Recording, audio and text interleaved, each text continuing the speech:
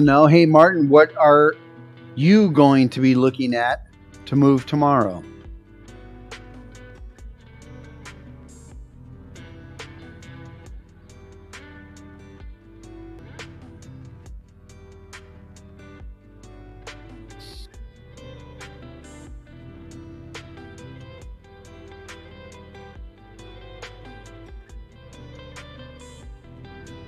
HUSA on a green candle at $7.15. INDO at $34.50. It's actually up 13% in the after hours, but negative 43% overall for the day. HUSA at 709, BBBY at 2276. USWS at $1.91, HUSA at $7.16. Nice green candles, got some movement here going on. Not a lot of volume for AMC though, at $15.33. MULN at $1.23, up 17% today. Hey, all the cool people are heading over to our new stream.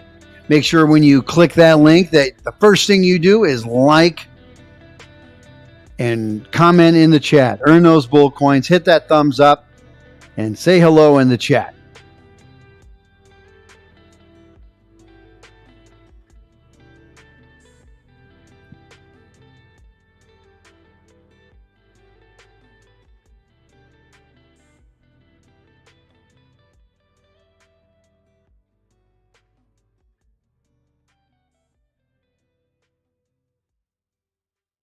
$7.30 now for HUSA, $7.34 now, gapping up slightly.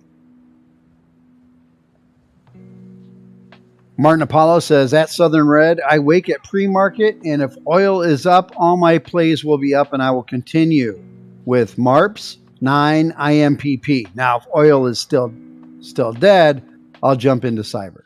There you go. Thank you for that, Martin. Appreciate that. $7.34 now for HUSA, $15.34 AMC. INDO at $35 even, up 12% for the day, almost 13% for the day now for after hours.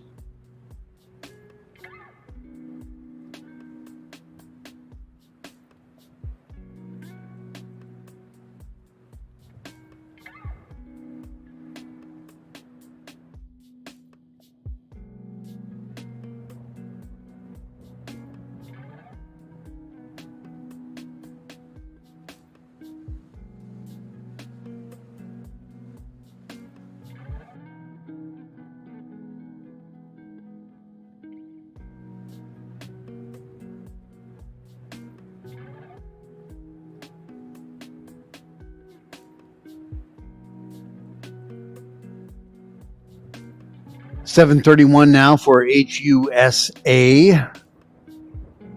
On the FOMO list, we have BBDO at $3.58, MDB at $316 even, INDO at $35.44, making some big gains here. $35 even now. Bumble at $19.42. GFAI at 68 cents. HDSN, Hudson Tech at $4.59. Direct Digital at $1.46, up 21%.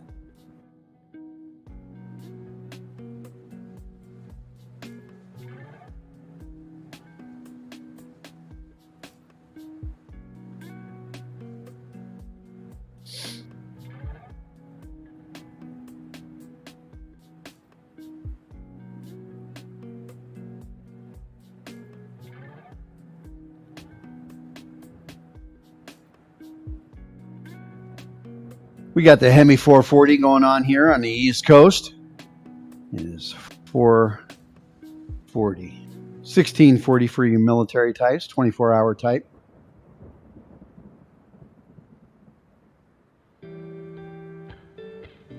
MARPS running at 1385, up 21% for the day. Blackberry. Bed Bath & Beyond at 2284, up 5%. INDO at $35 even still. on the FOMO list, up almost 13%.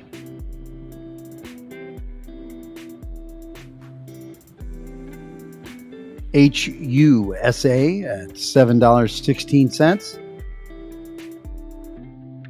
USWS at $1.89. That's up 8%.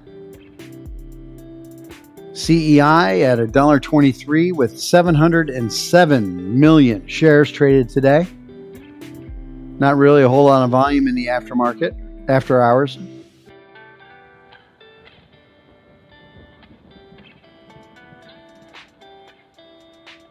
CFVI at 11.43, up $1, up 1.5%. Sundial at 48 cents, up 2.3%. Prague at $1.18, up 8%. MBIZ at $4.30, up 4.5%.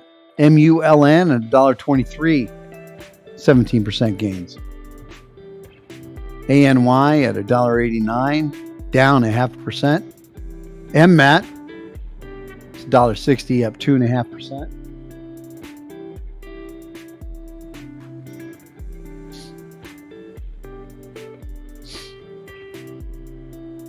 AMC 15.31, GME at 102.76, SENS at $1.72, NEO 17.93, Lucid Motors 24.11, Tesla $819.10.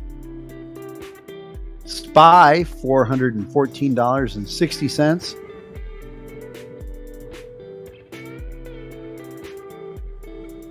Vernier $40 even. Weyerhaeuser at $38.20. Camping World $29 even.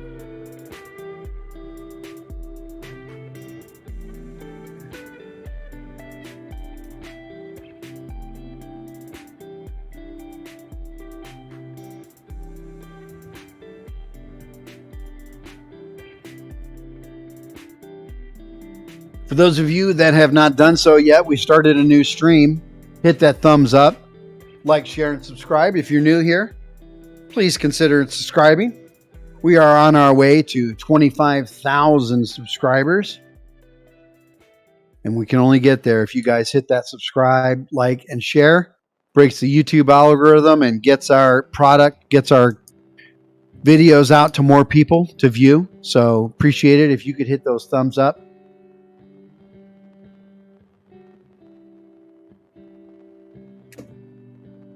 It is 4:43 here on the East Coast. We have 15 minutes left until Atomy comes on, takes over until the 8 p.m. hour. What are you guys looking at tomorrow? We know what Martin's looking at. What about the rest of you?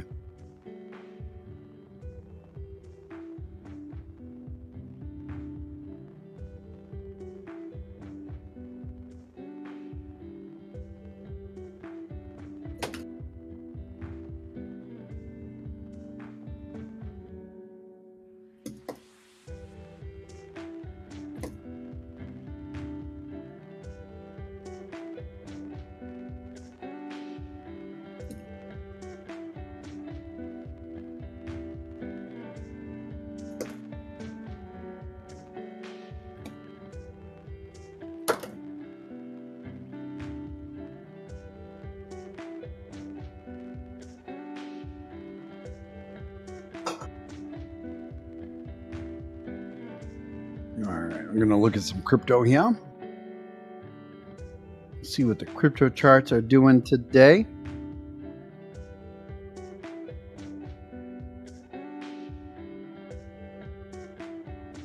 Ethereum at 2,555. XMR Monero at 169.84.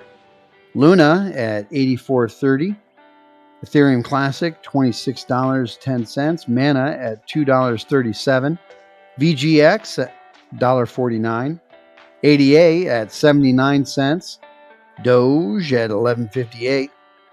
StormX at 1 penny.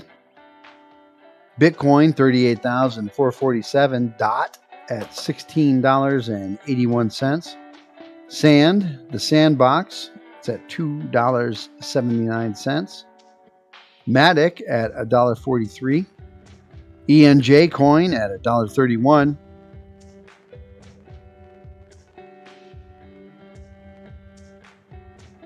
H bar at 20 cents. XLM Stellar Lumens 16 cents. TRX Tron at 6 cents. VET 4 cents. XVG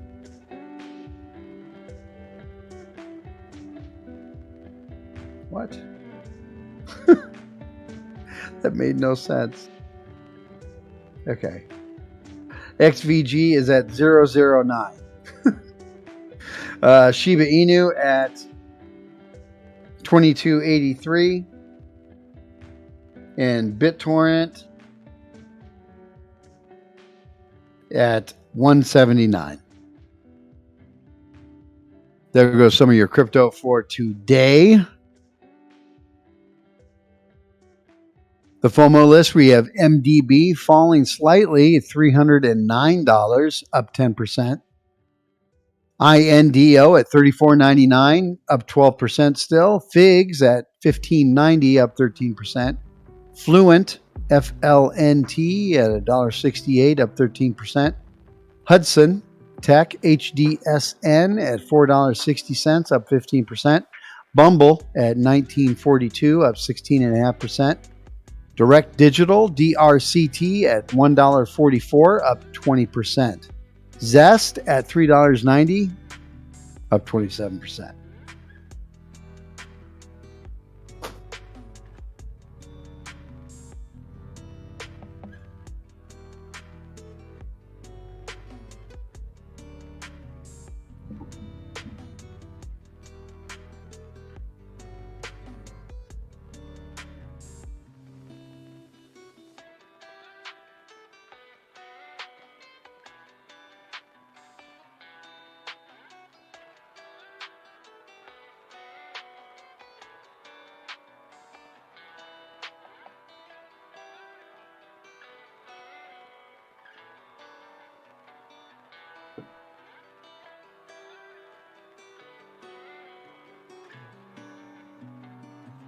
Do I have a bad chat here? What's going on?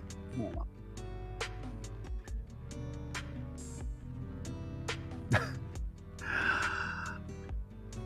on. Let's see. Sorry, guys. Is cheesecake considered a cake? No.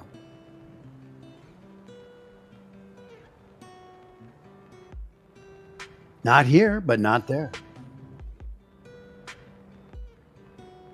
Cheesecake is a pie. That's right, Randy.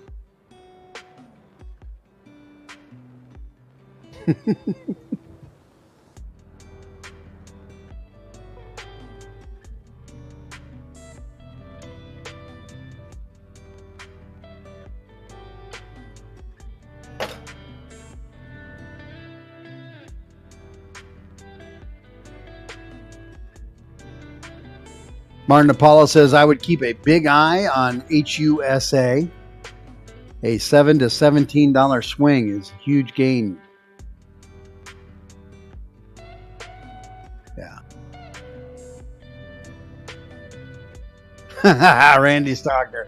If you don't like this stream, your stonks will crash and your crypto will rug pull. That's right. I love it.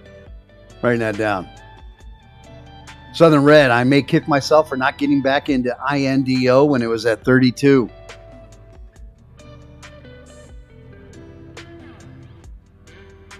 $34.99. Not much of a difference right now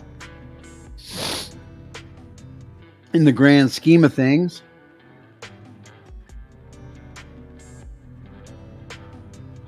Heidenreich says BWXT, Gold, Tesla, SU, Axon, GT, Biff, QS, Vine, just a few I'm looking at and own. Nice. All right. HUSA, $7.35. INDO at $34.50 or $34.99, depending on which list you're looking at. BBDO at $3.58, up 11%.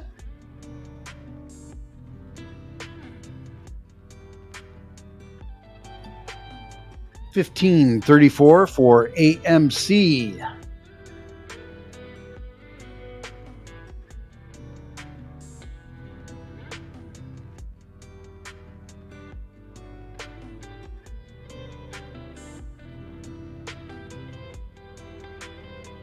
Tom Boom is on a mission. All right.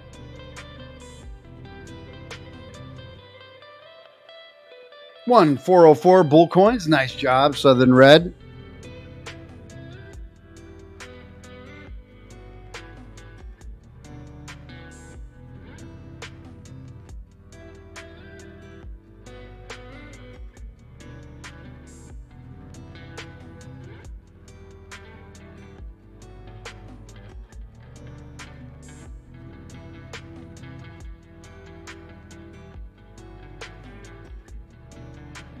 IRNT at $4.73.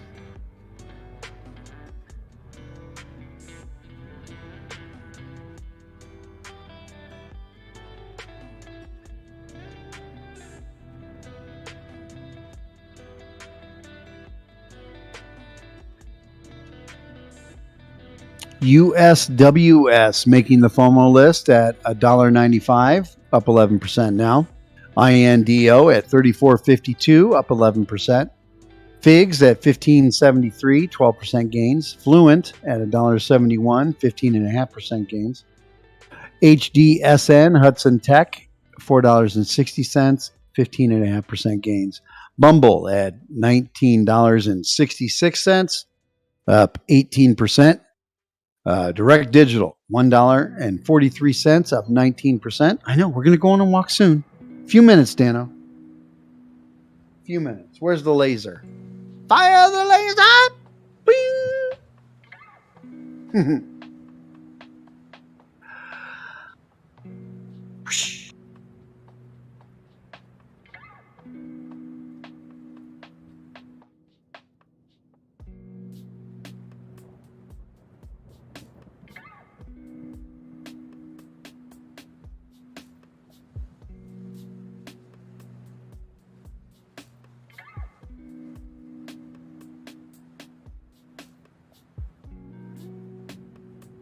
Southern Red would really love to see Mullen run to over $2, hoping the EV market sells it off to run. Yeah, I'd love to see that as well.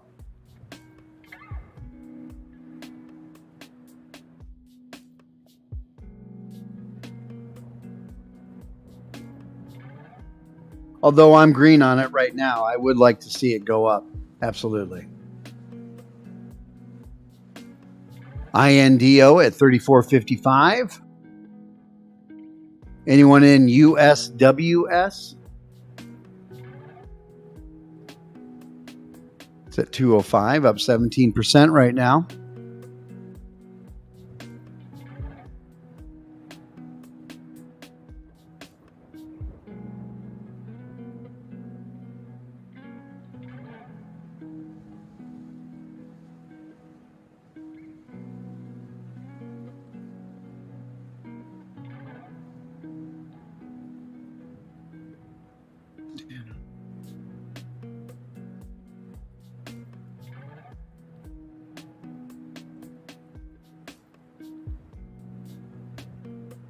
Southern Red, you are? Nice. Randy, yeah.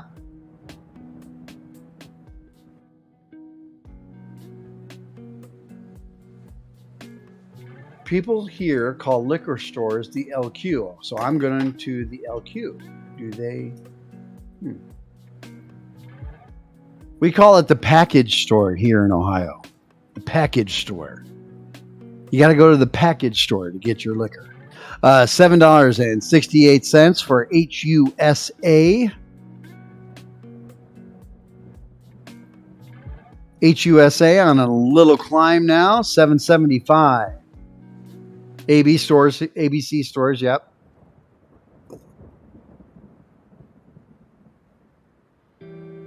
$7.80 for HUSA now.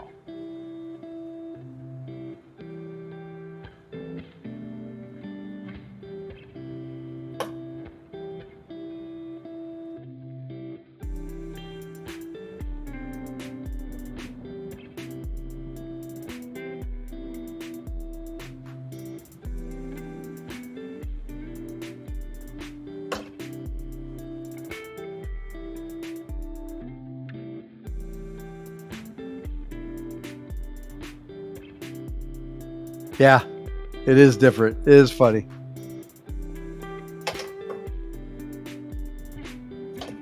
The LQ.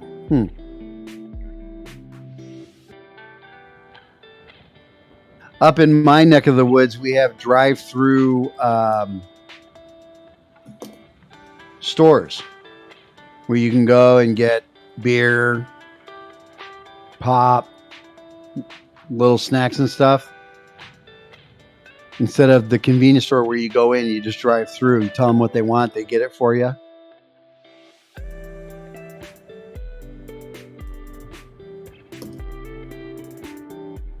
$7.68 now for HUSA, $15.32 for AMC. Kind of disappointing, not going to lie.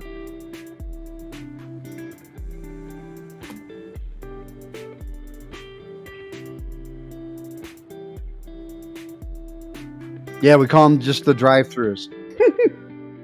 Going to the drive-thru, you need anything? Yeah, pick me up a 6-pack. All right. The closer, AMC, more downside. I think it'll squeeze soon, but nobody knows when. I know, right? Nobody knows. Nobody knows.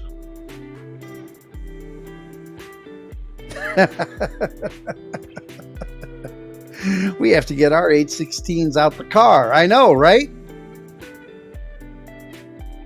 We just drive through. $7.90 on the way to $8 for HUSA.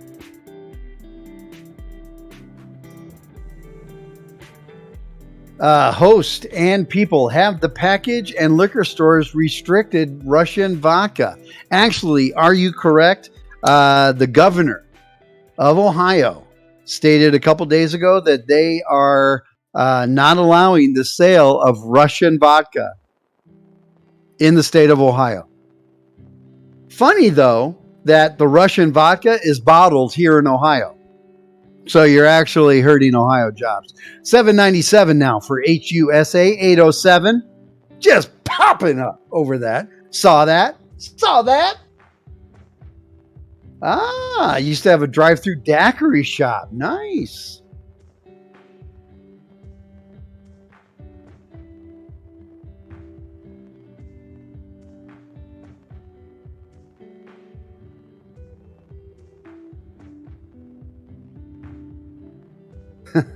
Redeems Prime, what? That they're not going to sell it? Yeah. Heidenreich, that's on the black market. Going for $115 from our tender. What you doing? Any Canadian stock recommendations? Any Canadian stock recommendations for our neighbors up north? Yeah, the Russian vodka. All of this virtue signaling. I know, right? They're going to eat their own. It's going to happen. Cannibalism is a terrible thing, but it's fun to watch other people do it to themselves. What is going on? I've always enjoyed taking a nice little bite out of myself every now and then. You know. You know, you got to get the, take a bite out. Gruff. McGruff. Yes, ma'am. If our arms were made of spare ribs, would you eat them? I know I would. If I had arms and they were spare ribs, I wouldn't have any arms. That's right. I'd have done ate them. What's up, dude? What is happening? Oh man, what a crazy day. Just watching this wild day on the market. Talk about a turnaround after the whole we're not going to accept Russian oil import ban there, and it was like, wow, man, the whole market just decided to say, oh yeah, well, I guess I would assume that would mean things are, things such as oil is going to be in a high demand here, and hey, the prices go down. What do you know? So I'm thinking though, you know what? It was nice to see it go into some other sectors though, Snap. Because we've we've had this same song and dance. And don't get me wrong, I've made some very nice tendies off of this. I've hated what's going on. Don't get me wrong, but I've loved the market action. With the energy plays and the oil plays and the agriculture plays, and I've done very well with them. But it's just it's crazy, man. It's nice to see it kind of share the wealth and share the love a little bit, you know. It's like, all right, we're gonna give those a break and actually have some other stocks, you know, maybe some med stocks do well.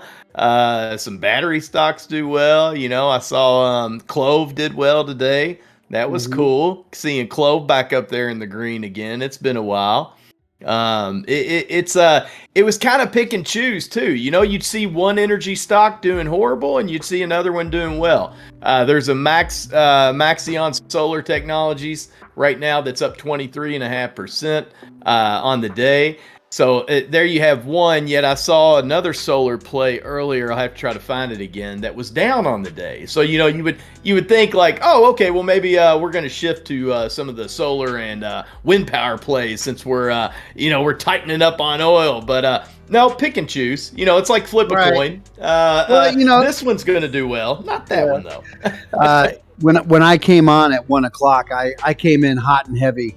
I don't know if you heard it. Me and MIA were going at it, not at each other, but I caught a little bit of that. I did catch some of that. I was pretty busy, but I did catch some of that. And Redeem's Prime, we were all over that topic this morning or this afternoon about oil and how we're shooting ourselves in the foot. And I gave my opinion on it.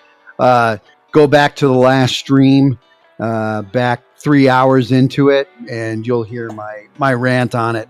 Hey, we got a snap rant. Yeah. I will definitely have to go back and hear that. I went high into the right, and but you know what I said. I believe better than back into the left. Right. You know, high into the left. High into the right. But I came in a little hot. But if you listen to what I said, I don't think there's one thing that I said was wrong. It's just gotcha. It's crazy. It's crazy how the virtue signaling, and we are feeling the pain at the pump is all self-induced, self-imposed, right? Based on the energy, energy. What's the word I'm looking for? I brain farted. Based on their ideas right now of what to do with our energy, their ideas on energy. Okay. Instead of paying attention and keeping ourselves energy independent, right? We have reduced our output to the point where we are relying on other people now. Yes. And while Russia is only 9% of our intake, 9% of the U.S. is a big deal. That's a lot of oil. And it's been going up too, Snap. If you saw that, we had actually lowered it down and, we kind of dropped the ball and slowly but surely started, pulling more from them again and upped it to 9. I think if I read it correctly, we were actually able at one point to knock it down to 4%. But then we slowly but surely, we do those little waves with them where we'll start trading more. And then you get this thing that I guess slaps you in the face, like to where they'll use it like, okay, well, all right, we're going to try to lessen some dependence on Russia. Like you said, Snap, it's gotten to this point to where it's like, God, we make so much of our own. Yet we're constantly exporting. I know, granted, we have light crude, that is one thing they have over there. They have the, the heavy crude and I think it's sour heavy crude or something, Snap, or maybe it's sour light and we need the sweet heavy, whatever it is. But right. I know, it's the oil that we're making, that we're sending out. That's the expensive oil. Don't get me wrong. Our country does well, sending that out, but we don't do very well running our own, supplying our own selves. One's own self. And I agree, Snap. That's where I said it's all. I totally agree with you saying it's all. It's a head play because we shouldn't have to. We don't have to be this way. We have the capability. We're fine. We have plenty of supply. We have refineries. I mean, we could do this ourselves, right? I mean, wouldn't you think so? Yeah. Yeah, absolutely. And the thing is that we haven't built a new refinery in over 2 decades. Oh, wow. Okay. And so what we do is we pull it out. And if it isn't where we're at, where we need it at, we sit and we refine it. Anything else that needs to be refined above and beyond what we have, we ship out to other countries to refine. And then they bring it back. Good point. Okay. So, there's a whole lot of things that we talked about. And the price you pay for a gallon of gas, once the oil companies when you factor in the cost to pull the oil out, right, get it refined and get it to market, the price for their profit on a gallon of gas is barely above is probably between 10 and 15 cents. Wow. A gallon. The government, the local, state, and federal government actually makes more money per gallon than the company that actually pulls it out, that they have nothing to do with because of the taxes involved. And that's so crazy. And you know what? And that makes total sense, Snap. I've spoken with folks before that have owned gas stations, and that's one thing about them. They'll tell you they don't make their money with the gas. They make it on the gas pop. Station owners make exactly. It is all about the refreshments, the lottery ticket. It's everything else on the side but the gas. The gas is almost like a lost leader. Yeah. You know what that is? It really it's a loss leader. It's when companies will put something on sale extremely low, knowing they're going to take a loss on it to get you in to shop for everything else. Because they're going to make money on you with everything else by drawing you in with the loss leader. And so, I mean, that's pretty much what a gas station is. They snag you in that. And how sad is it, Snap? We talk about producing our own and exporting and importing. I think I talked to Odie about it. It was something like on the Today Show, Snap, and this was back around like circa 2014-ish, 13, 14-ish, right around there. Anyway, they tasked them on like the Today Show. It was an employee and her family, right? And but she wasn't like a regular journalist or whatever. She just did behind the scenes stuff. Well, anyway, they tasked her with doing this, and they gave her, pretty much an open checkbook and said, "Here's the deal. We want you to fully stock your kitchen with nothing but American products. And here's the deal. It can't just be parts made in America, then put together in China, or parts from China and then put together in America. No, parts from America, made here in America." And even with that open checkbook, there were so many items that were impossible, literally impossible. You're talking about the Today Show folks, they're people going through and trying to find some of these items, and it was impossible to find.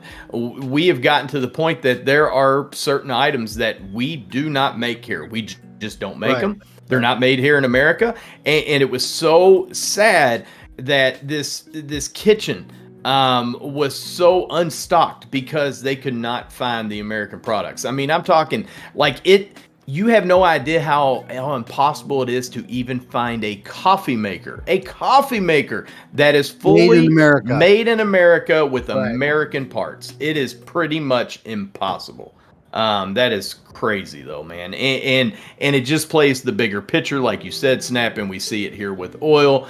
And we've gotten to this point where we did it with our medications. Yes, you remember when the schmandemic came out? All of a sudden we were like, we don't have any meds. Where are our meds? Oh, we have to rely on another country to make our meds for us. Right? Exactly. Exactly. Okay. And it's sad. One of the reasons why we have thrived, one of the reasons why America has thrived, it's not just about our people and the will and the way and democracy. One of the bigger reasons there, or one of the big, I'm sorry, not bigger, but one of the big reasons is it's our land. It is the fact that here in this amazing country that we're in, you are able to almost grow and farm everything. There are spots in you go around the globe in so many areas. Look, I always kind of looked at it like, well, the creator, whatever you want to call him, God, Allah, whatever. If the creator's up there, he must have had a sense of humor, because you look at the desert locations and it's like, man, they have, it's so much sand, you can't grow anything here. But my God, the oil they have. You know what I mean? It's like Right. they have this great amount of oil, but they don't have nice fertile ground. And you come over here to America, and that's what's cool. We have everything. We can grow pretty much everything here. We can grow all of our fruits. We can grow all of our vegetables. We can still mine oil, and you don't realize just how much of a rarity that truly is when you look globally. What we can do in this country. And it's sad that we're not taking advantage of it anymore. We used to take advantage of all this. In World War II days, we were, why do you think our war machine was able to spring into action so quickly after World War II? I mean, we truly were a sleeping giant, and Pearl Harbor woke us up. And our infrastructure and what we have available here is just amazing. It is fully self-sufficient. We don't have to rely on other countries for anything, pretty much, for supply-wise. We shouldn't have to, is what I mean. We do, is what's sad, and we shouldn't have to. We should not be in that situation. Should not be. No, and I think growing up, I thought that, the reason why we didn't pump more oil and do all that stuff is because, if you're the last country that has oil at the end, when everyone else has used up all their oil, you win. Right. I mean, until some other power comes along, until some other energy source comes along. Right now, oil is king. You're right.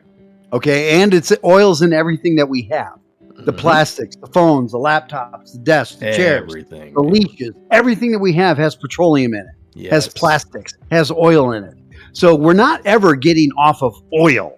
No. Okay, that's a misnomer. We may stop using it. We may stop using it to get around. Right.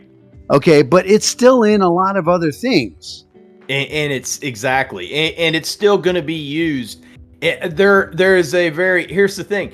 You're still going to see it used in a lot of things to help get around. So in other words, you may see your cars, like you said, Snap, you might see your cars and your planes eventually get to where they don't need that petroleum portion. Yeah, all of them, over across the board. Nothing but EVs, right? Nothing but EVs. You still got to have oil. It's still in the products. There's still things being lubed. How do you think those tires are being lubed? There's still oil there. That's the thing. Right. Everything comes back through. So yeah, good point, Snap. We're always going to need oil. We're always going to need it in some form or fashion. Okay. Yes. And so there you go. So true, man. So true. And that's why I'm also feeling too, that's why I think I still feel good about, well, for example, I'm still in CEI, I didn't get out of that today. I jumped in to oh my goodness, well service there. Why am I blanking here, Snap? The what? The oh my goodness, the Well Service Incorporated. What's their actual ticker symbol? USWS there. Sorry about that. Yeah, USWS. I am holding a bag on USWS now, slightly from this morning. I jumped in a little late onto that. I got to be honest. FOMO kind of got to me there. And, yeah. And it's just, the thing of it is, knock on wood, my energy plays and my AG plays and my fertilizer plays have been doing very well. So I did kind of jump in on that early and got stuck falling down with that. But outside of that, man, it hasn't been a bad day. I've been able to my CF plays. It was great. This morning I was able to sell the put. It was down. It pumped back up. I was riding a call back up on it. And here it ended up taking a turn there right around about an hour before close. Started heading back down again. So I didn't end up selling that final call and that CF. I did hold off on it. So I've got that, but I've also got my CEI call and of course my CEI shares. I still feel good about them this week, having another turnaround where I think we'll see another jump up in oil again. I think it got so popular, everybody jumped in. You got so many of them that were up 100% gains. People are going to take their tendies. It makes sense. That's what it is. But if you spread yourself out, for example, my RNT calls are looking wonderful. My $4.50 call is up 83% today, or at least it was there at closing. My $8 call was up 25% for RNT, so those are doing well. My ARQQ was those calls were up. Let's see, 23% on my $14.50 calls. So those did well. AVIR ended up coming up for me, up 25%. BlackRock Coffee started making a little push there towards the end of the day. So yeah, man, I had some good ones too. So I'm not gonna complain. I think we're going to be just fine on the energy plays and the gas plays. Snap. I don't think they're. I don't think magically like our oil issue is now over. You know what I mean? Right. Yeah. hey, we're opening up the reserve. Woohoo! What? Not even a full 2 days worth. Right. Now, granted, I know that's right. And then that going to be used to what is it, Snap? They're going to use it to offset. Is that what they're talking about? Not full supply, but offset. I guess some issues like that's really going to help much. That's like putting a speed bump on an indie track. Right. It's really not gonna. Yes. Good call. You still don't want to run across the track. Let's put it that way while the cars are moving, even with that one speed bump, right? I mean, is it going to really do anything? Right. No, I mean, I can't. No, it's like spitting in the wind. Yeah. Good call. Good call. It's spitting in the wind. It's peeing in a river. It's right. A drop, man. It's nothing. We'll see little bitty net ripples. Zero. That's it. Hey, net zero emissions. That's by 2030 ain't gonna happen. No, ain't gonna happen. No way. So no way, no how. That is an awesome dream. Don't get me wrong. Hey, that's great to think about, Snap. Right? Yeah, that's a great goal. I don't think that's going to happen in the next 100 years. Right? Could it happen? Absolutely. But not the way we do things right now. Everything would have to change. 866 for HUSA, 870 now. Ooh. Coming up hard. Yeah, got some nice movement on HUSA right now, for those of you in that. Look at that. Hey, my USW has got some movement too. Snappy up 23% in the after hours. Yep. The US Well Services. Mm-hmm. All right. I'll take that. How's that CEI looking, Snap? I hadn't checked that one out since we've closed up. It's down slightly, but it is at $1.26. Okay, that's not too bad. No, I'm finally in the green on it. So. Heck yeah! That I'm actually I can't complain, man. My average on that is 88 cents. I was about to write a covered call on odds with CEI before closing, and I didn't have all my ducks in the line there, and I missed out on that. So I'm holding off on that now until tomorrow and seeing what it's doing, because right now I'm a little bit worried about it anyway, because it's roller coaster action, and I get a little bit thrown off on straight options. Are one thing that's not as big of a deal, but when you're writing those cover ones, your butt's on the line for those shares. So it's kind of like I get a little shares potentially, and so I'm debating. I'm going to relook at them again tomorrow and see where it's headed and what it looks like it's going to be doing. But it's just too crazy right now for me to jump in onto thinking about cover calls on something like a CEI right now. Just too much movement, man. I'm looking, but I'm too scared to jump in right now. Don't be scared. Don't be scared. Mama Merguevo. Mama Merguevo. Thank you for subscribing. Appreciate that. But glad you are here.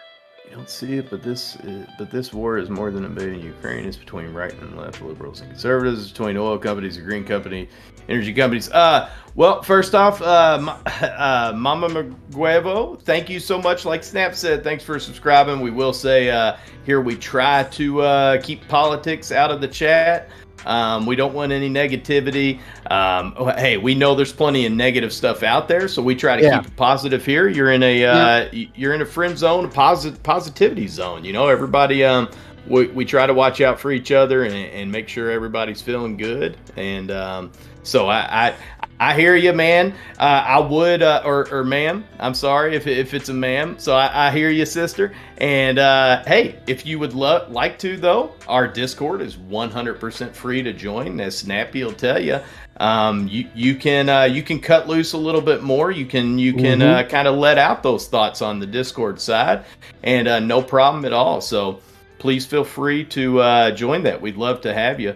As a matter of fact, I will put the link in there, and you will see a phone number pop up, and that is actually Bulldog himself. That is his own phone number. He will send you a link if you just simply text him and just say, "Hey, I'm Mama Merguevo." I think I'm messing that up. I apologize, but I hope I'm getting it close. But yes, please join our Discord. Again, we'd love to hear your thoughts more on that. What you just kind of said there in the chat. So come and chat about it, you know? Come talk about it. Come see about it, right? Come see about it. Martin Apollo, IMPP, Imperial Petroleum announces agreement to acquire 2 product tankers. Catalyst News. There you go. 2 product tankers. I wonder if that'll will add in. I don't know how much, extra. I'm sure that sounds like a lot, Snap. 2 more old tankers, I would imagine that would help out your your fleet being able to move the supply around much more and to many more people. I mean, I'm guessing. I don't know the specifics on those tankers, but I'm guessing they sure seem to hold a lot of petroleum. So I'm guessing that would help. And look at it. Oh, now up 26% in the after hours. I wonder if that might have a little bit to play into that, or if that's just simply what it was going to do anyway. I'm sure it can't be hurting it. None of your business is coming in with a little bit of logic. Oh, I liked it. Oh man, Nunya. Anyway, I didn't get to see it. The gist of it was, if you're going to cut Russia's oil production and it's going to hurt them, wouldn't cutting our production hurt us? Yeah, absolutely.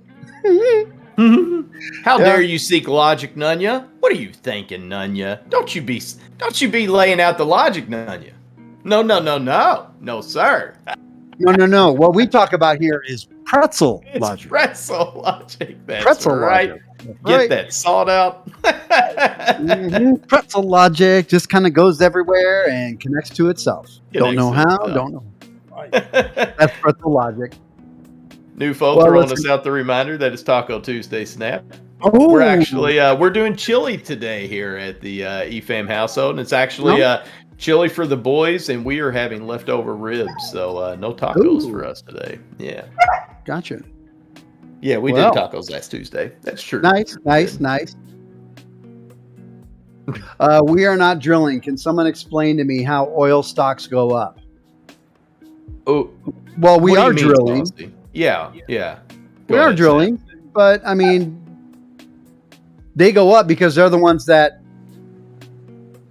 bring out that commodity, so their stocks are going to go up. Exactly. It says supply for it, Saucy. that demand, and the demand for it rises, and yeah, we're still supplying. Because see, Saucy, the oil that we're sending out, it is more that's for all the side, pretty much. So don't think of your cars, don't think of the planes, don't think of your big construction machinery. Think of everything else that uses oil, like Snap was talking about. Think of everything else, and that's our lighter crude that we're pushing out. That's the more expensive oil. It costs more. It's in much higher demand, and that's the oil that we have here in America. That is what we push out. But everything gets tied in with that, whether it's dark crude, light crude, who's pushing that out or not. They all get warped in together when it comes to the market. Lots of times, that might not always be.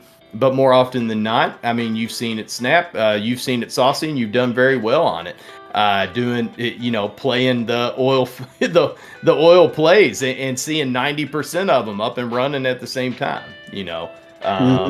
Whether they're moving crude, whether they are drilling here in America, whether they are just a company that's officially American but based somewhere else and really doesn't even touch our own supply. They were still going. It's just I think everything's just kind of getting lumped together right now. You can also thank it's the same reason. It is the same reason we were able to get so much play back in the day on GME and AMC with the meme stock frenzy. Thank you, social media. Sometimes, other times I curse you, but sometimes I do thank you. You are able to spread out things and get things out there for the public to see. People were able to understand and learn about AMC, and now people are, it's the same thing. Everybody's running and jumping into energy and oil plays, and now you had a lot of people that jumped into them today, probably felt like, oops, I got into it too late, and they got bags, and they may have sold them, and it's like, whoa, just chill. It's a ride. Ride that wave. Exactly. Ride that wave. Saucy Fredo. Martin Apollo says, Saucy Fredo, IMPP needs you back. This is moving fast. Already back in. Oh, goodness, Snap. It sure is, man. Now up 42%, Snappy. $6.04 here in the after hours after closing at $4.25. Wow. It is now, it's gained back all of its daily losses. Well, it's right there. It closed down 43% and it's up 40%. So it is just about back to getting those losses back, which is awesome. I like seeing that. That is great. That is cool, great. Cool. Taylor Brown in the house. What's happening? Southern Red, I did see, by the way, I did see that earlier. Southern Red, I'm sorry, I forgot to, I saw the Atomy. So what's up, Southern Red? Rick Cogswell in the house too. Awesome. HUSA is about ready to hit $9. Ooh, HUSA still on the run, huh? Still on the run. Band on the run. Stocks on the run. Right. All right. Well, listen, it's 5:30. Dano is like gnawing at my hand. I know, man. I could hear him. All right. I know. Oh, 908. HUSA. Look at that. I hit it. All right. Sure so listen, I'm gonna take off. I gotta give him some lovin's and attention. So hear you, I'm brother. gonna do that. Be in the Discord tonight for the tournament. That's right. Don't forget about that. Make sure you let everybody know. This is El Snappy Tan. Thank you for tuning in and being with me. You are in very capable hands with Atomy, Lieutenant Likes, carrying you through the after hours till 8 o'clock. Much love and positivity. You guys have a great night. Snappy, I'm out. All right, brother. That was the absolutely amazing and legendary man with that snappy plan. El Snappy Tan. Show him that love, folks. That's right. I already see it. Let's go get a Buckeye Sunday. Dropping that El Snappy Tan redeem in there. I love it. Very, very cool. Very, very cool. Show him the love. Again, folks, we've had a wild and crazy day. And what was great, you get used to sometimes with me and MIA doing our transition. And I tell you though, if you want the fire trucks going just as much, actually taken to the next level, it's Snap and MIA there, right? Me and MIA are able to do it somewhat, but when you get Snap and MIA together, woo, get them going. I love it. I did catch some of that earlier today, and that was some good stuff. So crazy day on the market. Let's get this set up here, and I'll have everything going through. Alrighty. Here we go. Yeah, absolutely crazy day on the market. So as we were talking about, we did come out and have our briefing from POTUS, given the official word, which had already had pretty much already slipped out, that we were going to be stopping our purchasing, our importing of Russian oil. So that's been nixed, right? For while everything's going on right now. I don't know how long that's going to last. POTUS did say we're going to tap into our reserves, but again, the reserves, if we had to go full reserves and nothing else, no other supply, you're looking at less than 2 days worth of gasoline to keep everything moving, pretty much. That's not very much. It's not even 2 days. So again, this isn't going to do much. I wouldn't expect it to do much anyway. I would think they're going to release some to kind of help, supplement. I guess would be the better word for that. Supplement our current supply that's coming in. I have a feeling we will. Again, we rely on 9% of our gas and oil there coming from Russia. It had gotten down to, I believe, about 4%. Years back, but again, just slowly but surely, we upped it again, so we're 9% doesn't sound like a whole lot, but like Snap said, like he talked about, when you take 9% across the entire country, that is a lot, that's a little bit more than 9%. When you think of it in those terms, 9% is a lot. So, let's see here. Look at some of more popular ones. Let's see how they ended up, what they're doing here in the after hours. I know a lot of you folks did well on the energy plays today, the gasoline plays, the oil plays. Saucy Fredo in the house. I know you did well. Toxic, great to see you, my sister Sabrina. Hope you are doing wonderful. Sorry you did lose those bull coins there. Look at that, 2 in a row. Happy International Women's Day to all my sisters out there. Hope you all are enjoying the day. I know it's I don't know if they have like any kind of super big things going on, but there might be. I'm telling you, lots of times you really don't know until you look around to take advantage of some of these holidays, and there's a good possibility there might be some restaurants that might have a discount. For all of you wonderful females out there, if you want to take advantage of that, maybe, I don't know. Again, some of them, some of the holidays, you'd be surprised. You might hear it and think, I hadn't heard of that, or I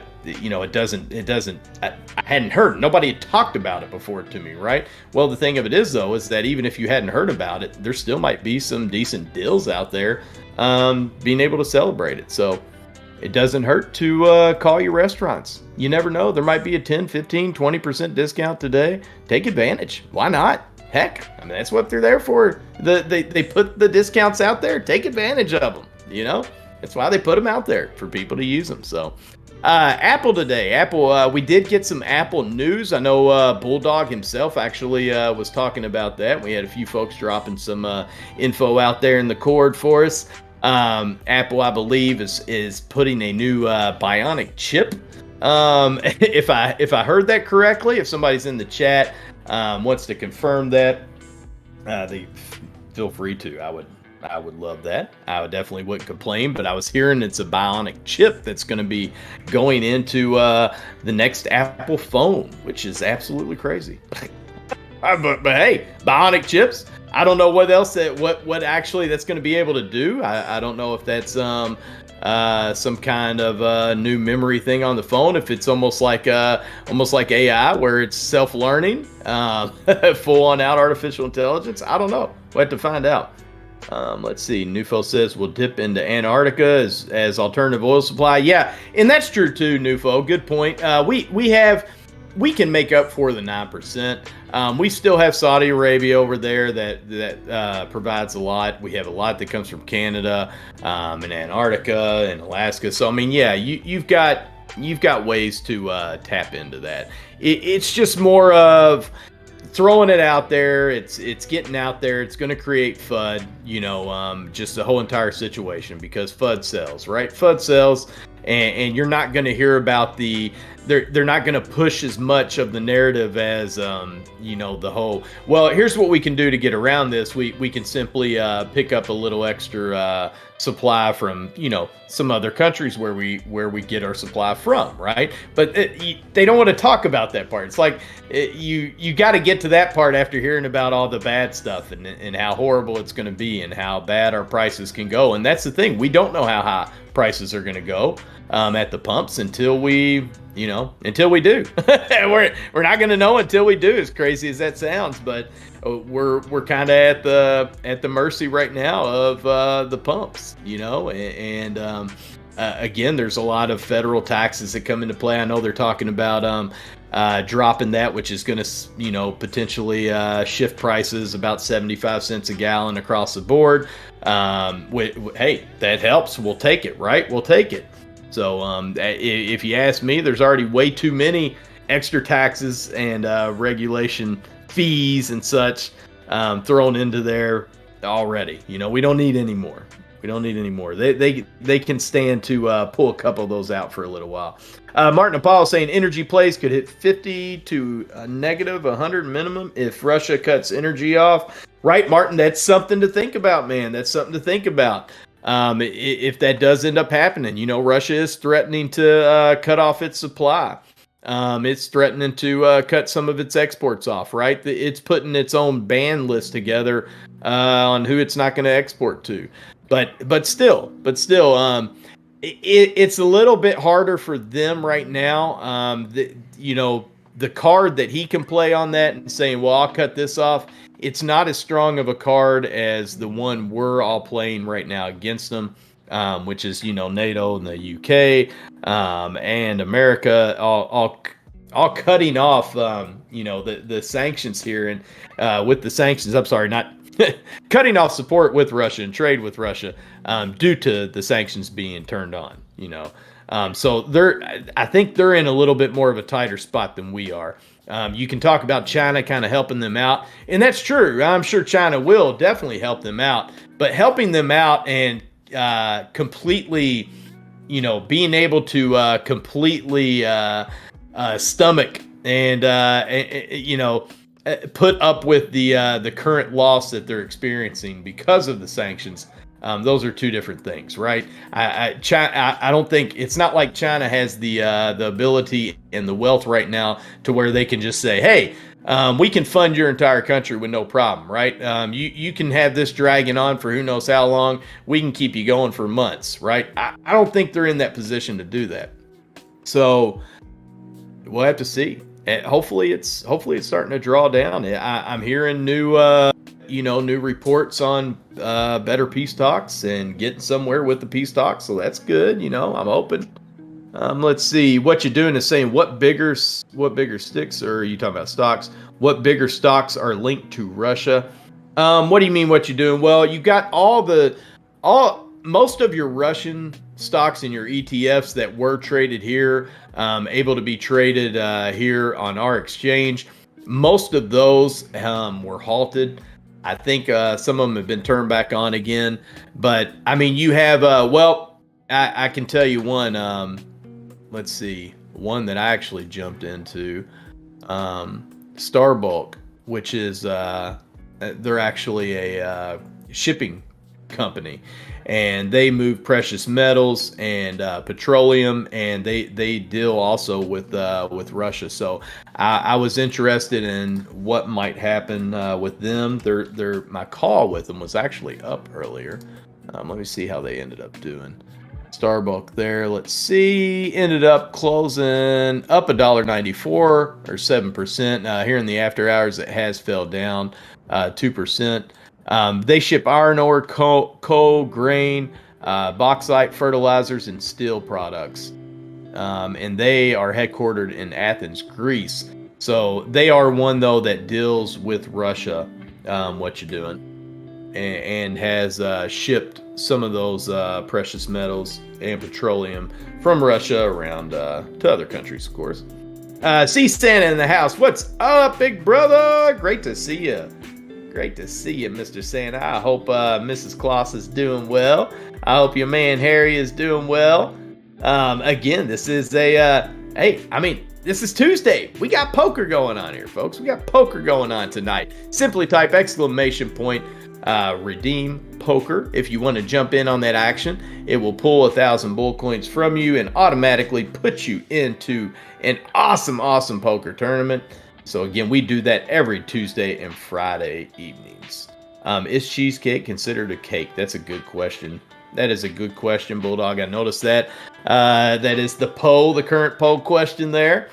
I don't know. I've always kind of, technically, if you look at the actual ingredients and you look up the definition of a cake, then a cheesecake is not a cake. By pure definition, it's not a cake. Now, if you want to consider that a cake, that's fine. That's your right. That is your opinion. But as far as pure definition of a cake goes, I do have to say, no, it is not a cake. Let's see here. I did, as far as a little bit of good news here. So check this out. Airbnb is setting up 100,000 refugees from Ukraine with free housing. How cool is that, huh? Airbnb.org has announced it will offer free short-term housing to up to 100,000 refugees fleeing Ukraine. Airbnb's co-founders have already sent letters to leaders across Europe, starting with those in Poland, Germany, Hungary, and Romania, offering support and welcoming refugees within their borders, and promising to work closely with governments to best support the specific needs in each country, including by providing longer-term stays. This announcement is part of a larger movement by the company to support refugees and other displaced people around the world.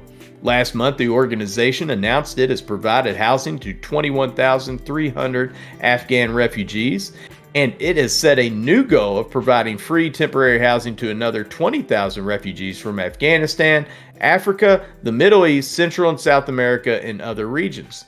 Over the past 5 years, Airbnb and Airbnb.org have connected more than 54,000 refugees and asylees, including from Syria, Venezuela, and Afghanistan, to temporary housing through Airbnb.org partners.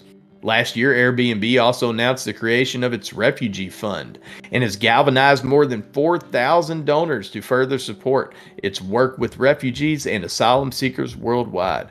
We know that hosts and guests on Airbnb around the world are eager to stand up and assist this massive effort to help those fleeing Ukraine, the company has stated. Anyone who's interested in supporting this initiative, including by offering free or discounted stays, can go to airbnb.org/help-Ukraine to get involved. These stays will be funded by the company, donors to the Airbnb.org Refugee Fund, and the generosity of hosts through Airbnb.org. Very cool. Very cool. Right, Benny Eldorado. I know it's right in the name, cheesecake. But by definition of a cake, if you look up just a straight definition of a cake, then cheesecake does not fit. Does not fit by pure ingredients. Hold on, I'll tell you too. Actually,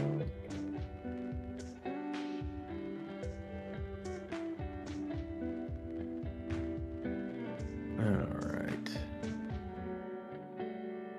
Yeah, here you go. What is a cake? The definition of cake is a sweet dessert made from flour, eggs, sugar, and other ingredients that is round or square and that is baked, or a flat mass of food that is baked or fried.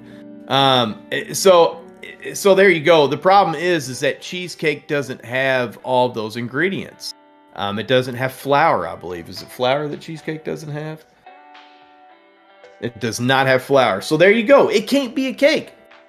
It's got eggs. It's got your eggs, and I'm sure it's got your sugar. But again, if it doesn't have your flour, then it can't be actual cake. Yeah, Andre P, cheesecake is fire. There, it's settled. Go for it. Enjoy your cheesecake. Nothing wrong with that. But it's not officially cake. Just by the definition. Just by the definition. Check this out. So, ever since with the schmamic ending, unfortunately, apparently the CO2 emissions are at a record high. Since that has ended. Let's see. Global carbon dioxide emissions spiked to historic levels in 2021, offsetting the schmamic-induced decline from its previous year, according to a new report by the International Energy Agency, the IEA. The 6% growth in CO2 emissions output was largely driven by a dramatic increase in coal usage, brought on in part by record high natural gas prices, the IEA analysis found. The report, which does not include the impact from a rise in energy prices triggered by the Russian invasion of Ukraine, highlights the delicate balance global economies must now face in addressing global supply shortage while pushing for investments in renewable energy to stay in line with broader climate ambitions. Oil prices climbed to near 14-year highs this week as the US and UK announced a ban on Russian oil and gas imports. The European Union, which relies on Russia for roughly 45% of its natural gas needs, said it would reduce imports by 2/3 by the end of the year. There are many areas where we can take steps which we can help to reduce the Russian oil and gas, but at the same time bring us closer to a climate course, says Faith Burrell, executive director of the IEA, in an interview with the Financial Times. And there is, you're seeing a little chart here. Oil and gasoline prices on the rise, which you all know that. The spike in 2021 comes after Shmona Shmars related restrictions led to the largest annual drop in CO2 emissions in 2020 with the 6% decline. That led to calls for governments to put sustainability at the center of their economic recovery. But the surge in energy prices brought on by soaring demand coming out of the schmamic have complicated those ambitions. Coal accounted for more than 40% of the growth in CO2 emissions, largely because the cost of operating coal power plants were considerably lower than those of gas power plants for much of 2021. Gas to coal switching pushed up global CO2 emissions from electricity generation by well over 100 million tons, notably in the United States and Europe, where competition between gas and coal power plants is tightest, the report said. China led all nations in CO2 emissions growth, not surprising, led by a sharp increase in electricity demand that relied heavily on coal power. Electricity demand in China grew by 10% in 2021, the largest ever experienced in China. The sobering report comes just months after world leaders gathered in Glasgow to reaffirm their commitment to curb harmful emissions, to maintain the Paris climate goal of limiting global warming to 1.5 degrees Celsius by the middle of the century. While the pact stopped short of calls to eliminate the use of coal altogether, it called for a phase down under pressure from India and China. Even with the rebound in fossil fuel usage, the IEA said clean energy continued to gain market share. Renewable energy sources and nuclear power contributed to a higher share of global electricity generation than coal, the report said. Renewables-based generation reached a record high, while output from wind and solar energy also increased. Well, that's cool. At least, hey, you know, that wasn't all a bunch of blah, blah, you know. Andre P says, listen, the cheesecake identifies as cake. I'll call it cake if it wants me to. Well, hey, that is your right, Andre. That is your right. By God, if you want to call it cake, and it wants to be called cake, well, then you should be calling it cake. Nufo asks, is pizza and cheesecake? I don't know, Nufo. What would make pizza a cheesecake? Good question. Arctic Fox Alaska saying blueberry cheesecake homemade. That's where it's at. Ooh, nice, Arctic Fox Alaskan. See, I'm not a huge cheesecake fan. I'm just not a big fan of cheesecake. Everybody in this house is except me. Heather is, and both the boys are. That Benny Eldorado says that's all just big flower kicking back Merriam-Webster. Oh yeah, handoffs, man, handoffs. You know that, Benny, lobbyist for Merriam-Webster. There's cheesecake lobbyists out there, man. and true cake lobbyists that are against cheesecake ever becoming listed as a full-on out just straight cake. You know, it's understandable. It's understandable. Southern Red says cheesecake is pie. There we go. That's what I'd rather go with there. It is pie. That works. Southern Red says, when you ask for it at a store, do you ask, can I have some cheese pie? No, you don't, Andre P. You don't, but it's still, lots of times people mess up the whole pie and cake things when things are actually a pie compared to when things are actually cake. So, I mean, you know, is what it is. Southern Red says, I make mine and put it in a graham cracker pie crust. Ooh, nice. I think that is what, you done a graham cracker pie crust? Is that how you do yours? Yep. Heather does the same thing. Newfo's still trying to figure that out about that pizza being a cheesecake. D-Grade says, Atomy, you should go look at your DMs and look at those I think might like. What'd you send me, D-Grade? What would you send me, buddy? Oh, did you send me some new cryptos? Send me some new ones to look at? Ooh, Metapets, huh? Metapets and Waves. Ah, okay. And Charge DeFi. Oh, cool. Nice, D-Grade. I'll have to check them out then. Very, very cool. Thank you, brother. Yeah, I've been D-Grade out there. That I'm telling you, folks, if you ever have any crypto questions, if you're wondering about, honestly, if you're wondering anything about crypto, but even especially like there's the games out there where you can play and earn crypto. If you want some tips on, kind of how to look at the chart and see, I'm telling you, D-Grade's ways and how he, his rundowns and how he evaluates cryptos out there, how he charts and does his TA. He does very, very good. Very smart the way he's got that set up. So I would suggest any of you all out there, if you have any questions, on top of any kind of IT questions, because he'll help you out with that. Any kind of video game questions, because the man will help you out with that too. So if you have stuff on top of those two, and it's actually crypto related, hit him up on that too as well. That's what I mean. He is a jack of all trades when it comes to that. He's not just out there on the road driving a truck. That's one of the many things that he does, and that he is a craftsman of craftsman. There we go, D-Grade. That's the word we're going for. A full on out. You are a craftsman of all trades, my man. Newfo sounds so cheesy. Womp womp womp. Nice one, Newfo. Well played. Well played. And I saw there was another one. Let me see if I can find this here. Another article I found. Giant floating solar panel flowers replace Korea and Korea and become tourist destination. That's pretty neat. I wonder if we could do something like that. Have some giant floating solar panel flowers. It's kind of neat looking. Let's see if I can put this up here. There you go. That way y'all can see it too. South Korea's total land surface is not large. Instead of clearing what little real estate there is for renewable energy projects, 92,000 solar panels in the shape of plum blossoms now float on the gently bobbing surface of a southern reservoir. Very neat. The solar project on the 17-mile-long reservoir in Hapachon is able to generate 41.5 megawatts. Great Scott! Enough to provide power for 60,000 people, more than the total population of the county. Very cool. Floating solar photovoltaic PV is becoming a go-to method of renewable energy production in Asia.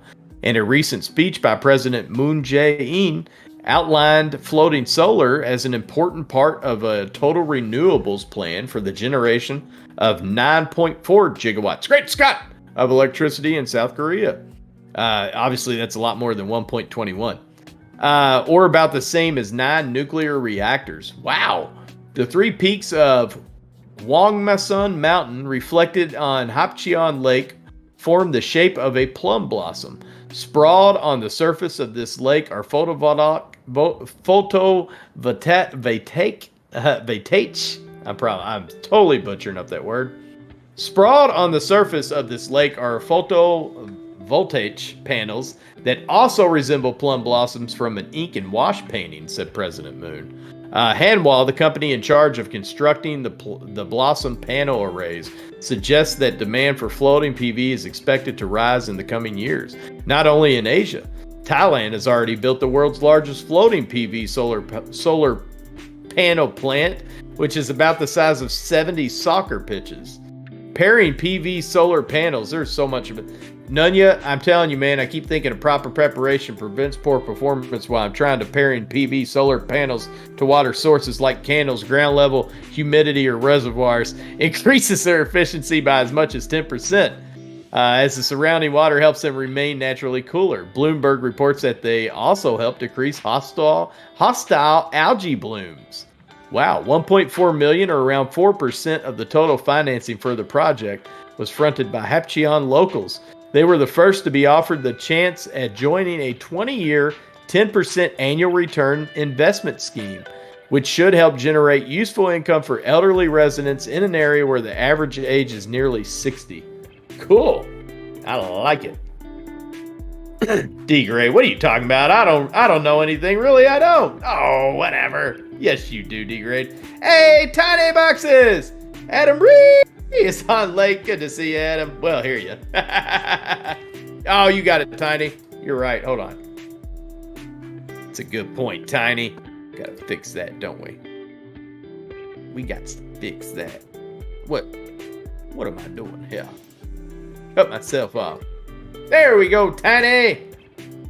Ah, Tiny! I just realized, yeah, that's the first time now that I realized, hey, wait a minute. I haven't actually put myself up there on cam yet. So there we go. Gigawatts, great Scott. That's right, Jeff Coletta. Andre P says cheesecake with raspberries. Ooh. Well, again, Andre, I'm just not a cheesecake fan. It just doesn't seem to matter what type it is either. I'm just not a big cheesecake fan. I love me some cake. I love me some cheese. I just don't love me some cheesecake. Article from Barron's. Down, up, down. Stocks close out a volatile day in the red. Down, up, down. It was another whiplash trading session on Wall Street, with stocks wrapping up Tuesday deeper in correction territory after climbing into the green with about an hour left before the closing bell. The weak attempt at a rebound came despite official word from Washington on a Russian oil ban. President Joe Biden made the announcement midday. The market inched up a short time later, but by day's end, the three major indexes were down. Still, they all closed well above their lowest levels, so that's a plus, right? The Dow Jones Industrial Average fell 185 points, or 0.6%, after the benchmark tumbled 797 points into correction territory Monday. S&P 500 dipped 0.7%, and the NASDAQ Composite slipped 0.3% after it ended Monday in a bear market. Oil gained 4% to around $124 a barrel, well below the $130 level it hit Sunday night on talk of a ban. Much of the expected decline in the oil supply has already been reflected in the price of the commodity. That may have helped stocks avoid an even steeper sell-off. We're in this period where we could see some type of pause in this oil price move higher, said Edward Moya, senior market analyst at Oanda. Nickel trading on the London Metal Exchange was halted after the price more than tripled as supply concerns led to massive short covering. Earlier in the day, Russia and Ukraine sides agreed to a temporary ceasefire to evacuate civilians from the city of Sumy, a small step in a war that doesn't appear close to an end. In the markets, those fears are playing out in the commodity trading pits. Rumors of a potential deal between Russia and Ukraine also may have spurred markets higher in the early afternoon. The stock market has been buffeted by these concerns, as well as by worries about the economy and the Federal Reserve policy. The next big test for the markets will be next week when the Federal Reserve announces its interest rate decision. Markets expect a quarter point increase, not a half point, but we'll be listening for cues. I figure that should be clues, as to how many more hikes are on the way as the Fed tries to combat inflation. The worst case scenario for the stock market is a continued rise in oil prices and a Fed aggressively hiking rates. A combination that could dramatically reduce economic growth. We'll have to see what happens. Let's see, heading back to the chat here. Do you not love cream cheese? Yes, Andre P. I love cream cheese, and I still do not like cheesecake. You find one, yeah. Heather's determined to find one that I like, but I don't think she's gonna be able to find one. So far, none of the ones I've tried have been any good. I have not been a fan. I've not been a fan. As crazy as that is, not been a fan. Let's see here. How's our list looking? Apple at 156.76. That's down 1.5%. AMC Entertainment. There we go. $15.32. Hold on. That might have been old. As that's refreshing here. Let me make sure that is still correct. That is correct. AMC Entertainment at $15.32. That is up 0.7%. We like that. Amy in the green. I'll take it. Sundial Growers, SND&L at 48 cents, up 2.3% on the day. SPY, SPY at 415.62. That is down 0.9%. Dude, Tiny Box says, dude, okay, Adam, now we are fighting. I love cheesecake so much that I had them make a 4-tiered wedding cake for my wedding, a wedding cheesecake. Oh my goodness. It was the bomb.com. Woo! Goodness. Cheesecake. What, Kieran S? Kieran, what are you saying? Cheesecake? Yes, Tiny. Again, and I have no problems with anybody eating it. Heather and the boys, they all love it. But it is weird. I don't know why. I've never been a fan of cheesecake. And again, I like cream cheese. I like cheese. I like cake. I like the ingredients. But for whatever reason, I don't know why. It's just it's something I've never been a big fan of. Odd. I know. It's odd. It's a weird one. It's even, that's just like, I will say, both my boys and Heather, they're not fans of tomatoes. They love ketchup. They have no problems with ketchup, like salsa, but don't like tomatoes. Won't eat regular tomatoes, right? Me, I'll devour. I can devour tomatoes, or I can just push them to the side. Either way, I like them. I can handle them. GM today had a decent day. Now trading at $40.12, up 0.73% on the day. Hey, it's green. We'll take it. I said decent. I didn't say great. I said decent. I didn't say great. Central Electric Group Limited, CENN, that was getting some movement earlier this morning. It did end up closing down 6.9% at $1.35. DWAC, DWAC, Digital World Acquisition, actually was down. Took a hit in today, down 10.7%. Now trading at $74.40. SoFi Technologies, ticker symbol SOFI, $9.72. That did close in the green. However, that is still well below. It just, let's see, it was just at close to the $14 mark just a couple weeks ago. So again, SoFi having a green day, but definitely not giving back up its losses from the last week. Yeah, let's see. My goodness. Yeah, 1181 on March 10th. We were up.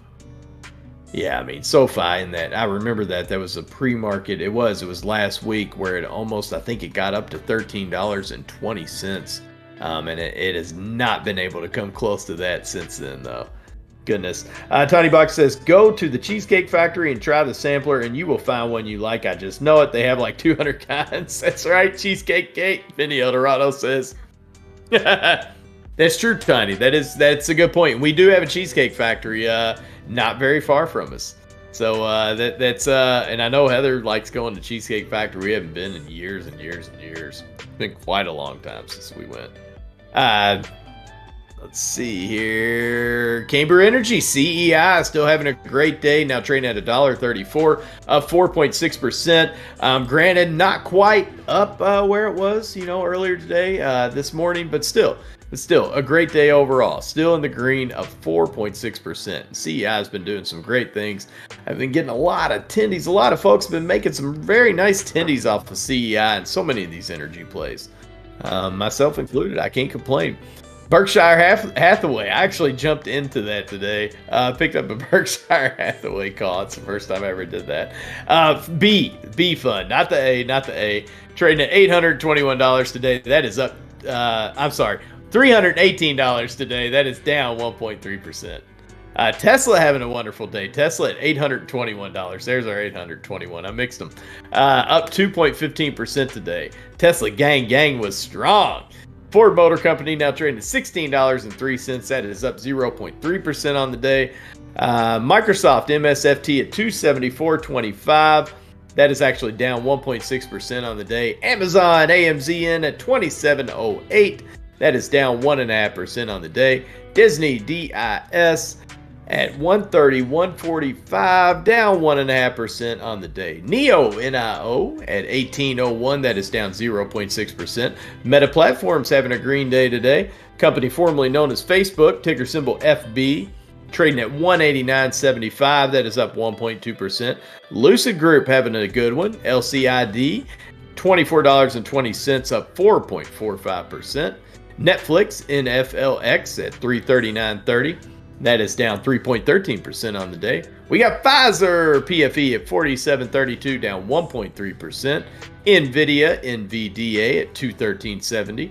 That is up 0.08% on the day. American Airlines AAL at $13.45. That's up 4.75%. Plug Power PLUG Plug Power having a great day. $26.75, up 10.8%. Snap SNAP Snappy Tan, if you're out there, oh, Snap is doing well. $31.20, up 3.2%. Robinhood markets, when you hood, you know good, but today you are good if you're hood, I guess, because hood closed up 2.89%, or well, currently is up 2.89%. Now trading at $11.75. Nokia NOK at $4.68, up 3.3%. Great to see Nokia getting some action today. GameStop, can't stop, won't stop. You ain't ever going to stop by GameStop. $103.01, up 3.68%. Hopefully we can stay above that hundo mark. Terp Lord in the house. What's up, Terp Lord? Great to see ya, brother. Hope you're doing well today. Junior's Cheesecake at Benny is what C. Sand is saying. Benny Eldorado says some of the only factory jobs left in the U.S. the Cheesecake Factory. Oh, goodness. Benny. Andre P. says, Adam, could you care less about cheesecake? Andre, I couldn't care less, my dear boy. Oh, thank you. Good call on that one, Andre. You do know my pet peeve. Thank you. You were listening. AMD now trading at 105.16, having a good day too, up 2.15%. Origami Gram, OGI, not a bad day, $1.34, up 2.2%. Tilray Brands, TLRY at $5.29, that is up 3.3%. Rivian, Bueller, Rivian having a decent day. RIVN at $42.60, up 0.4%. Terplord says, you hear about Tesla tokenized? Whoa, no, Terplord. I did not hear about Tesla tokenizing it up. What's the word, Terplord? Please share. What blockchain? What we looking at here, brother? Fill me in. Tell us, because I had not. I apologize. That was a little bit behind on some of the news today. Let's see if I can find anything else. Yeah, because Terplord, that sounds pretty crazy. I would sure love to know which one it is. Terplord, is it going to be a Tesla token? Terplord, is it going to be Tesla token? Is that what it's going to be? Just straight up called Tesla token? I mean, honestly, I guess that's smart. Tesla token. The bird. Bird is a word, Tiny Box, it says. Oh,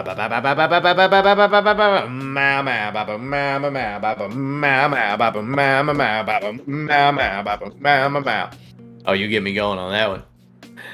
Have you heard what? About the word? What? You haven't heard about the bird?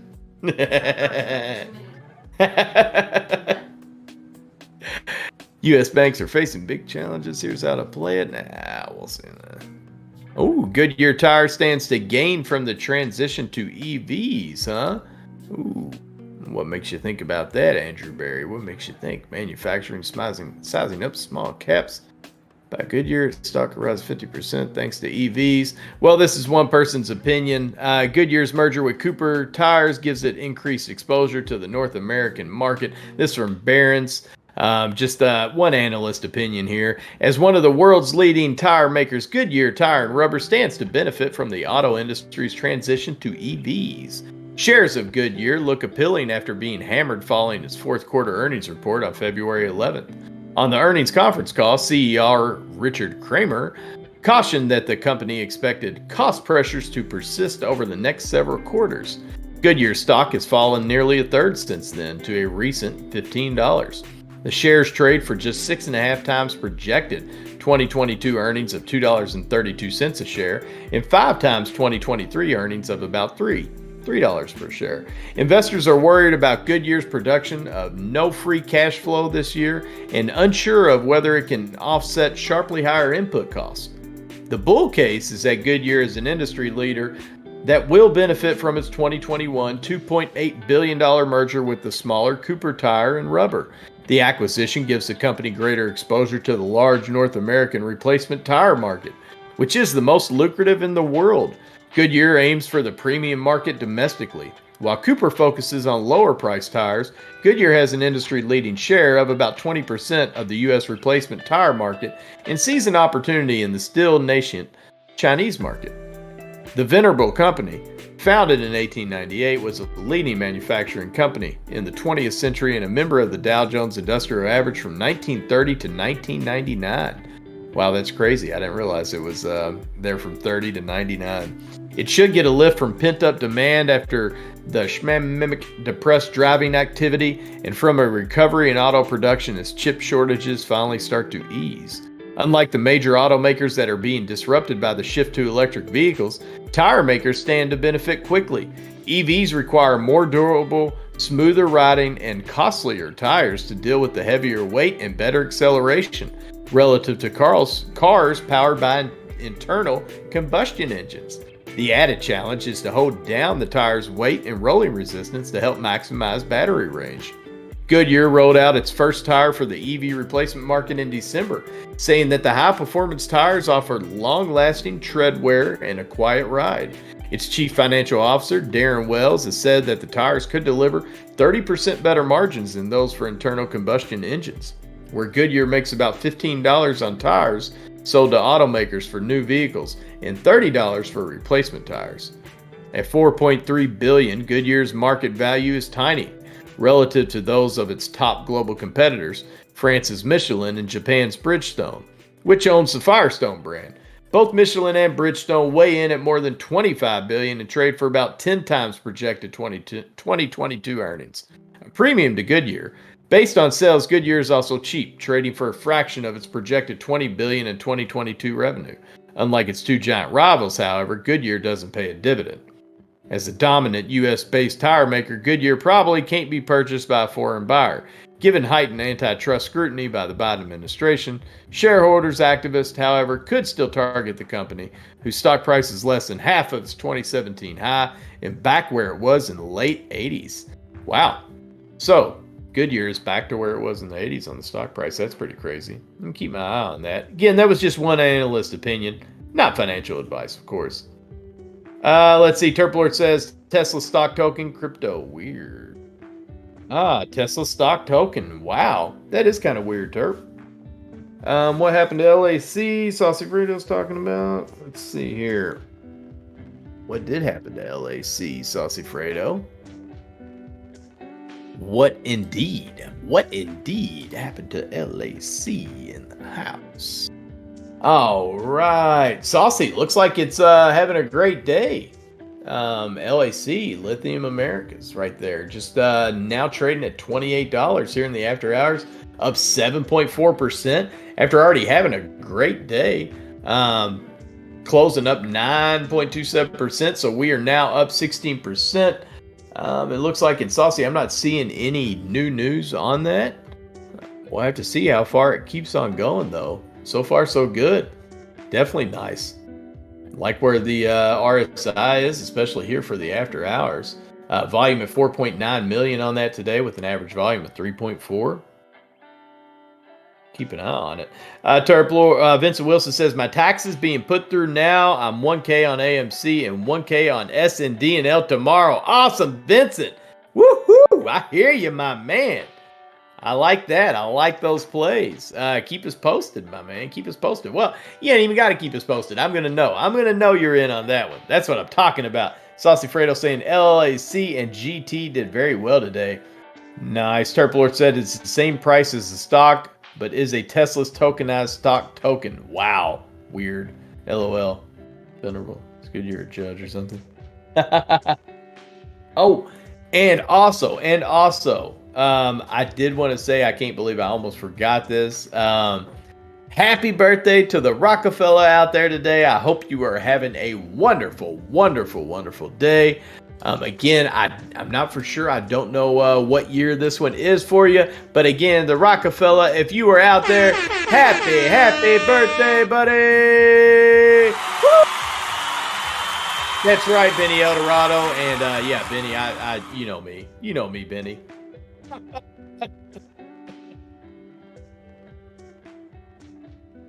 Are your tires venerable enough? No, not vulnerable. Venerable. Turplord. So giant e-scooter tires. That's right. That is right. You've got it.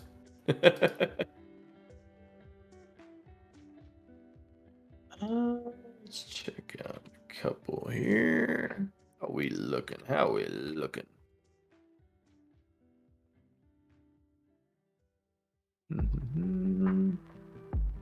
La la la la la la la la.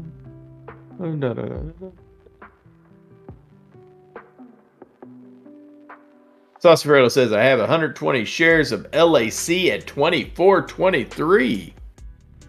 Saucy. Nice. Saucy. Way to go, man.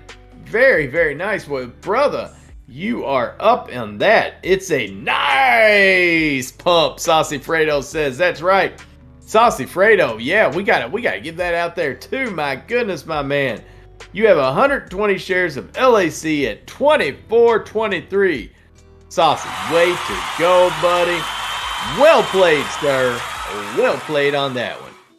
Well played on that one. You know what's happening, Saucy? You see that? You see that? We're making it rain, Saucy. We're making it rain. We're making it rain down. LAC style. LAC style, baby.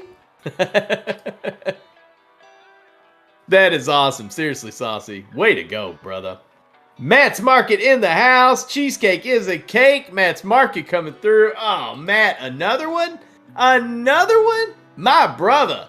Now I got Matt coming through talking about that cheesecake is a cake. Oh, my goodness. You folks out there with your cheesecake is cake stuff. It's cheese. It's not cake. It's more of a pie. Saucy Radio, LAC and GT are my bullish long-term ones I don't sell. Oh, nice, Saucy. I never knew that, brother. So, yeah, cool. So you're a Goodyear fan and LAC fan. That is really, really cool, Saucy. I never knew that. That's cool that we've read that article today. Then that actually worked out pretty cool and good. I had also had no idea they had purchased Cooper tires. That's something to keep an eye on with where maybe they'll be headed.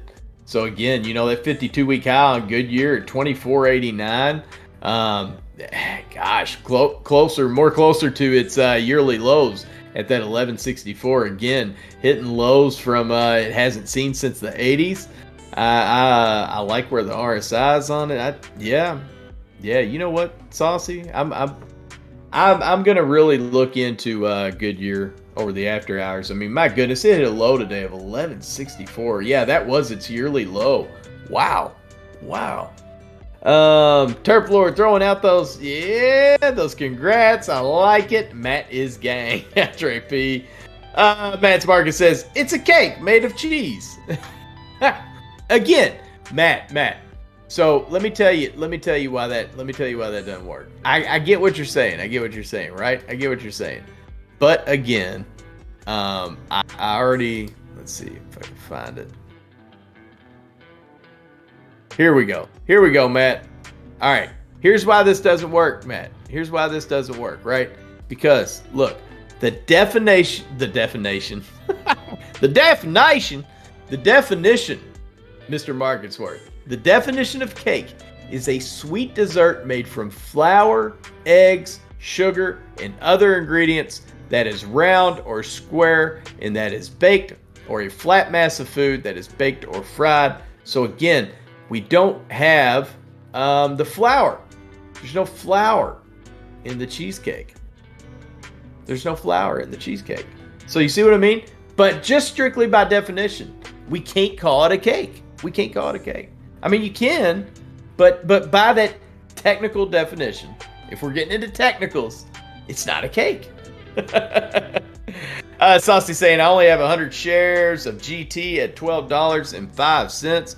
Still though, Saucy, that is nice. I mean, you're up, brother. You're up. You got Goodyear tires trading at $12.45 now. You are up, my man. It's market. The definition is wrong. It is wrong. Well, that's straight from that's straight from the dictionary, my man. It's straight from the dictionary. Andre P saying we haven't been this divided since the days of pineapple. Ooh, pineapple on pizza. Me personally, I love it. Benny Eldorado, Matt knows what's up. Again, look, I'm just saying, by pure definition, you can't call cheesecake a cake because there's no flour in it. There's no flour in it. You know, I know alligators are always mad because, you know, they got all those teeth and they ain't got no toothbrush to help them scrub all them teeth. I understand that. Some people want to say it's their medulla oblongata being real small, but hey, Colonel Sanders was wrong. Colonel Sanders was wrong, and I know Mom was right. But man, I'm telling you, this cake deal, this is definitions, you know. And maybe this is wrong too. Maybe this is a Colonel Sanders type thing. There we go, Matt. I'll take that. Okay, fine. It's a tart. It's a tart. We can agree on a tart. I can go with the tart. Benny Eldorado says ice cream cake is totally cake and has no flour. But see, Benny Eldorado again. It's not actually cake. It's ice cream that's in the shape of a cake. You know, of your basic cake that you normally would see.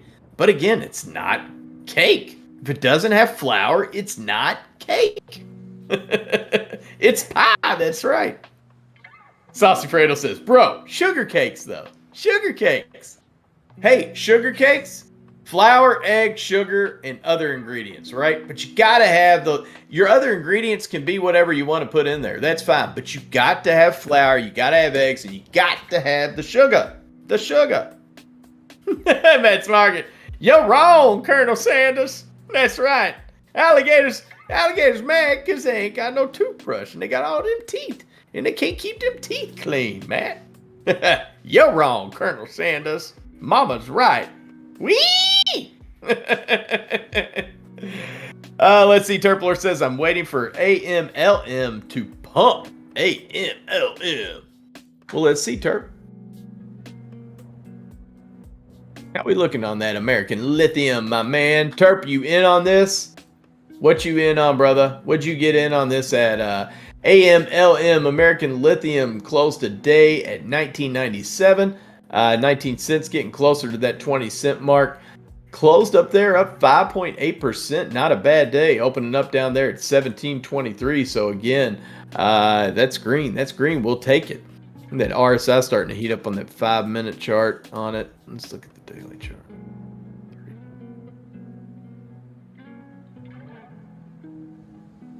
I like it. I could see that. Yeah, Terp Lord. We'll have to let me have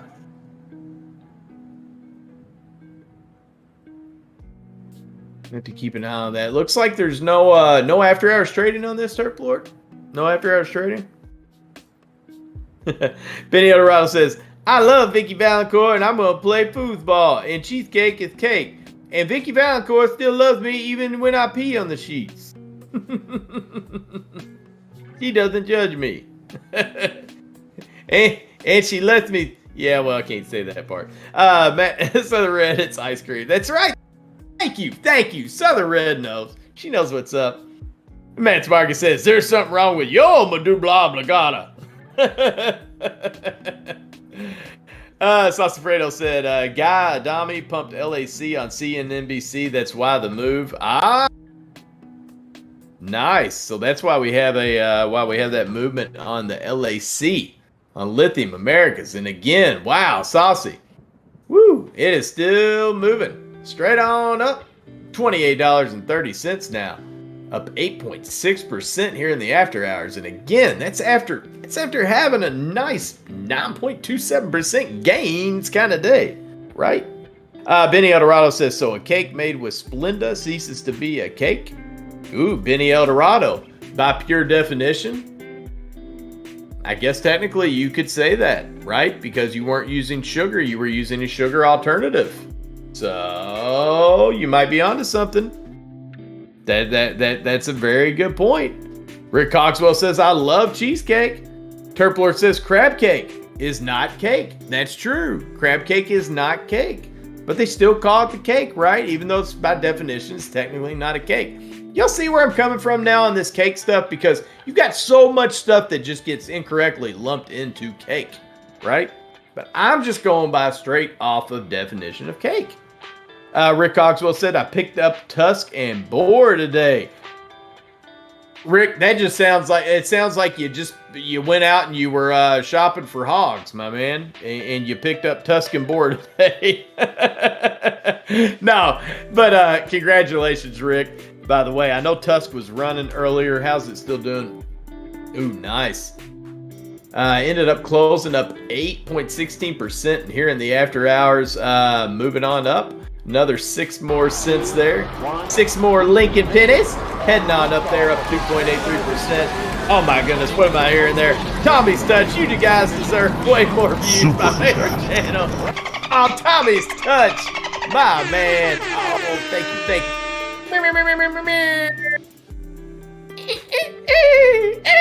It's my dolphin laser, Tommy. It's my dolphin laser. Come at you there. Oh, Tommy. Thank you very, very, very much. Let's see. Get that off for you here. So you can see. Apologize there. All right, Tommy. Thank you so very much for that amazing soup. Feel that heartbeat, baby. Boom. Super chat. Yes, sir. I love it, Tommy's Touch. I salute you. Thank you so very much for being here, my good man. Very, very much appreciated. You guys deserve way more views. My favorite channel. We love to hear that. And again, simply if you haven't already, hit that like and subscribe button, and turn on those notifications. Hit that bell, right? You don't want to miss out. Share it with your friends, share it with your fam. Everything here is 100% free. Join our Discord. You don't want to miss out on that. You see Matt's Market in the chat. You got to go hit him up, especially when he is streaming, usually more in the evenings. He knows his stuff on the crypto market. He knows his stuff on the stock market too, but he really knows that crypto market too. Again, so hop over there, hit a like, hit a subscribe for him as well. Both him and Bulldog are on Twitter now. If you could follow at Bitcoin Regulate and at Markets Matt, that would be awesome. They are developing some really good stuff on there. They got some good stuff on the horizon there, with their new Twitter Spaces where they're at now. Very, very good stuff. You definitely want to check them out. Again, Tommy's Touch. Thank you again, my brother.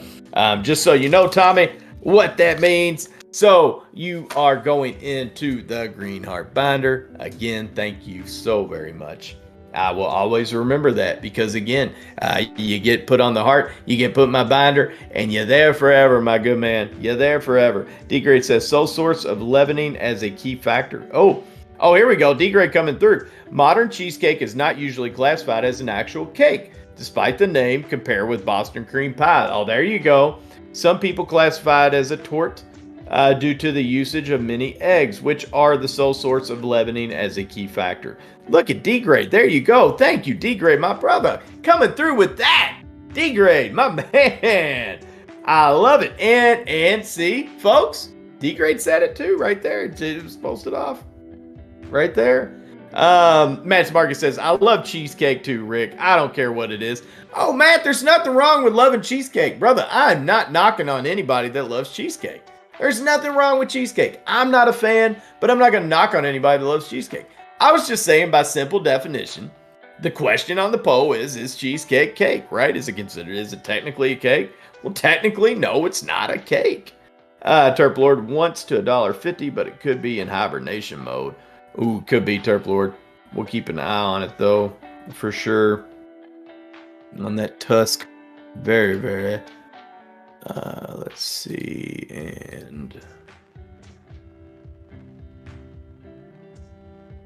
And there's your Bohr, B-O-R-R, Rick. Bohr Drilling Limited. Now trading at $3.24 in the after hours. Did take a little bit of a hit today, I see. Down 17.5%. And again, we had a bunch of those. We had a bunch of the energy and oil plays that took a turn, took a little bit of a dive after a lot of pre-market and early morning action, just pumping it on up. But again, I mean, it's not surprising. You get something that comes up 100% or so. I mean, even 30%, 40, 50, 60, up to 100 and beyond.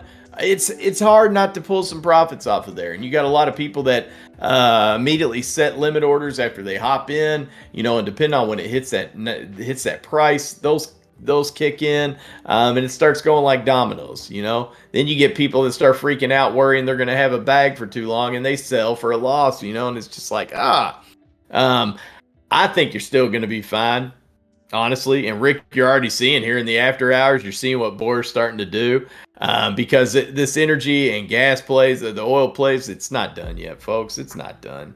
Just my opinion, not financial advice, but I don't think it's done at all. Let's see. Tiny Box says, but crab cake has egg and flour and sugar. Does it? Does it, Tiny?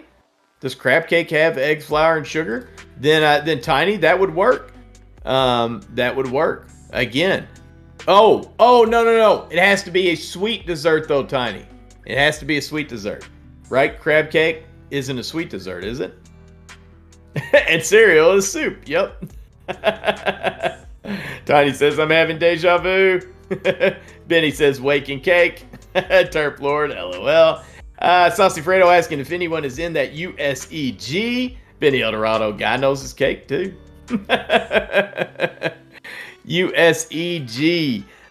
Saucy, I am not in that. Somebody was Saucy. Who, we were talking about the US Energy earlier. I thought earlier in the day I heard MIA talking about that, or maybe it was Snap. USEG having a great day. US Energy closed at $7.36, or up 16.5%. And here in the after hours, it is now at $7.91, up another 7.5%. So I mean, we're talking about for the entire day as a whole, not too bad there. Not too bad at all. I mean, you're talking about 23, almost 24% rise. Volume came pumping up through there at 43.4 million compared to an average volume of 1.16. 43 million compared to an average volume of 1.16. When I see those numbers like that, I'm just like, wow. But again, it's not surprising with everything that's been going on. So we kind of see that action, see that happening with all of the stuff going on right now. And you got to remember, we still got the big inflation hanging over our heads. Rates are about to raise up, I believe, starting next week. Whether it's 0.25% or if it ends up being 0.5%, we shall soon find out, though. Terpler, we're talking about that Dave. Is Dave here? Is Dave here, Terp? Is Dave actually here today? Dave's not here. Dave's not here. How is that? Excuse me, Dave Incorporated. Look at that. What a nice day for Dave. Good call. $4.36, up 6.8% just on the day. And then here in the after hours, we have continued on up another 3.2%.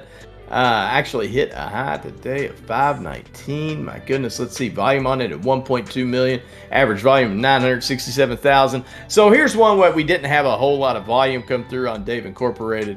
A whole lot of extra volume compared to normal, but still having a wonderful day. I like seeing that. And again, volume's always our friend, but it's nice to see that the movements were able to happen without a crazy high amount of volume. Arctic Fox Alaska says Pura aims to replace rebar. It's a hemp product. Oh, cool, Arctic.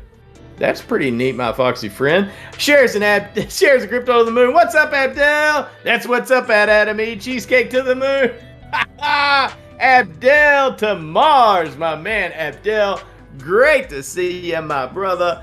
Always wonderful. Hope you're doing wonderful today, Abdel. Hope you're having a great day. Hope it's sunny there, my man. Hey, it's been a lot of crazy action here on the market. It's wild, but we're dealing with it. We're dealing with it, right? All we can do. So Abdel, you doing Manos de Papel in the house? That's right. How'd you do today? Did you make any good plays today? Cesar says the Intergalactic Council Federation of Cake has spoken. Dun, dun, dun, dun. The cake debate is officially over. Let's see. Terplord says hard to find a good cheesecake. That's right. Benny Eldorado says manos de queso. Manos de queso. Queso? Cheese. Queso. Manos de cheese. Queso. Shares of Crypto of the Moon says PBF ripping fam. I'm up 130% in that one. One from 3.7 shares. Awesome. Abdel. Way to go on that one, my man. Very, very cool. Let's pull that up here. PBF in the house. Look at that PBF energy. Good call, Abdel. Up 18.6% today at $23.54. And then here in the after hours, up another 44 cents or 1.87%. Opened up at 21.15. Hit that high of 25.76. Goodness. Before the big, before the meeting and everything. Again, 10:45 a.m. A lot of them started. And then around that 11:30, 12 o'clock p.m. hour, some of them started dropping back down. But PBF still having a wonderful day and continuing that on again into the after hours. Volume at 10.26 million with the average volume of 3.3. So here we got another one that's getting picked up. It's trending. It's again energy play, oil plays. A lot of them have been going like wildfire with everything going on. They're just running like wildfire. Was looking at the agriculture plays. I'm no longer in DBA. I got out of that and sold those calls. I had 2 with them, so both of them very, very nice tendies. On that profit margin was wonderful. But it is not. I was keeping an eye on how some of the agriculture plays might be doing now that things have been pushed more on the oil and energy side. The agriculture with the whole Russian imports being frozen seems to have maybe slacked off just a tad, but what to see. Benny Eldorado says, wow, Monero started pamping today. Ooh, that Monero doing well. XMR. I haven't paid attention to Monero in quite a little bit, Benny. Saucy Fredo says KLXE. And you know what, Benny Eldorado? Bulldog Trading himself. He likes Monero. He is a Monero fan. Saucy Fredo saying KLXE looks good. KLXE. All right. KLXE. Clicks Energy Services Holdings. Nice. Thank you, Saucy. So it had a little bit of a dip today. Took that dip when everything else did. Dip, damn potato chip. It looks like it hit a high of 1336, and I mean, you can see it there too, Saucy. You know what I mean? You can see it right there. It's action from today. Let's see if I move it over. Yeah, there you go. So, I mean, as you can see it hitting that, and it's so funny. It's so funny because so many of them hit right around that same time and had their big dip, and slowly but surely making their way back up. You know what I mean? It's great to see. I like it. So again, that KLXE closed down 4.3%, but already up 6.29% here in the after hours. Opened up at 11.90, hit the high of 13.36, but again, well off of that low of $9.08. So it's something to keep an eye on. Are you in on that, Saucy, or are you just watching it? DMV Nation says, hey, everybody, what's happening? Great to see you here. Thank you so much for hanging out with us today, DMV Nation. Great to see you. I hope you're doing wonderful today. Hope that sunshine is coming through for you. Hopefully you found a sunny day. I'm always hoping for everybody to have that sunny day, that sunny day. And just a quick reminder, folks, here in roughly an hour and 20 minutes, there will be the start of the every Tuesday and Friday night Bulldog Trading Network official poker tournament for anybody out there that wants to get in on that poker action. Oh, yeah.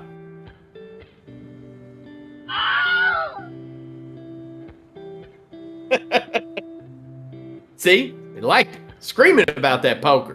What you think about that poker? Oh, yeah. Love it. Benny Eldorado saying last couple hours it went from 170 to 195. Ooh, on that Monero. All right, Benny. Let's take a little look-see. Let me glance down here as we go through. Looks like Bitcoin now trading at 38,888, up 1.7% on the day. Ethereum at 25.94. That is up 2.65%. We got XRP trading at 72.62. That is down 0.8%. Terra Luna at 86.43, up 9% though. There we go, Luna. I love seeing that. Would love you even better back above 90, but hey, I will take it, especially with the dips that crypto has been experiencing here recently. Cardano 88 down there at 80 cents, 80.82, down 0.5% on the day. Cardano at these prices is just crazy to me. I do not expect it to last there very long, and I think it will recover. And down the road, that baby's just ooh. That is, it just seems like a Tindy making machine coin. A Tindy making machine coin. It's prime for great stuff. I'm a believer in the Cardano 80A token. Let's see. I like using sad trombone on radio. Benny Eldorado. Like using sad, yes, the sad trombone on the radio.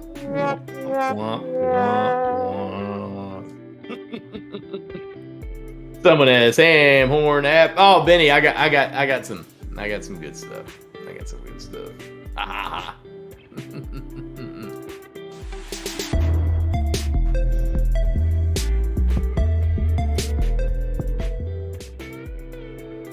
Thinking about you, Benny. Tiny Box saying, well, my mind is blown. Hawaiian pizza was invented by a Canadian.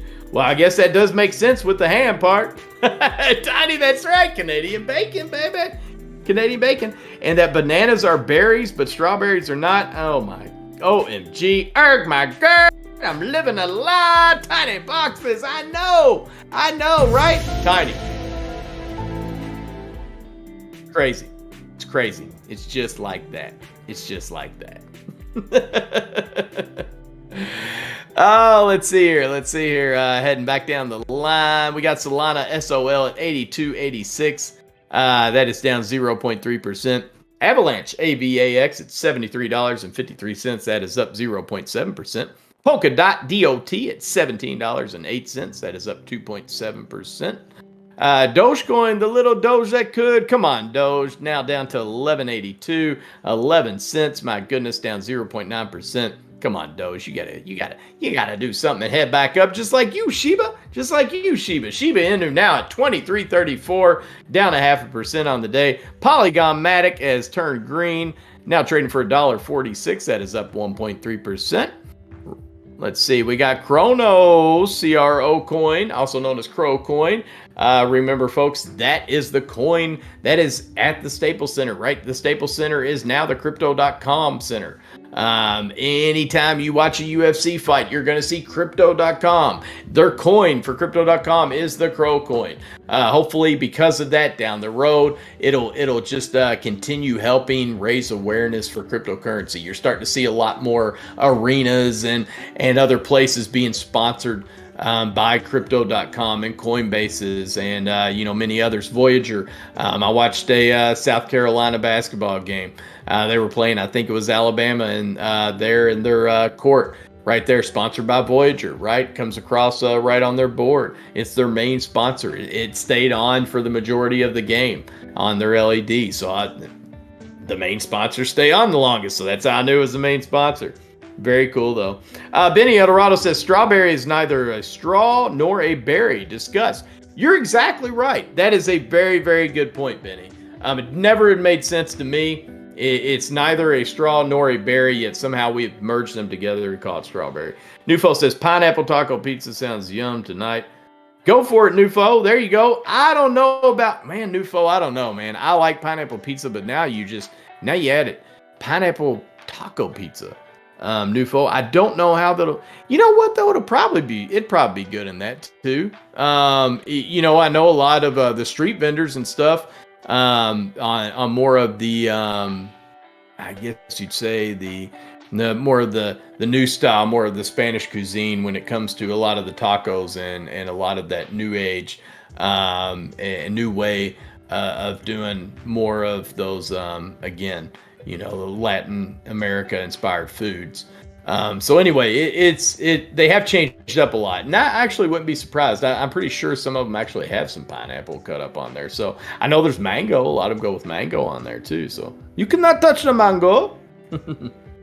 Let's see. Tiny Boxes is saying, oh, wait a minute. Hold on. I'll get to Benny here. Benny says, I find their apps par for crypto. Been thinking of selling my crow for other crypto next bump. Benny, yes, their app for crypto. I got to be honest, man. I guess I gotten so used to using it for a while that it's just as I've used other apps, you know, as I've used even Coinbase more, you know, as I've downloaded wallets, as I've used MetaMask, and just it just varies. Now, granted, I know those are slightly different, but you know, I fully agree with you. I'm not a big fan of Crypto.com's setup. Nor the way they break down when you're trying to sit there and go back through your history and to look through your trades. There's just a lot of omitted information, you know what I mean? And I'm sure it's technically there, but you got to go searching, and I think that's a big pain. Pain. Cosmos ATOM coin at $28 and even now. That is down 3.3%. Litecoin LTC at 101.23. That is up 1.4%. Tron TRX at 6 cents today. That is up 3.4%. FTX token, FTT at $40.55. That is up 1.3%. Decentraland Mana now trading for $2.42. That is up 1%. Stellar XLM at 17 cents right there, up 0.7%. Ethereum Classic still well below the $30 mark. Crazy. $26.87. That is up 1.5%. ICP in the house, Internet Computer, not to be mistaken with the Insane Clown Posse and their Fago drinking shenanigan ways. I'm just kidding. ICP Internet Computer now trading for $16.96. That is up 2%. Monero XMR, as we were referring to earlier, now up to 198.04, up 25%. Again, Monero XMR is having a wonderful, wonderful day, and it would not shock me if some of this is because of the executive order we are hearing about that POTUS is signing to in essence, again, it's an executive order, so it's not full-on out regulations on crypto, but it's in essence an executive order to study that, right? Because we pretty much know that that it's coming next year. Those regulations are looking like they're coming next year. Already taxing it, already changing things up, but I would think those regulations are coming next year. That's what it's starting to seem like. And, you know, XMR, Monero has actually some ties in with... I have to do some more dive in. And I'm not surprised with the potential regulation. It's kind of what I'm getting at, to see Monero running. I wish now I had thought about it, honestly, even just a day ago. Because, again, I mean, yeah, Monero being up 23%, that is a nice jump up. It was at 169.46 giggity. That was just at 5:25 p.m. is at 169.46. My goodness, this is up 25% just over the last hour. Wow, XMR, my goodness. All right, Tiny Box says, okay, now what? Baby carrots are really baby carrots? Just big carrots they put through a machine? Okay, that's it. I need a drink. Right, Tiny? Aren't really carrots they put, yeah. I was about to say, wait a minute, Tiny. I don't think that sounds right. Genesis Fiscal. What's happening at Genesis Fiscal? Sold CEI at $1.80 today after buying pre-market. Bought the midday dip, and CEI is running again post-market. Double dipping, but holding for the run-up tomorrow. Also, MULN dip now. I'm your Huckleberry. I'm your Huckleberry.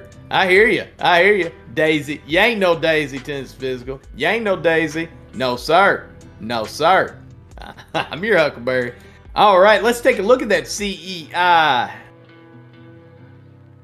Nice, nice, nice. Look at that. Camber Energy CEI now trading at $1.41 here in the after hours, up 13.7% after falling 3% on the day.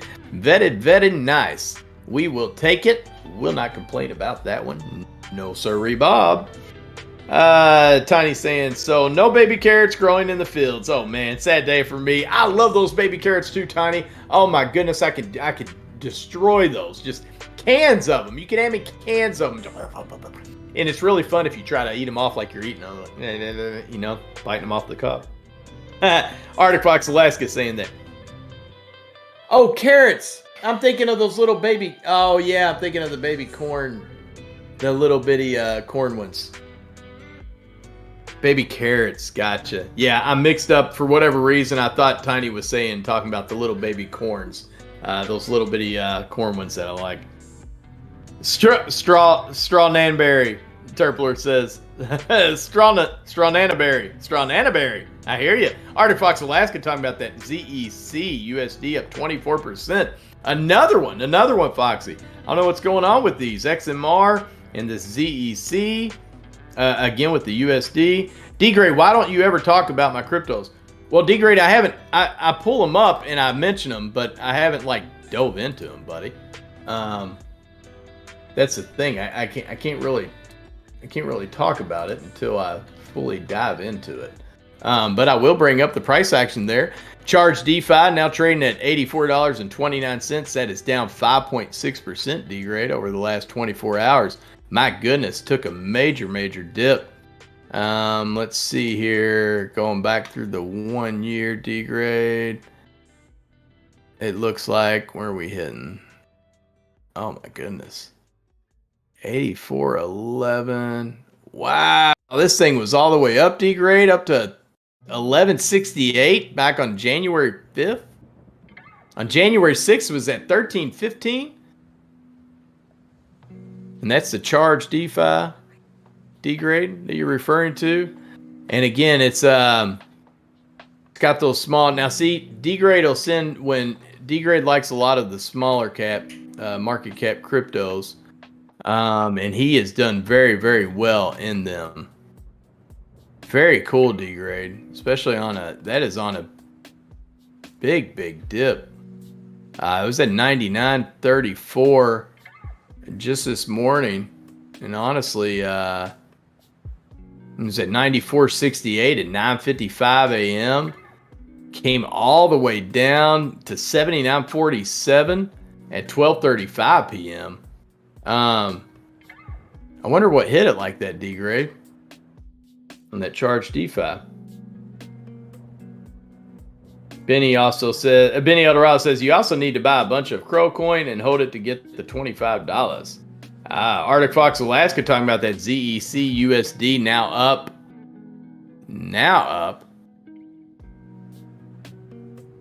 27%. Goodness. Let me take a look at that one, Arctic Fox. It's ZEC. Wow, goodness. Rocking and rolling. Are you in on that, Arctic? Now trading for $139.70. That is up 8.46 in the last hour and 24.3% in the last 24 hours. And again, that is that Zcash, ZEC. Very nice. Market cap of 1.9 billion on that one. Terpler talking about that OPTT, $1.69, plus 26%. Goodness, what is going on with these? Crazy. Got some crazy action coming through just in the last hour and a half here. D-grade, that second one you sent looks like Waves. WAVES. Currently trade for $22.47 per token. That is down 1%. Looks like over the last 24 hours. Looking at the 1 year on that one too, D-grade. That one looks like it was able to get up to $35 back in May. And honestly, D-grade, it looks like this Waves doesn't seem to really drop below the $8.52 mark. Yeah, over the past year. So $8.52 seems to be the lowest it's been going, which is nice. Let's see here. I'm looking out over here on the past month. Hold on, D-grade. I'm trying to get this swapped up here.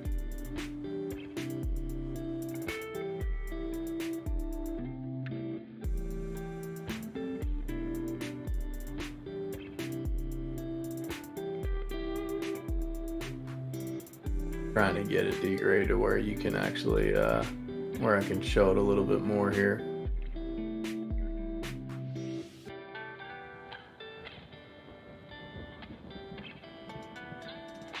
Almost there.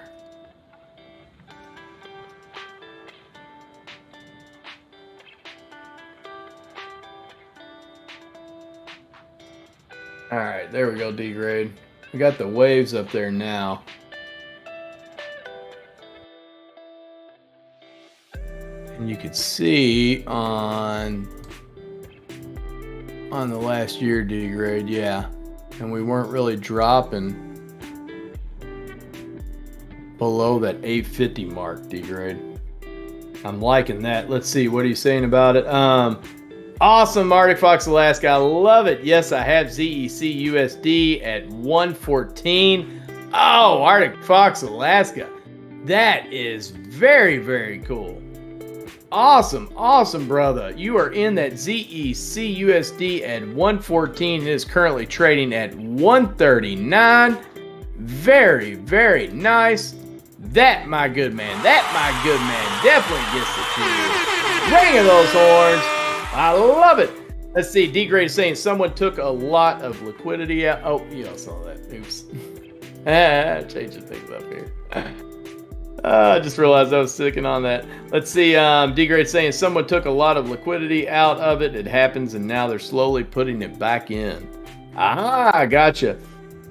I'll keep an eye on that one, D-grade. I like it. It's that makes sense here, especially with those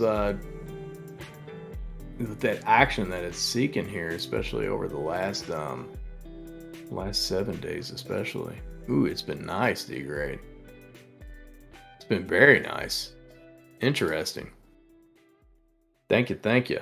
Benny Eldorado saying Monero's still running. It's up another $10 in the last 5 minutes. My goodness, that Monero's still just doing it. Wow. Let's take a look.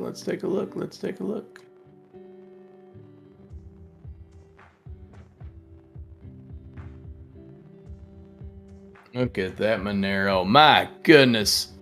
Boy, you weren't lying. Woo! Monero now up to $204.61. Look at this monthly chart here. My goodness. Crazy. Even over the 3 months. Let's see. Monero did get up to, like, we hit a high of 250.14. At least over the last 3 months. That was back on 3 January. I'm trying to find a pattern here. Let's see. 150. It's a straight line. See, it's finding new lows on these current dips.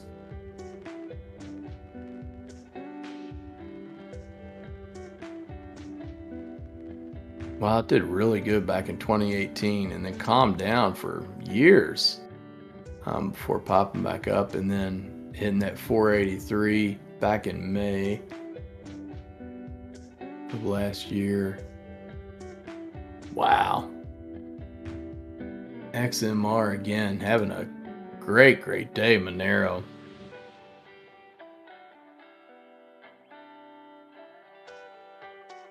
Yeah, thanks again to D-Grade for bringing those up, by the way.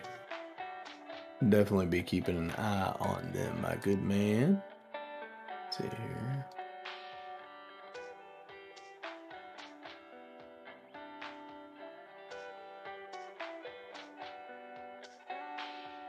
All right. Let's see. Artifox Alaska. Yeah, Luna up 10%. I'm loving that, my friend. I'm loving that. All right, folks, I tell you what, it is 7 p.m. We have an hour left on the after hours trading session. I'm going to take a quick break. So I will hop out here for just a little bit. Let's see what we got that's still doing making some gains here in the after hours with some of our runners that people are in. That IMPP and that HUSA are just still going like crazy here. PP now up to $5.93. That IMPP. Imperial Petroleum again closed at $4.25, are down 43% today. And here in the after hours, up 39%. It had earlier in the after hours that it actually pretty much taken back all of its losses for the day, but it has slowed down a little bit. It's come down just slightly here in the after hours. So we'll have to keep an eye on that one. Again, that is IMPP. HUSA is another one, Houston American, that has been running here in the after hours, closed down 38%, $6.95. Here in the after hours, now up to $8.76, or up 26%. Here, just simply in the after hours. Unreal. Terplord saying Progenity did good today with a low of $1.04, now going sideways. Terplord, yeah, man, good old Progenity, man. You know, she seems to be about due for a decent run, doesn't she? We're due for one. Heidenreich, bro, chacho, what's happening? Awesome. All right, DS lives in the house. What's happening, my friend? Hope you all are doing well. Gonna take a quick break again. So you all just enjoy the lo-fi beats. You want me to drop a Pika? You want me to drop a wallet drop? Again, this is Adam E, aka Lieutenant Likes, here on the Bulldog Trading Network in this wonderful Tuesday evening. It is 7:03 p.m. Eastern Standard Time, and again, you have one more hour. If you are utilizing a trading platform such as Moomoo or Webull or TD Ameritrade, you are able to continue trading during this last hour. If you are a Robinhood user, you were cut off as of an hour ago. Robinhood only allows you to trade from 0900 in the morning till 6 p.m. or 1800 Eastern Standard Time at night. Moomoo and many others, to include Webull and TD Ameritrade and good old Chucky Schwab, they will let you trade from 0400 in the morning all the way to 8 p.m. or 2000 at night. So, all right, taking that break. You guys enjoy the lo-fi beats. I will be right back.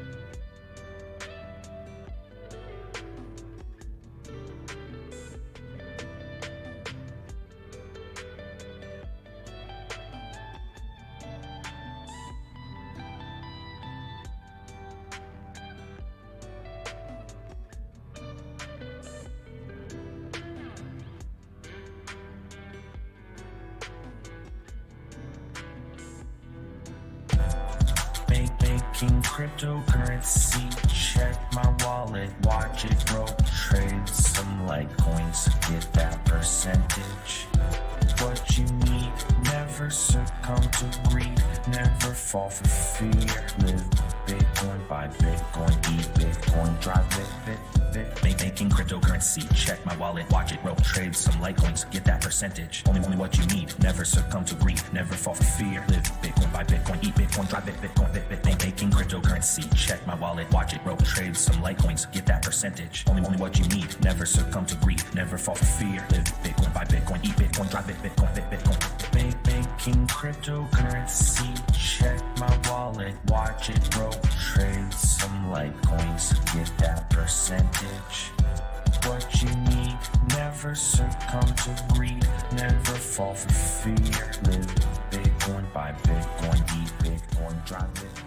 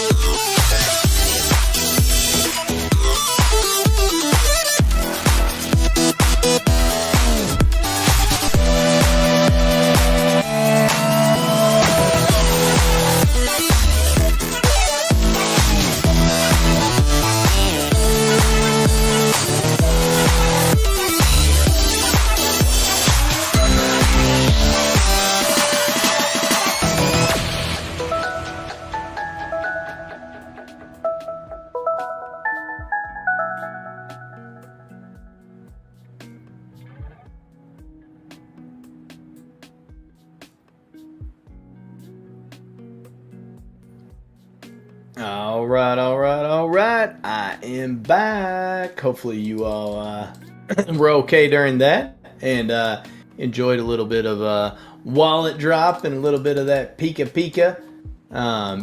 Once we it's always nice once we hear about driving Bitcoin, eating Bitcoin, everything involving Bitcoin. You got to get that percentage. Check your cryptocurrency. Lady Robin, whatever. What is happening, my lady, my sister? Hope you are doing wonderful this evening. Yes, just in time for the Pika. Perfect timing. That is always wonderful. Toxie saying, I know, right? Hide and right. It's a sad row. Jeff Galetta says, I just screened who killed the electric car. I will never buy shares of GM again. Oh, really? Jeff Galetta, I've not seen that. Please explain. Fill us in.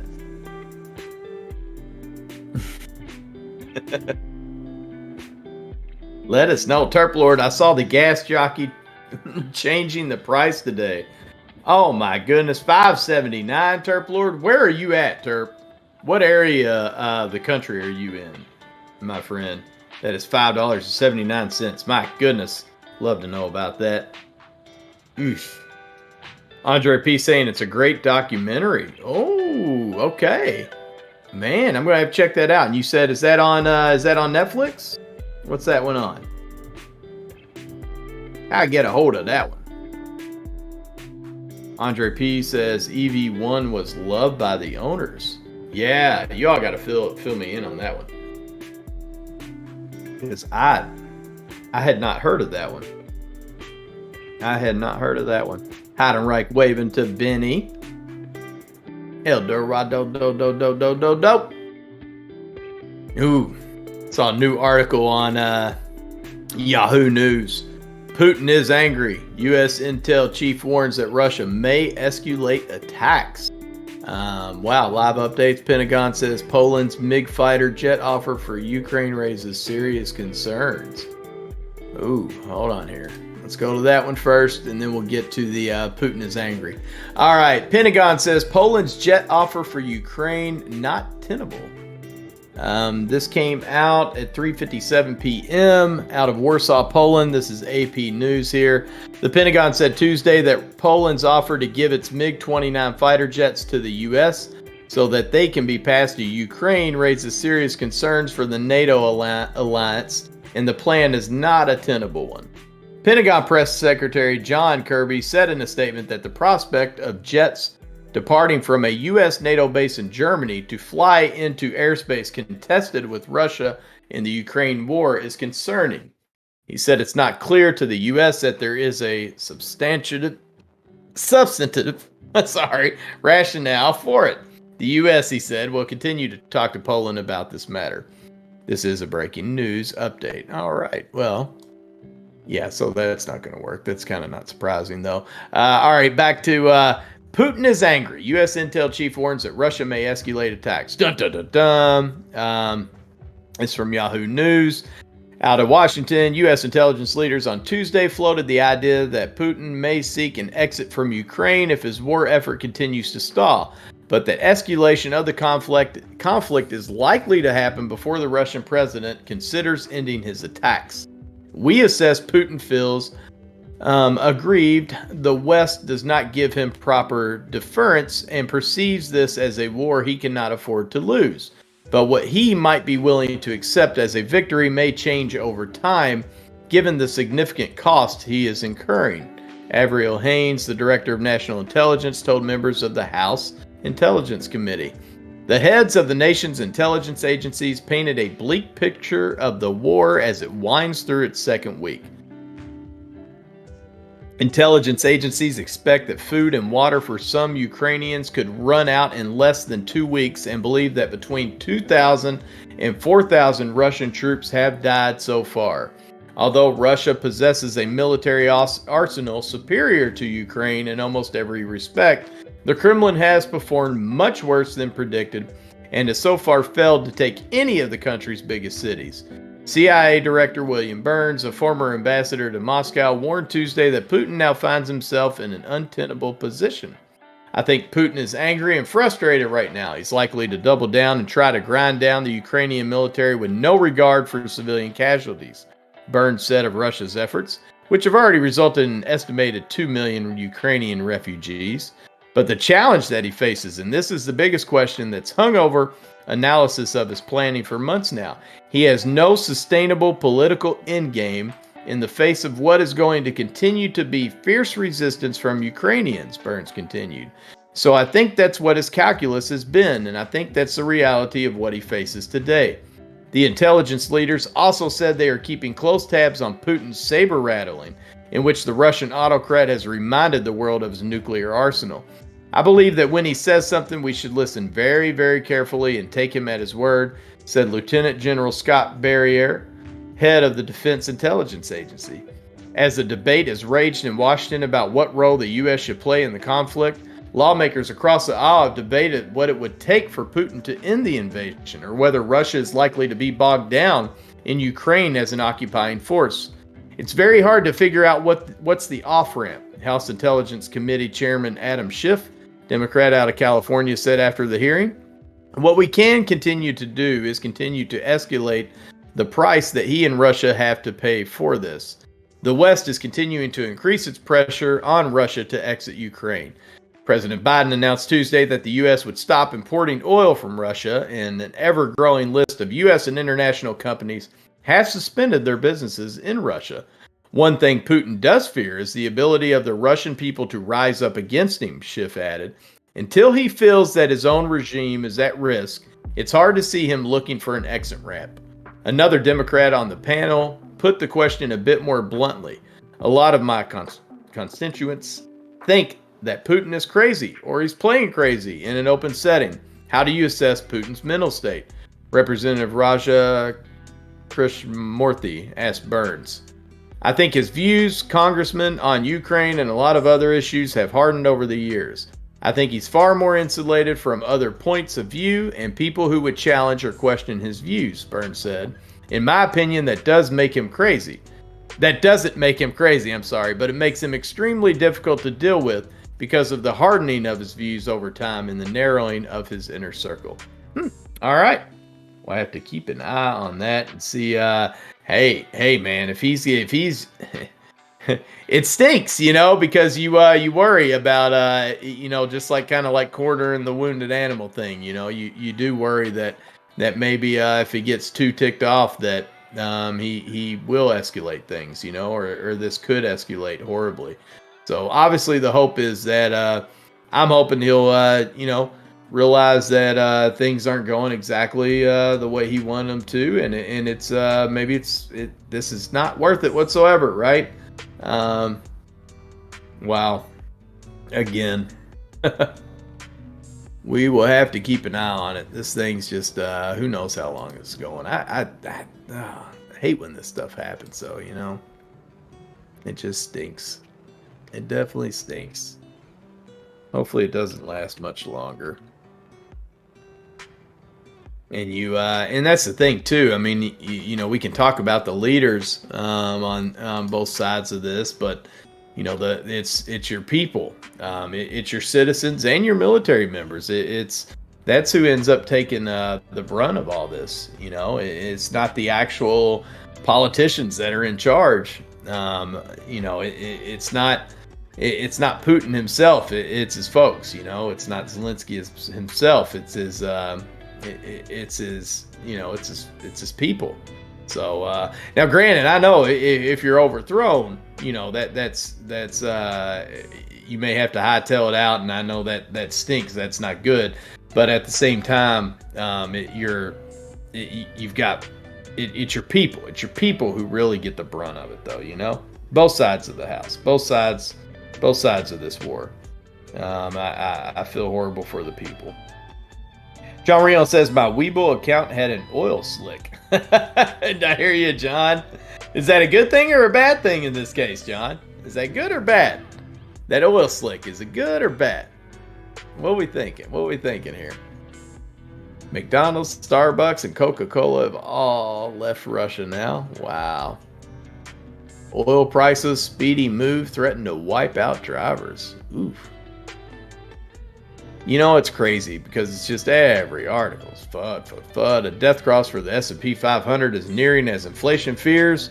Russia's Ukraine offensive rattles stock market investors. Oh no, we got Market Watch sending out death crosses for the S&P 500. My goodness. Yale professor is keeping tabs on companies still operating in Russia despite Ukraine invasion, and the list includes some household names. Ooh. Oh, we'll see. We'll see now. See, now people are actually now they're starting to watch. They're starting to look. You got people coming out saying, hey, there's still some American companies over there that are operating in Russia. Here we go. A Yale professor and his research team are keeping tabs on companies that are still operating in Russia in the wake of its invasion of neighboring Ukraine, and the list includes many household names. The situation is fluid, but the list includes Caterpillar, Coty Incorporated, Deere & Company, Honeywell International, Kellogg Company, Kimberly-Clark Corporation, Pepsi Corporation, Philip Morris International Incorporated, Otis Worldwide Corporation, Papa John's International Pizza, and Mondelez International Incorporated. Non-U.S. companies on the Yale list, headed up by the business school professor Jeffrey Sonnenfeld, include Unilever, Nestle, and Pirelli. A few companies managed to get off the list by the end of Tuesday. McDonald's Corporation announced earlier Tuesday it would temporarily close off its 850 restaurants in Russia and continue paying its 62,000 workers. That's pretty nice, though. At least they're paying them. Coca-Cola, ticker symbol KO, and Starbucks Corporation said later Tuesday that they too were pausing operations. Starbucks has 130 locations in Russia. Pepsi Corporation said earlier Tuesday it was exploring options for its business in Russia, the Wall Street Journal reported, and may write it off. Later in the day, however, the food and beverage giant said it was halting sales of PepsiCo, and other soft drinks, including 7-Up and Mirinda, and also suspending investments in advertising and promotional activities in Russia. PepsiCo has a responsibility to continue to offer our other products in Russia, including daily essentials such as milk and other dairy offerings, baby formula, and baby food, the company said. The continuation of some operations also supports the livelihoods of our 20,000 Russian associates and the 40,000 Russian agriculture workers in our supply chain as they face significant challenges and uncertainty ahead. Companies have a reputational incentive to withdraw despite any loss of investment or business. Companies that fail to withdraw face a wave of U.S. public resentment far greater than what they face on climate change, voting rights, gun safety, immigration reform, or border security, he wrote.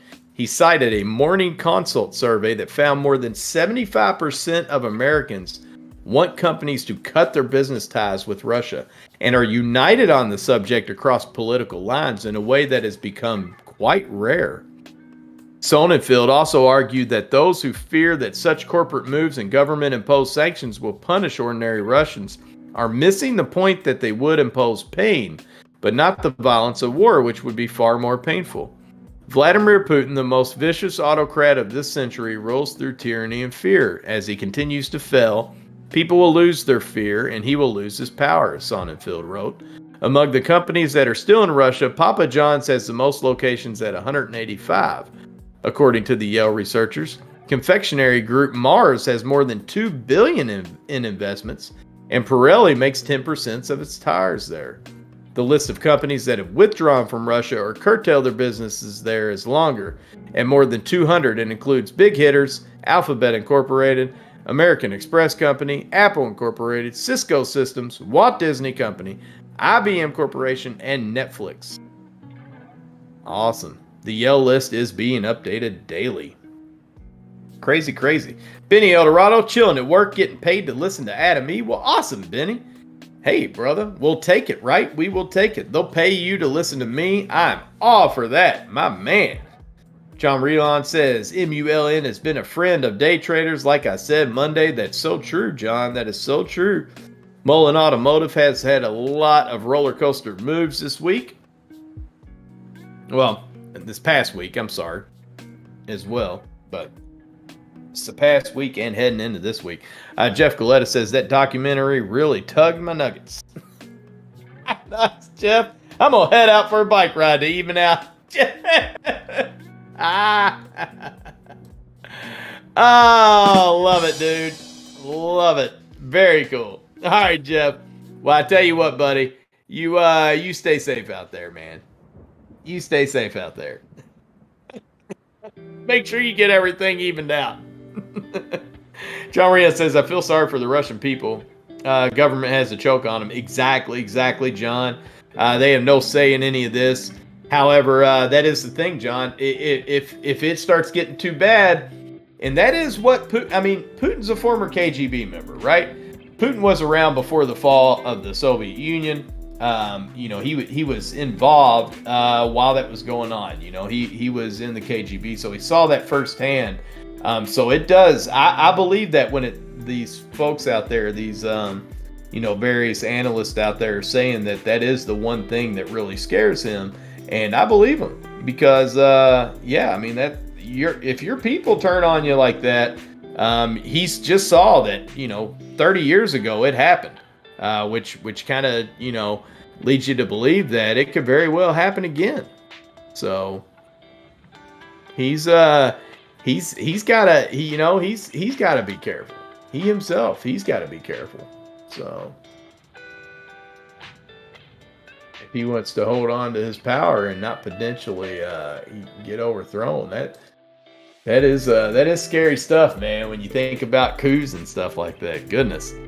Turp Lord says, would the owner of Fashion Nova purchase the One, a mega mansion in Bel Air, for $126 million, originally listed for $295 million? Oh my goodness, the owner of Fashion Nova purchased the One. Oh, Turp Lord, I didn't know that person purchased it, but I have seen pictures of the One, that mega mansion. Absolutely crazy. And yeah, originally listed for $295 million. Talk about a steal, right? Big time. Goodness. If you see the pictures, and obviously it's ridiculous, but when you see the pictures compared to like other mansions there in that area, you can see, you know what I mean? You're looking at other Bel Air mansions, and you can see why this one costs so much more. John Rion, many are saying Putin is not right in the head. John, yeah, I know. I agree, man. I don't know if he's right in the head. I'm saying I agree with that. Many are saying that. I've seen plenty of articles, people, seriously questioning his sanity. So you're right. You are right, my friend. 100%. That is a concern and a worry over there right now. It definitely is. I would imagine so. Let's see here, folks. It is 7:28 p.m., just about 7:30. We have 30 minutes left, give or take a couple minutes there for these after hours trading session. I believe it depends. Again, it is a poker night. You may have, I don't know if we're having, I don't know if we'll have GP on at 8 p.m. Potentially, he might be on there. So again, not for sure with poker going on though. We will have to find out. And if you want in on that poker action, remember, simply type ! Redeem poker. That is it, and you are on. Benny Eldorado says, they don't know I'm listening to you at Atomy. I've gone rogue. That's the best way to do it, Benny. That's the best way to do it. Straight up. Secret squirrel. You're listening to me, and they don't know anything about it. Nothing about it. I'm digging it. I am digging it, Benny. And man, think about it. You get paid to just to listen, and that is awesome. That is awesome. Definitely. Honestly, Benny, that's you right there, Benny. Straight up while you're at work.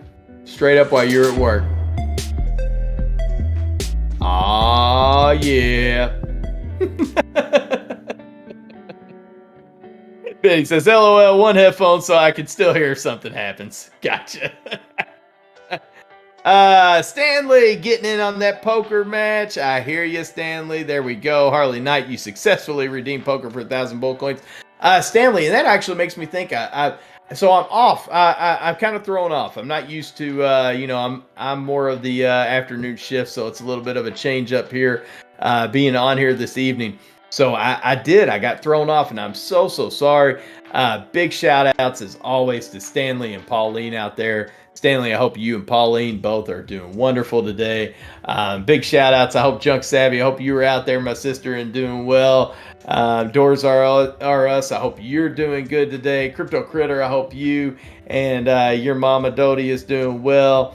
And again, all of you out there, low key, I haven't seen you today, my friend. I hope you're doing all right out there. Any of you I haven't, Tom Boom, hope you're doing good today. I did see you earlier, but I hope you're still doing wonderful. Let's see. John Rion says, they say shutting down Russia oil pipeline will hurt the Russian economy. My question is, then why did we shut ours down? Yeah, John, exactly. That is a very good question there. That is a very good question there. That is true. Tiny Box saying, yeah, well, I love you doing this time slot. Then I can listen to you while I work. Oh, awesome, Tiny! Woohoo! Well, hey, you know what? Yeah, I have no problems whichever time slot I'm on. It doesn't faze me. I'm happy to be on at any time. So this is fun. It's just it's thrown me off. I'm not used to it. So it's been a while. It has been a while since I've been in this slot. So it's just taking me a little bit get back into it kind of thing. If I'm on it again at some point, then I will have a little bit more stuff to go through.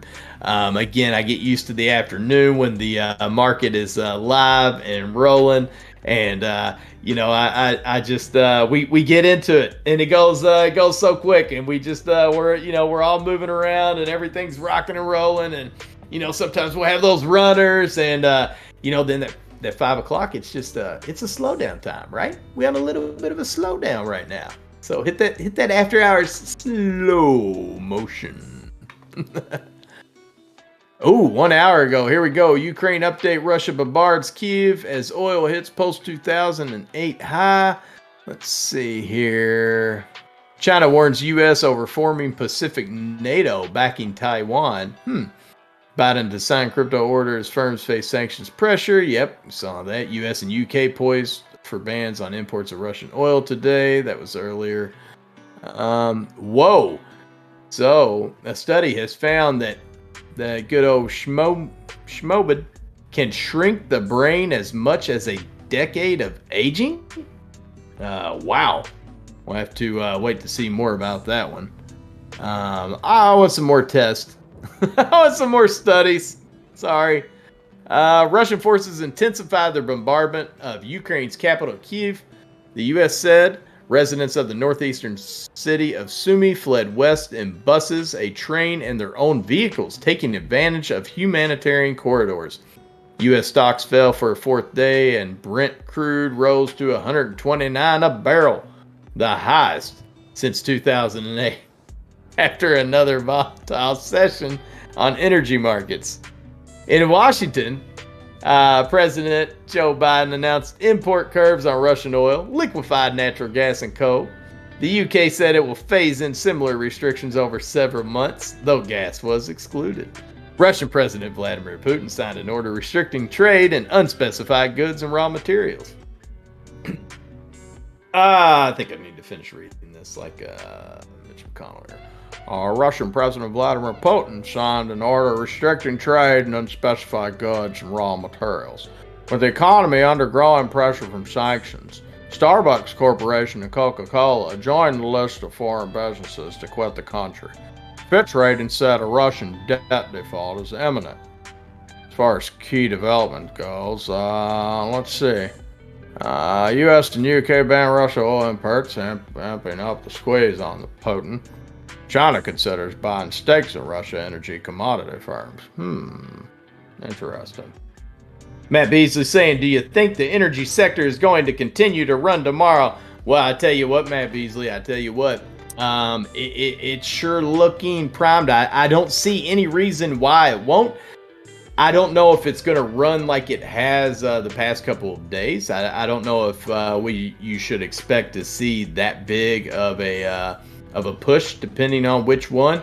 But again, overall across the board, Matt, yeah, I would think so, man. I would think so. But the hard part is you're going to have some that will be looking very nice, and you're going to have others that just probably aren't getting the same kind of love and play. It's now finding. It's going to be finding the right one. Is the deal there, Matt? John Sullivan says, perfect. I'm driving to Colorado this weekend. Awesome. John, man, John, and for those gas prices, my goodness. Yowza. John Rion says, I lived during the President Carter gas line problems. Oh, goodness. I'm just a farmer from Georgia, John Rion. Everybody just needs to go out and, bundle up. Turn your power down a little bit. Turn the AC down in your house and just, wear some extra clothes there, John. And then we can go out and plant some peanut farms. John Sullivan saying, gonna cost a fortune. Yes, sir, John. That's gonna be horrible, man. Yeesh.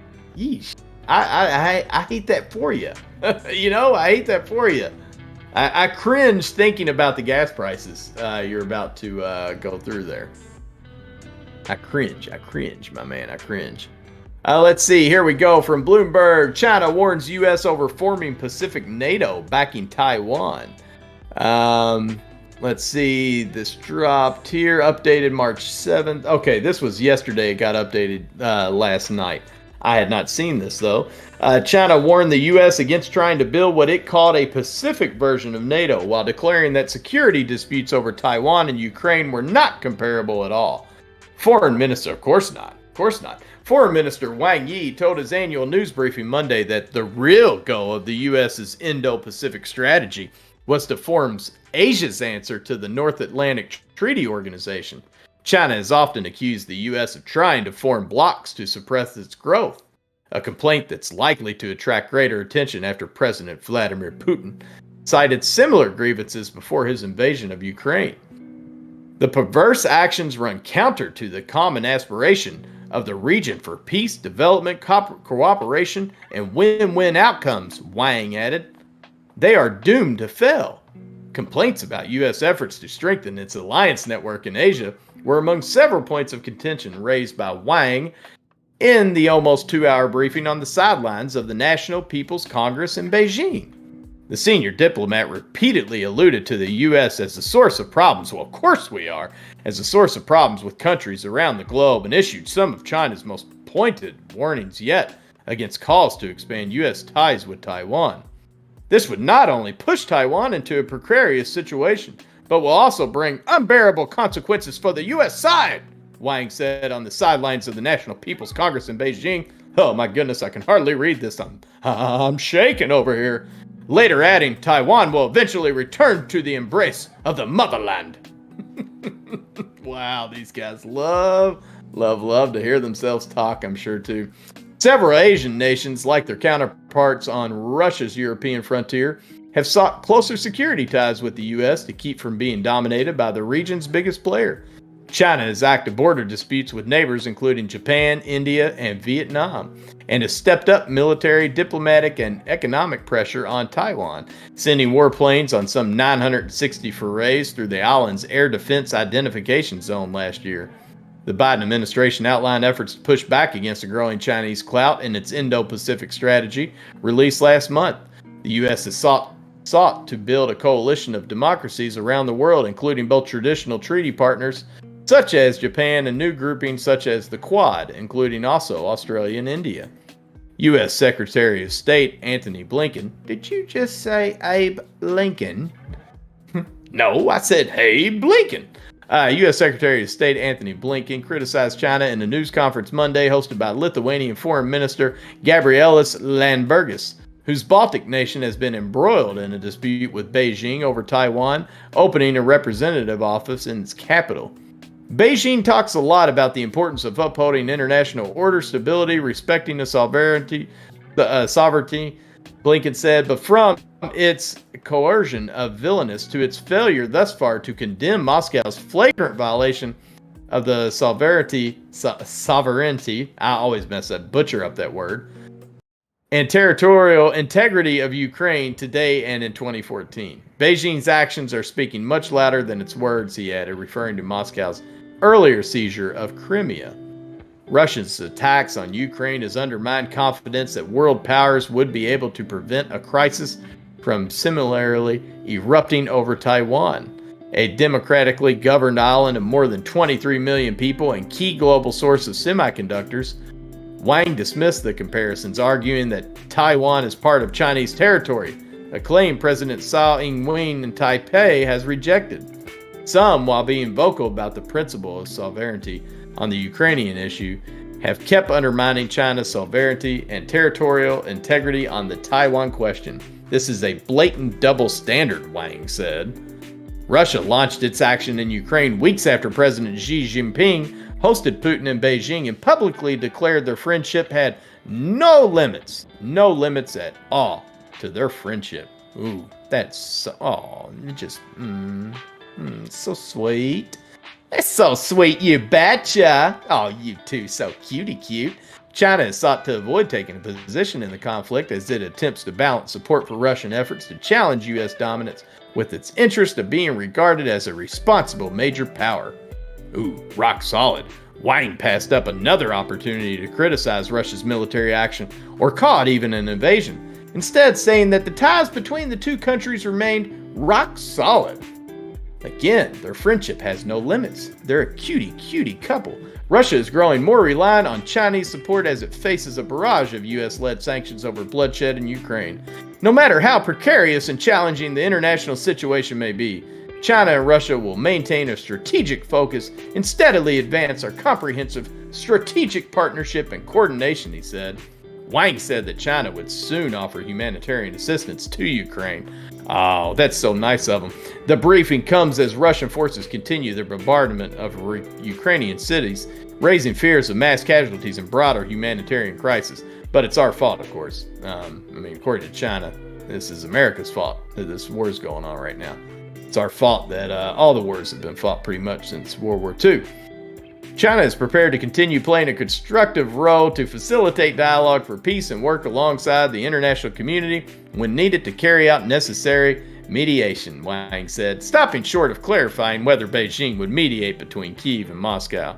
While both Russia and Ukraine would see China as a credible mediator, its ability to bring the two nations together is quite uncertain, and Beijing was unlikely to involve itself unless it sees a negotiated solution as either close or urgent.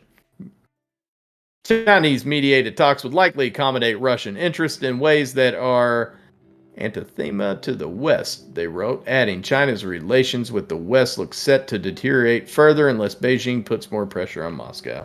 All right. It was a long article, but it's crazy. Pretty much what I got out of that is that, Putin and Zhang Ji, they are a very, very cute couple. They are best buds, BFS.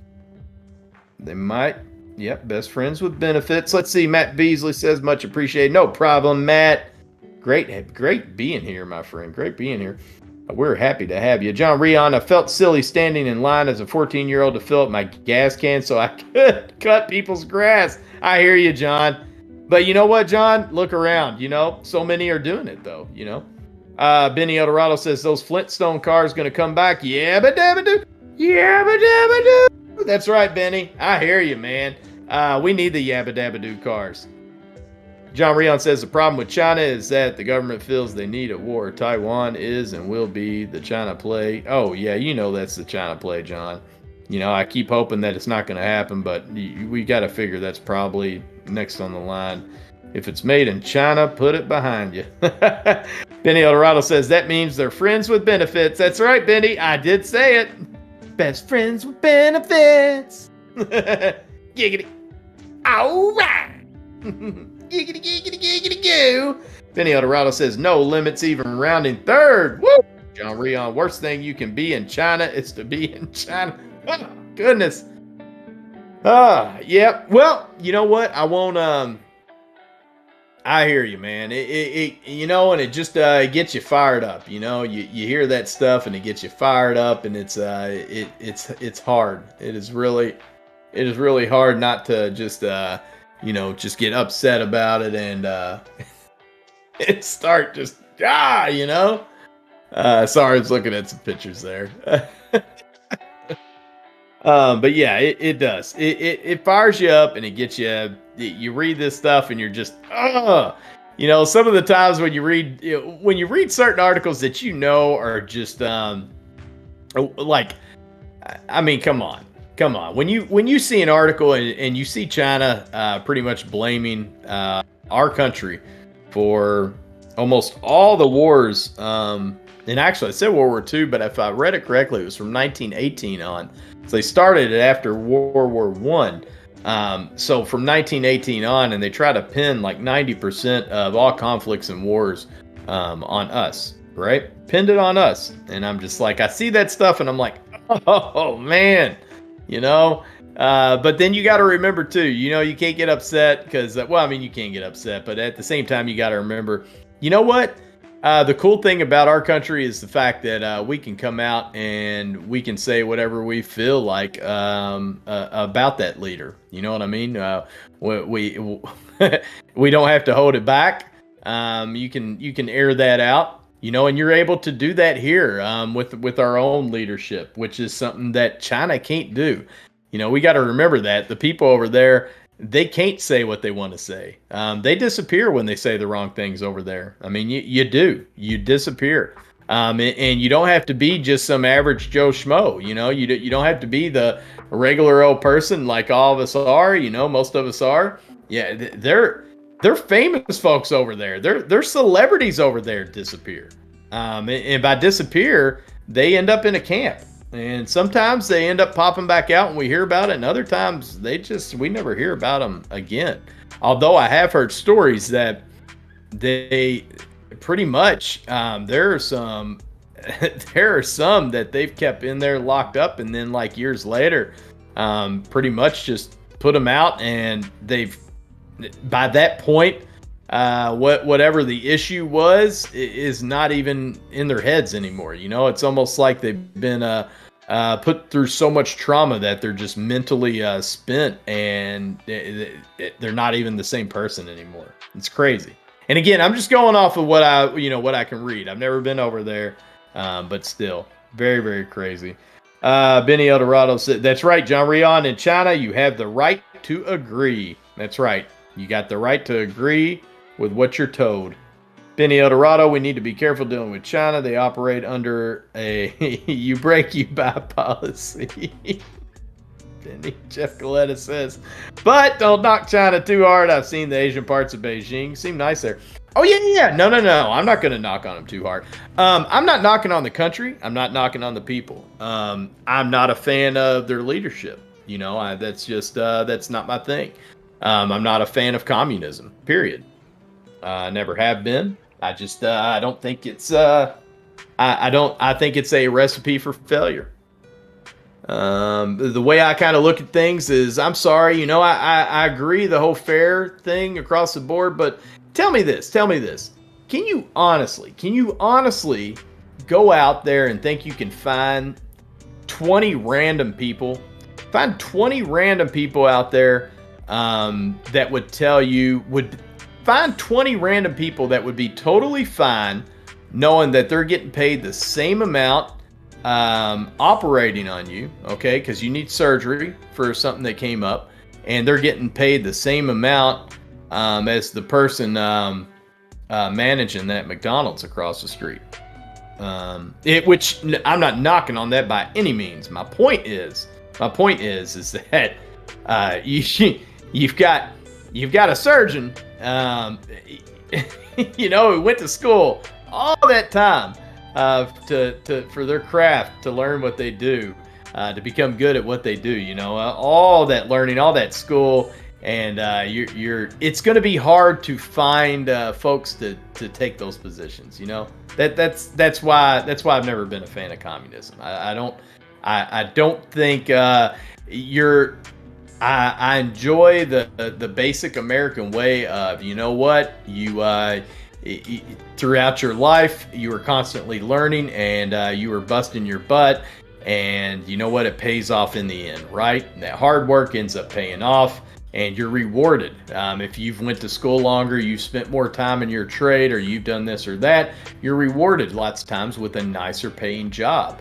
You're not going to have that over there. You know, you're going to have it's across the board. Yet you still have ones that are exempt from that. You know, you've got oligarchs there that control money, and you've got so it's like to each their own. It's now I know I went Russia, but I'm talking about even back in the Soviet Union days. And even though Russia is not a communist, Russia is a democracy, but technically it's an autocrat, autocracy there, because again, you've got an autocrat in there. I mean, you could potentially call him a dictator, definition wise, very close. Jim Believer says Discord link says it's expired. Okay, Jim, did you text Bulldog Trading, Jim? So it's as simple as this. I am putting in that Discord link again, Jim. When that pops up, simply text that in line and just say, I am Jim Believer from YouTube trying to get in the Discord, and he will send it back. There you go. That's right, GP letting you know. Thank you, Gone Postal. Jim Believer, text Bulldog at the number on the main screen. He will send you a new invite. GP, since you are out there, let me ask you, GP, are you coming on this evening, or are you going to be playing poker, my man? What's the plans there, brother? Let me know. John Rion says, as scary is to read the CFR's Project China as a global leader. The CFR is a USA think tank. I've not read that. John. I might have to check that out. I do have to say, on Spotify, two podcasts that I really got into before coming here, but two that were really cool. Conspiracy Theories, it's on the Parcast Network, and Espionage. Both are Parcast networks. They're both done by the same company. A couple different folks. One of the guys does both, but he's also got different people in each one. But those are some very, very cool. They go back through the stories and really break things down, and it is really, really neat. Again, it's called one's Conspiracy Theories and the other's called Espionage, and both of them are on the Parcast Network. Really cool, really cool. And it tells you both sides. It gives you both perspectives, both sides of everything, right? On the conspiracy theories especially. Gone Postal says, I will visit the folks for a bit and then join in poker after. I got to talk with my buddies for a bit first, though. I hear you, GP. Just wondered. Magul, do you think DWAC is a good buy now? Magul. Actually, let's see. Let's check out the old price here on DWAC. Let's see what happened. I know it took a little bit of a hit down today. Sorry there. All right. Let's take a little look here. DWAC 75.13. Here in the after hours, it's 74.60. Let's see, spec core intermediates. TheStreet.com has a nasty FUD article for this. Let's see what they're saying. This is real money, and this was actually on Webull. The SPAC acquiring Trump media isn't worth buying in this or any market. Really? What? This is not the right market in which to... Here we go. Now, this is from Brad Jensen. This is just this is a random analyst here, folks. I'm interested in seeing why he feels this way, though. Current market visions. All right, here we go. Let's hear his opinion here. And again, this is just one guy's opinion. And, we'll see. Magul, let's read out this. Let's see what he has to say here. This is not the right market in which to speculate on an impossible to value stock with no earnings, scant revenue, uncertain prospects, and buyers solely focused on the company's celebrity appeal. Yet people foolishly are buying one stock with these features. Digital World Acquisition Corp, DWAC, the special purpose acquisition company that is acquiring Trump Media and Technology Group. They are buying the stock, which is trading at an absurd valuation at precisely the wrong time. A few weeks ago, Trump Media unveiled its Twitter clone, Truth Social, which was followed by a moment of excitement as the app raced to number 1 in downloads. The initial enthusiasm quickly ran its course. Now the app's ranking has plummeted, with the media outlet seeing barely any usage. This bodes poorly for the success of Truth Social and anyone invested in DWAC. Former President Trump's prior post-presidential effort from the desk of Donald Trump received minimal readership and shut down after 29 days. The status of his appeal is clearly in question. Since the deal to acquire Trump Media was announced last October, DWAC has been highly volatile. Part of the enthusiasm stems from the limited number of shares outstanding before the deal closes, which has helped the stock trade at a frothy premium valuation. Once the deal is consummated, more than 5 times the current shares will be free to trade, taking the market cap from $3.4 billion to more than $17 billion. Compare that steep valuation to Twitter, with a $26 billion market cap and more than $5 billion in revenues. Even worse, investors in a PIPE, P-I-P-E, which is a private investment in public equity, have agreed to buy $1 billion in DWAC shares, free to sell immediately when the deal closes. Buyers get to purchase shares at $33.60 or lower if DWAC trades below $56. The PIPE deal hands these preferred investors a minimum of a 40% discount to the market price with no lockup agreement. This ought to give pause to any buyer of free trading stock. An ongoing SEC investigation announced in December is probing possible violations in connection with consummating the deal as well as the trading of the stock. Like any deal that hasn't officially closed, a risk remains that the SEC may uncover an issue that delays or alters the closing process. The current market environment is especially bad for speculating in an unproven company at an unjustifiable valuation with no revenue that attempts to compete with established companies. Plus, investors have rightly shunned SPAC deals in general due to frothy valuations, high cash burn rates, and overly optimistic assumptions. Add to the mix that Trump Media's management team has an unproven track record with the product off to a shaky start. Once the deal closes, a significant amount of shares will be free to sell with a cost basis far below the current price. Investors are buying into nothing more than hope and celebrity appeal. A bad combo as overvaluation and froth are mercilessly rooted out in this market. The stock will likely face significant losses in the coming months. Well, goodness, somebody does not like DWAC. Not liking DWAC here at all. From Real Money. And again, the crazy thing is this is a Webull article. Okay, this was on my Webull News under DWAC. So it's let's see, goodness. Now on Investors Business Daily, is DWAC a buy? Now let's see what their thoughts are on this. Interesting. This comes from investors.com. This is the ultimate Donald Trump stock. Is DWAC a buy as Truth Social launches? This also was released today, a little bit earlier at 5:52 p.m. Donald Trump is one of the world's most famous businessmen, but his companies have usually been privately held. Now investors have the chance to throw in their lot with the former president of the United States through DWAC. Stock has been boosted by the launch of the Truth Social app, of course. The special purpose acquisition company is being used as a vehicle to take Trump Media and Technology Group public. See, Trump has boasted that he will offer a big tent platform as he attempts to take on giants as Twitter, Facebook. But I'm trying to scroll through some of the stuff where they're actually saying. Here we go. Okay, so is the ultimate Donald Trump stock a buy now? Donald Trump on DWAC. Let's see. Trump is. They're still not saying anything here. It's all side stuff. I'm trying to find where they actually say anything good or bad about it. This is all just side informational stuff. Let's see. The firm expects Truth Social average revenue per user can grow to $13.50 by 2026. It also expects to have 81 million users by then. This compares to Twitter's current average revenue per user of $23.76. It is guiding for 40 million TMTG plus subscribers by 2026. The average monthly fee per user is seen hitting $9 that year. Let's see. On December 4th, Trump Media and Technology Group announced $1 billion in investments from institutional investors. The capital is to be received upon consummation of the merger. We knew that.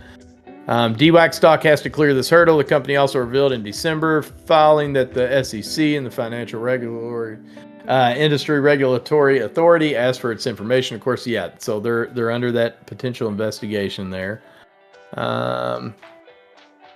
DWAC stock analysis. The IBD stock analysis shows inherent problems with the stock. At the moment, the stock has a relative strength rating of 99, which puts it in the top 1% of stocks in terms of market performance over the past 12 months.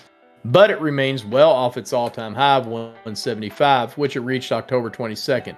It is now trading for just under half that. The stock is down bigly so far this week, falling 23%. Stock was boosted by February 22nd because of True Social launch, but is now testing support at its 50-day moving average, amid this week's vicious pullback. The hype around Trump vaulted the stocks to dizzying heights before it came back to earth. But can Slim Cognoscetti look for stocks? In addition, there are no analyst earnings estimates going forward for the ultimate Donald Trump stock, given the company has yet to fully roll out a product. This is a totally speculative play. It is a bet that the firm will be able to turn its hype into earnings performance. While this is certainly possible, there are lots of hurdles along the way, not least the fact Trump is entering an arena dominated by giants such as Facebook, Twitter, TikTok, and Snap. On the plus side, institutional sentiment is rising. It holds an accumulation distribution rating of A, which reflects heavy buying in recent weeks. Overall fund ownership still remains, though, however. Wow. Yeah, see, DWAC's been outperforming other SPACs by quite a margin. In fact, it is the best performing SPAC stock ever, according to SPAC research.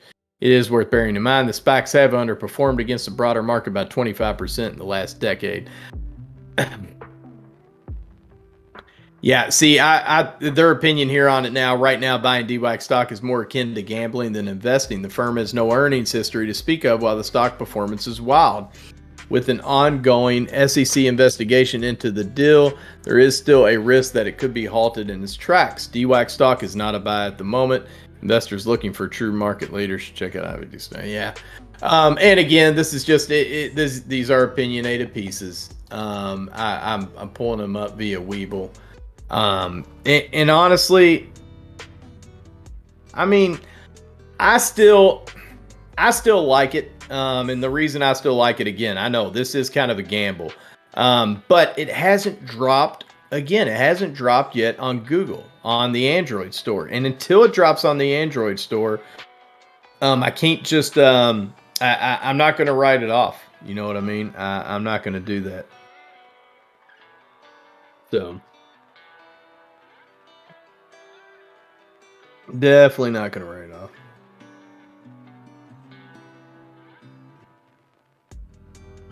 Awesome. Let's see. John Rion says, so many people were spot on from the 1950s and 70s as to where we would be come 2020. Oh, John, so true, man.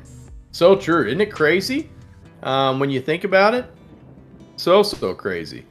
Benny Eldorado, LOL, down bigly. I see what they did there. That's right, bigly.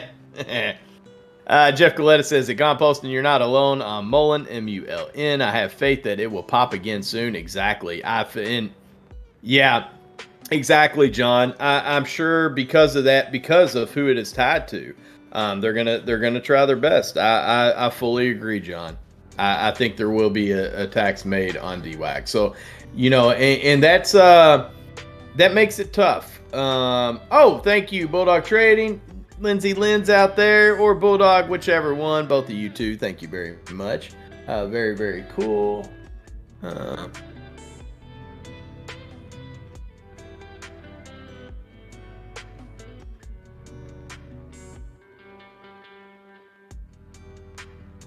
All right, sorry about that. Let's see. Yeah, I'm thank you so much for swapping over there. Just follow that over, folks. You're about to see it. Okay, it is Lindsay Lynn's. Gotcha. Thank you, Lindsay. Much love, my sister. Hope you are doing wonderful today. Mama Lynn's. Awesome. John Rion says, I put my kickstand on the right side of my Harley because I did not like it leaning to the left. John. John. Yeah, and see, John, I'm not ready to write off DWAC again. And yeah, okay, so it is kind of a gamble. I get that. But so are so many of the EV plays out there as well that I'm not ready to write off either. Again, I want to see Google on it. You know, I want to see it on the Android store, on the Android app, and that's what I want to see.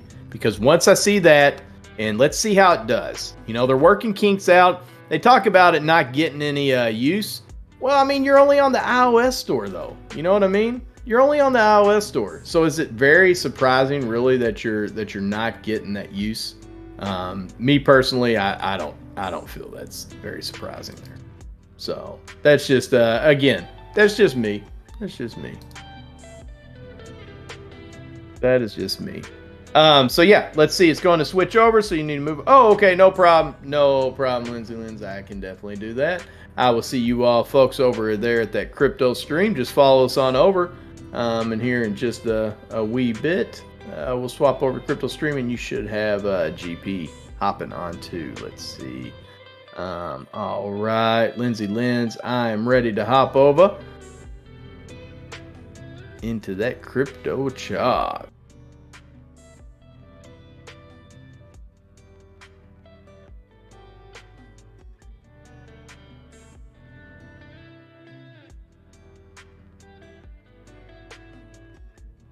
All right, folks, there we go. We are on in, and we are now on the crypto stream.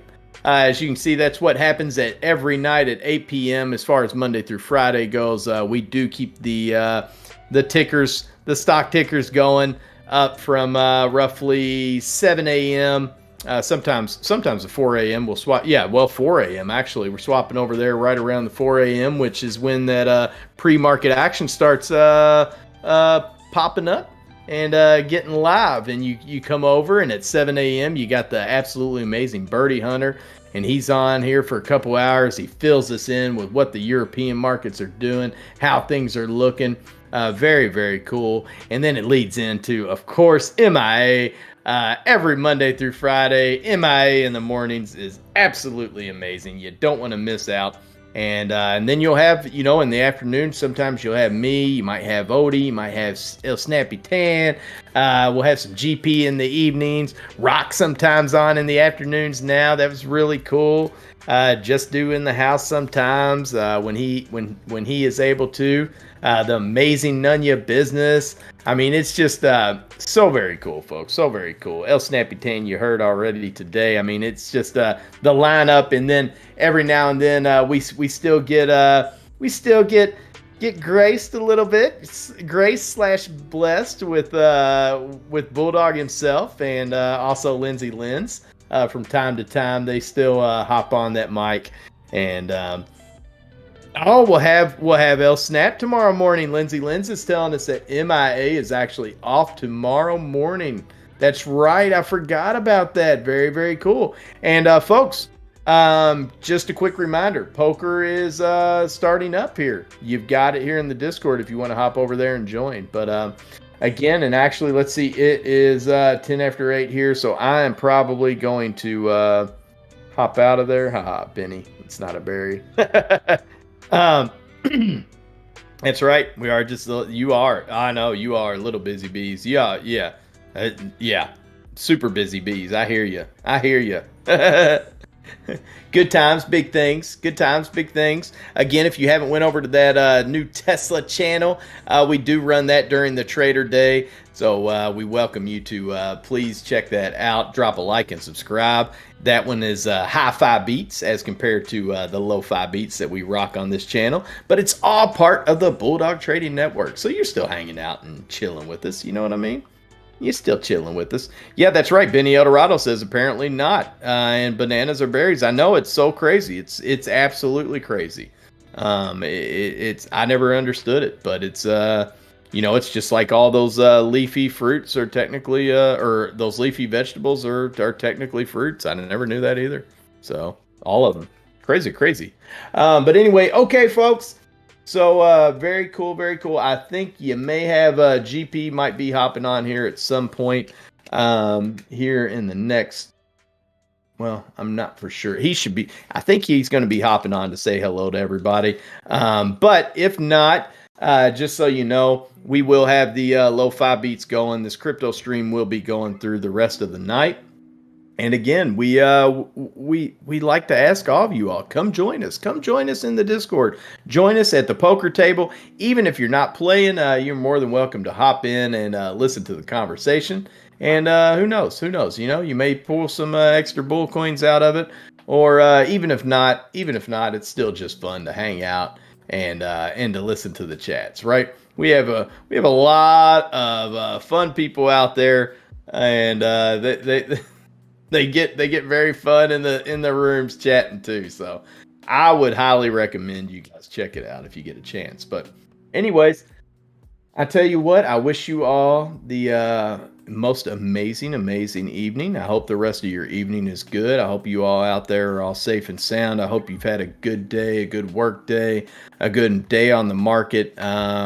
Hopefully it didn't do anything too crazy. Again, it's been nuts. We had the S&P 500 close in the red, down less than 1%. That's good. The Dow closed down less than 1%. NASDAQ closed down less than 1%. We'll take that. Russell 2000 actually closing in the green.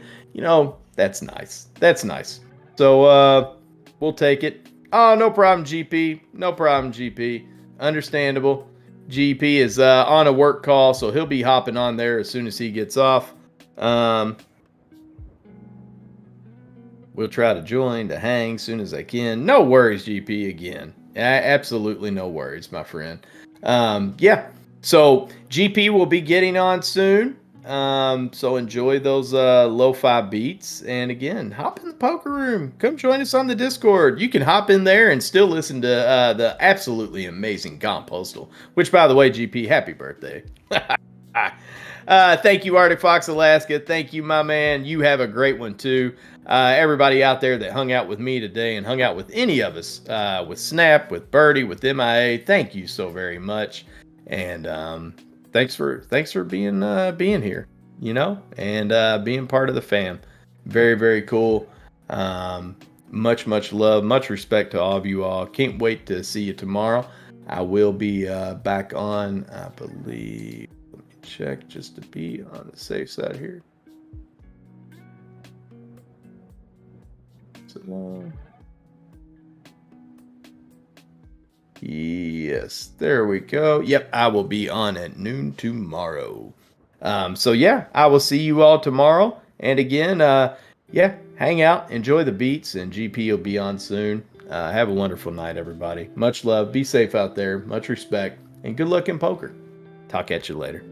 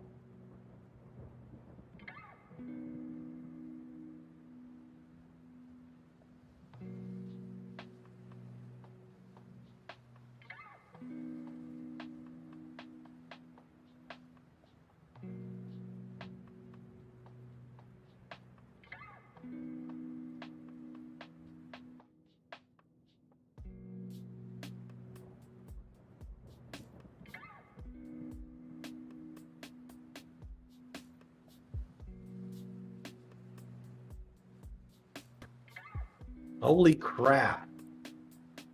Holy freaking crap. What is it? Oh my gosh, look at the time.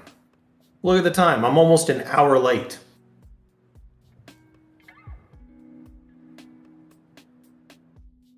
This is terrible. This is going to be horrible. It's going to look terrible on my written record. I'm for sure going to be burned by cigars by Mr. Bulldog, as is tradition.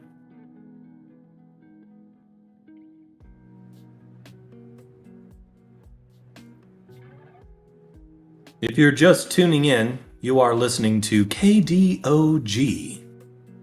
Light rock, lots of stock. Gone postal here. We're reaching top of the hour.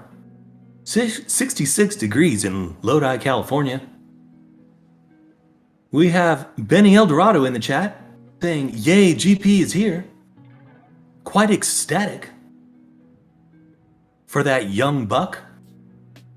Hoping he's had quite an ecstatic day.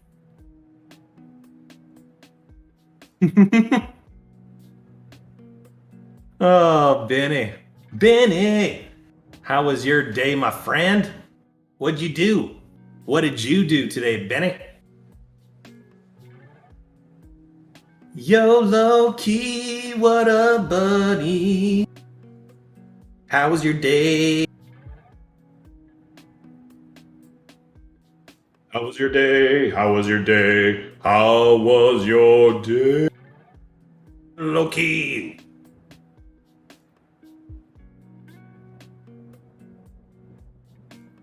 Oh, did I get into Mullen today? M-U-L-N? Like a dummy? I did. Maybe I won't be a dummy in the end. Who knows? I'm kind of like 3 days late to the party. Whatever. I guess it's kind of like my 1-year anniversary to being a newbie. So why not do a newbie thing?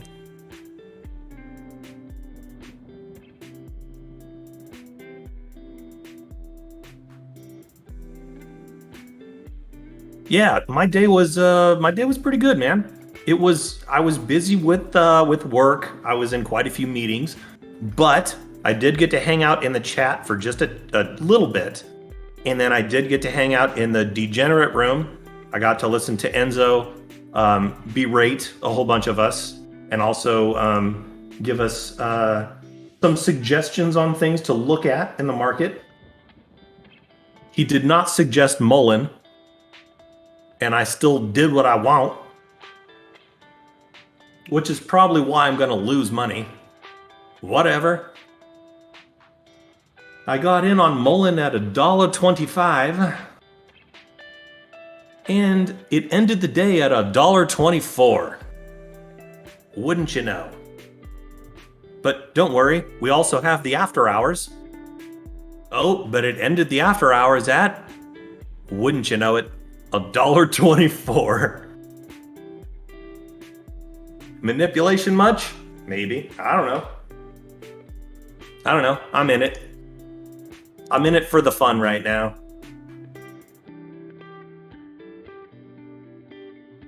Benny says, I chilled with my dog, then came to Manhattan to light a conference for the chemical industry. Not bad, all in all. Hope you had a great day. Yeah, dude, I did. Ooh, Arctic Fox says Luna over 90 again. Very good. I'm sure Mr. Snapatan is happy about that.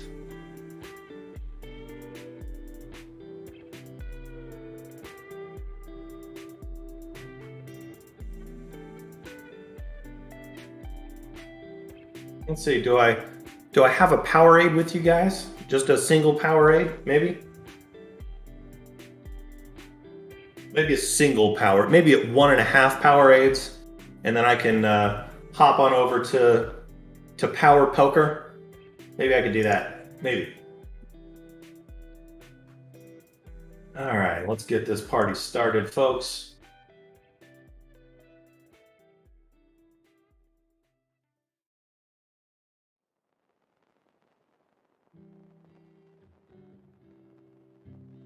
And now it's time to play the real fun game called Drinking Powerade.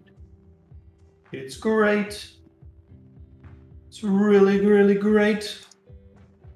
It makes you feel quite tingly. I'm gonna pour myself one, and then I'm gonna turn my camera on, and then I'm gonna chug it in front of you guys. Oh.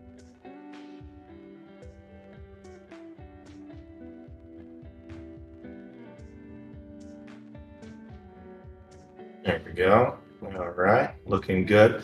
Looking spiffy. Looking a tad spiffy.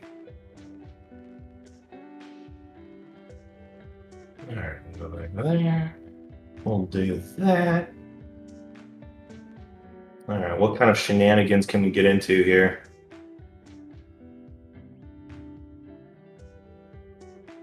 Yeah. There we go. Oh, Snapatan. Snapatan is in the chat. Holy crap. You better be playing poker tonight, dude. I will be playing poker shortly. Hold on. Let me pour myself a Powerade. I need my electrolytes for later, as is tradition. What's up, Cesar? What's up, my girl Toxic? I'm sure your volume is down.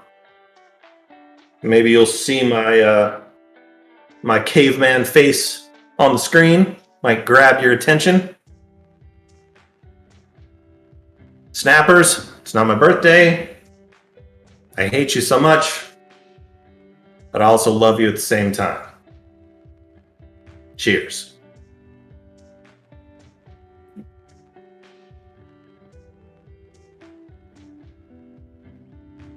So who won the first poker game?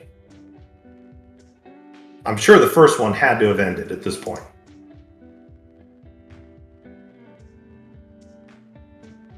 Oh man, we got a lot of people playing too.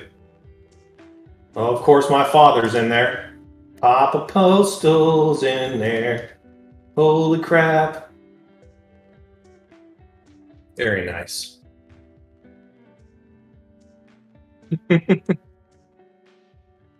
Yo, low key, how was your day, buddy?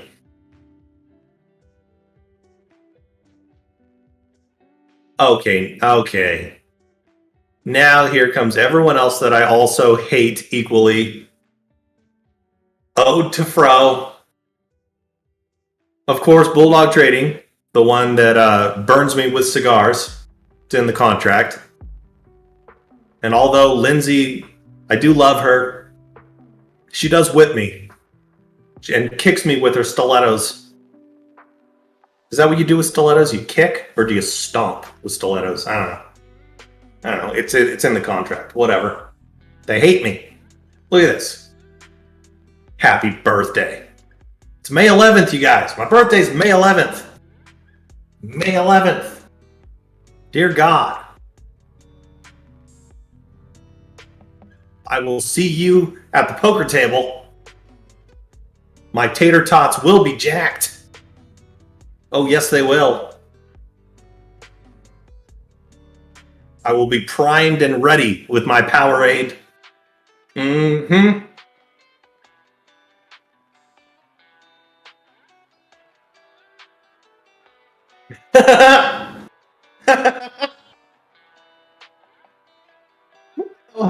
I like the bald old man emoji right before the cigar there. Are you calling me bald though? Or are you the bald man giving me the cigar and burning me? Otherwise, I'm kind of triggered. Triggered. If you're calling me bald. I'm not bald.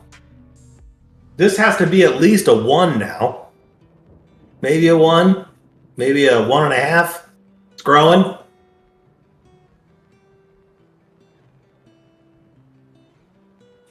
You can't judge me. Oh, I am quite old.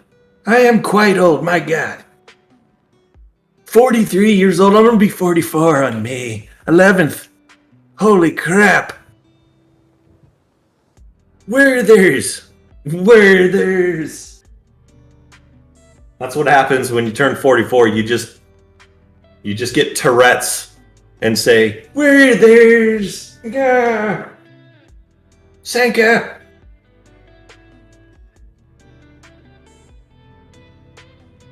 That's right, Benny.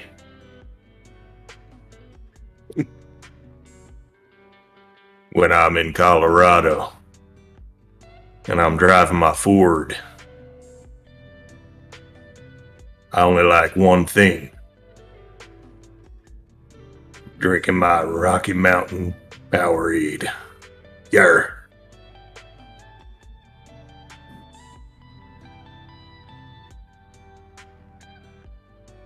Now, was that a pitch or was that a pitch? That was a freaking pitch right there. Tell you.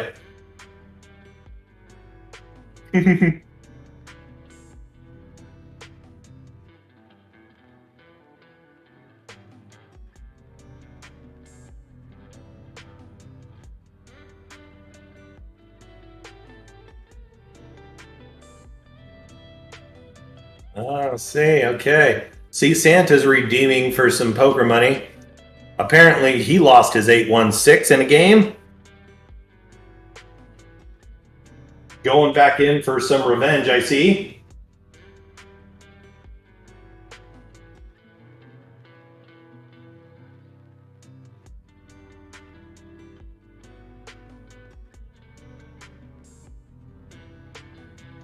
Oh, see, Santa's redeeming again.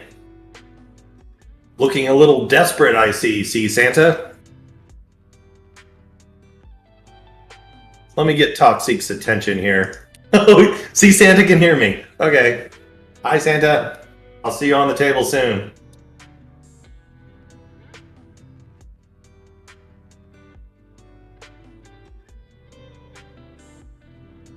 All right, let's see if I can get her attention.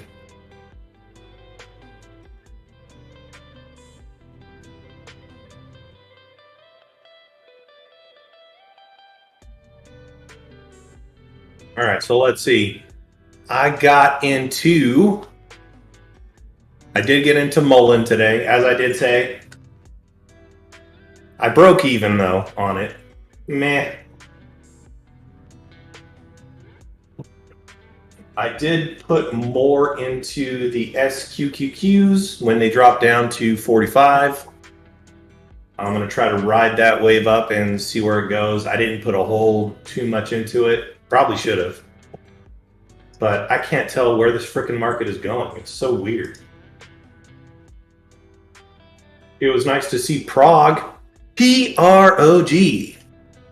P-R-O-G went back up. End of the day at $1.21, even in the after hours. And I actually I'm still in the red on Prague, unfortunately. But just to give you guys some insights, I went up $1,900 basically just today in Prague because it went up to that amount. I want it to keep going that direction, that way. I'll be really, really happy if it keeps going that way.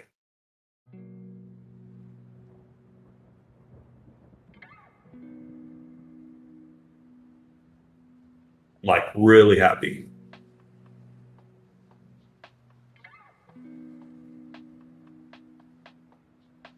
Looks like crypto's going back up. A little bit. I think Bitcoin more than some. Ethereum too. I don't know, at least it's green right now.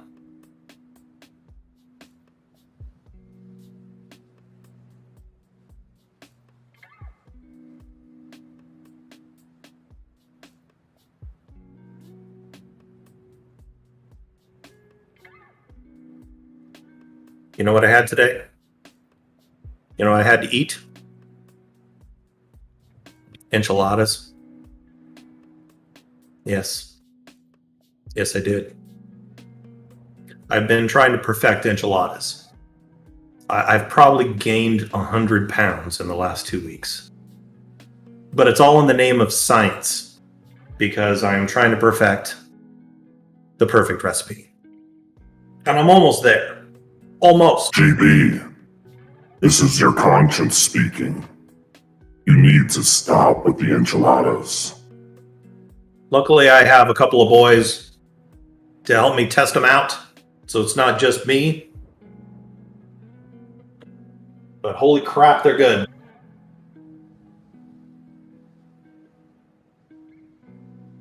Well, of course I make them in the barbecue. Nobody asked me that question. I just wanted to answer that. Because of course, everything I do is in the barbecue.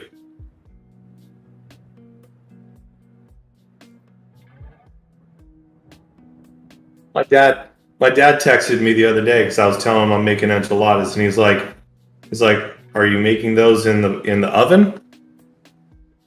And I literally texted back, "LOL, are you kidding me?" I didn't even have to say anything else. And then he just responded back, "LOL."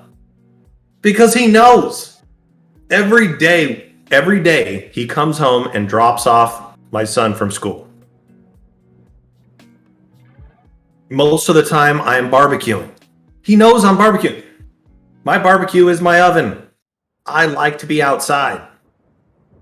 And okay, it's not because I just like good weather. I love being outside when it's raining too. I think it's fantastic. I've got a nice overhang area where my barbecue is. So when it's raining like crazy, I can dress warm. I don't care. It's fine. I love it. My dogs hang out there with me. It's a great time.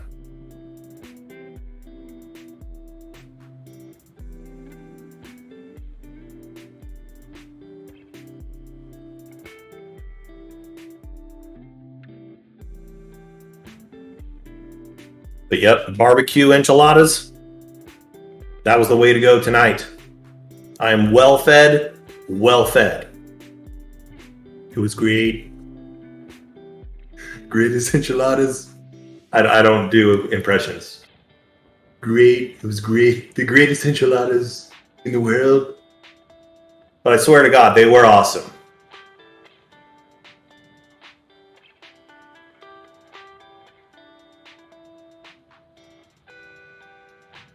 GB, I said lay off the enchiladas, my friend.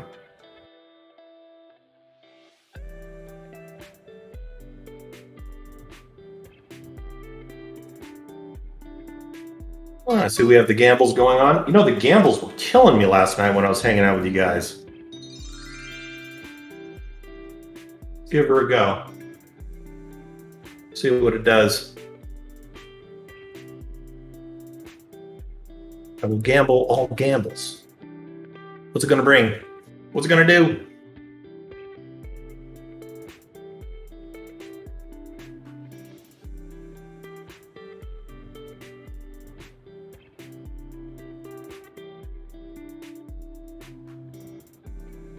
Bulldog. Get out of my server, Bulldog. I saw what you did there.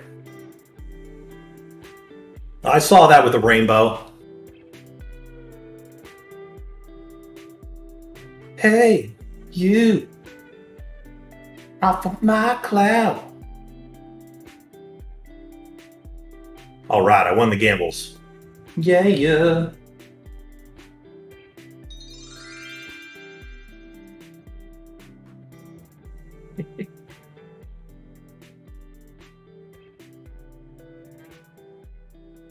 Arctic Fox, what movie are you going to watch tonight? Are you doing family movie night?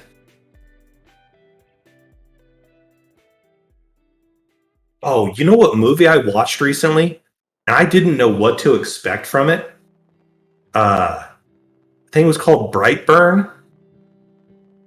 It's not a movie for everybody. And it is not a superhero movie by any means. It's actually kind of like a dark movie. It's not a scary movie. It is a dark movie, but it's basically like the story of Superman if Superman was not a good story, like he wasn't a good person. And it's called Brightburn. I'm pretty sure that's what it's called. That was actually a very surprisingly decent movie. So if you guys like something like that, maybe watch the preview first. Arctic Fox, do not make that family night movie. I'm not telling you to do that. This is not family night advice. But I was actually pleasantly surprised when I watched that one. Because I watched so many movies in 2020, due to, things that happened, running out of things to do. I watched pretty much every movie known to man. I watched The Big Short like 10 times, and so I ran out of things to watch. But somehow this one escaped my radar.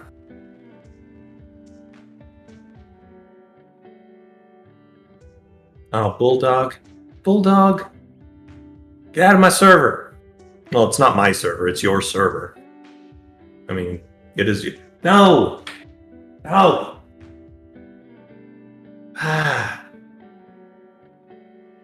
Man.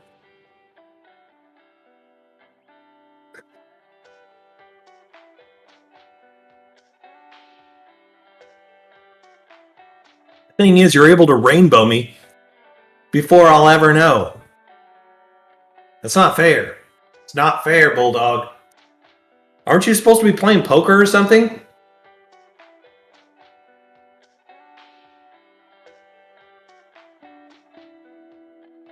Oh, Arctic Fox says game night tonight.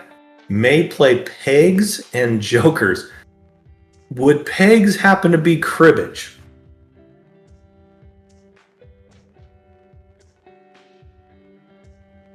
Curious. Oh, the movie was Brightburn. I just typed it in the chat. But it's not a family movie. But it is an exceptionally dark, good movie. At least I thought it was. It was basically like, if the movie Superman happened, but Superman was a bad kid. I thought it was awesome. Oh yeah, it was a tad disturbing, to say the least.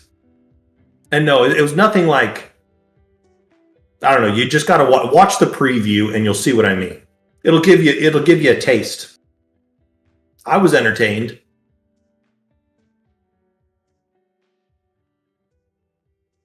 But it's been a long time since I've seen a good movie that really piqued my interest like that. And that one did. GB, you're on fire. If you guys have any other suggestions on a good movie, I would be down to try it. If I've already seen it, I'll tell you. It is a bright burn. There was one that I was thinking about watching. I think it was called Upgrade. I guess that's not a spoiler alert at all, because it tells you this when you're just reading the story about the movie. About this guy that I guess his wife gets murdered, when their house gets robbed or something. He ends up getting shot or whatever, and becomes a paraplegic. But somehow he goes through some surgery to get an implant to where he can walk again. But it also gives him some special abilities. And I don't know what those special abilities are, but apparently he becomes like Liam Neeson in Taken, where he's just beating the crap out of people. So that has a little bit of promise. Okay, you'll watch it with the wife. All right. Okay, low-key, you remember the trailer? All right, yeah. I've never seen the trailer before for Brightburn. Nothing. I just happened to see it on my Comcast. I was scrolling through movies. I was just desperate. A couple over the last weekend, I just wanted to watch something. I just wanted to turn my mind off and watch a movie. And I just happened to see that one. I'm like, really? No key. I've never seen this. And then I looked at the rating of the movie, and it had the little popcorn thing sitting up. It didn't have the popcorn thing laying down with the popcorn falling out. Because if the popcorn's falling out, that means the movie sucks, right? Enough about the popcorn, GP. And the little tomatoes, aren't falling all around the place. So that means the movie must be all right. So I'm like, okay, I'm going to give this a shot. The popcorn started up. To the enchiladas. And you know what? The popcorn didn't lie. Tell me more about the enchiladas, GP. All right, dude. Loki and Arctic Fox, I want you guys to report back to me. And I'm not forcing you guys to watch this tonight. But whenever you do watch it, I want you guys to report back and let me know what you guys really think about the movie. Was I right? Was I wrong? Were there good parts, bad parts? I want to know. Is it a scary movie? Benny, I think it is a Satan emoji. GP, do you want to play a What would you game? call a Satan emoji? Would it be a Satan emoji? Look behind you. Just behind your right shoulder. Richard, Mr. Dick of Carver himself says, hubba hubba, what type of channel have I stumbled across with eye candy such as this? You've stumbled into KDOG, Light Rock, lots of frickin' stock. You're listening to Gone Postal here. Richard of Carver has entered the chat. The famous Dick of Carver is looking great this evening. I hope you're doing great, Rich. We're reaching the bottom of the hour. It is 62 degrees in Lodi, California, on the 8th of March. It is I, your overlord. Oh no, is there a voice? Tell me more about the enchiladas, Crap. GP. What kind of enchiladas? I'm feeling hungry. Oh no. Being haunted again. I'm trying to do a show. I'm trying to do a show, Satan. Go away. I'm in your mind, GP. You know, I try to ignore the voices in my head, Benny. I try. We need to talk about these enchiladas. I'm a Satan overlord. It happens. I know.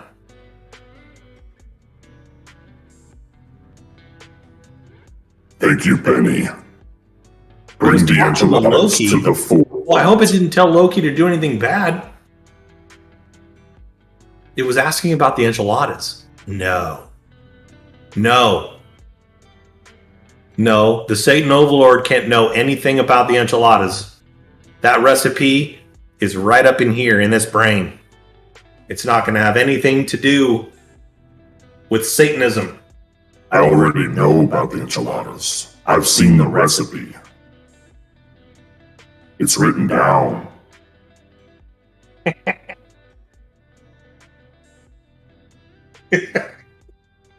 I'm aware of the enchiladas gone postal. Oh, my father just texted me. He's such a hilarious individual. Tell me about this enchilada recipe. Satan will never get this recipe to my enchiladas. Yep. Bet you I would will have the never expect to recipe. hear that on a stock trading channel. I will have it.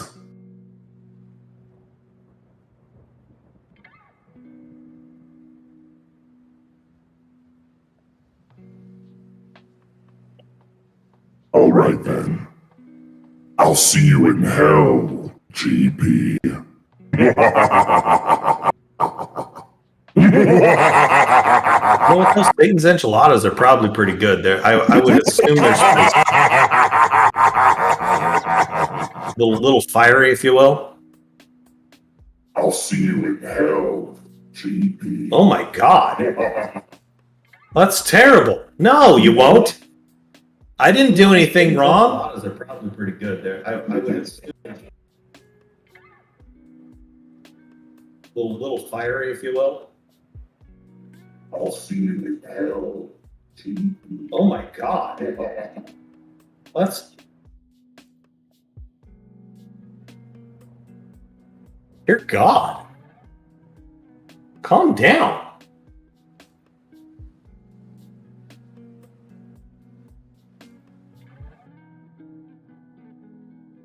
My goodness.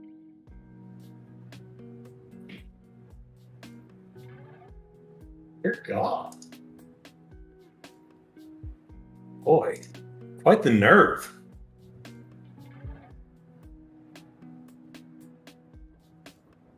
Oh, he does sound crappy. Oh, yes, he does.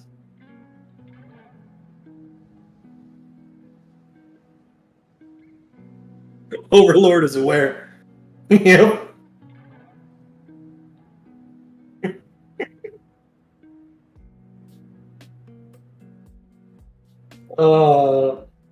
Apparently, Satan has left the building. Breaking news.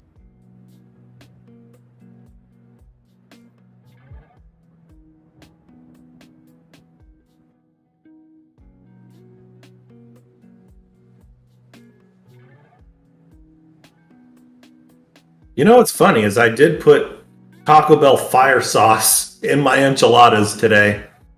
No joke.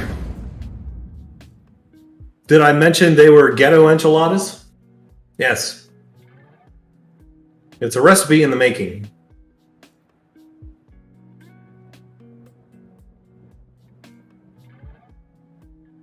Although Lindsay Lynn's, Mrs. Bulldog, did send me her own recipe. I will not ruin that one.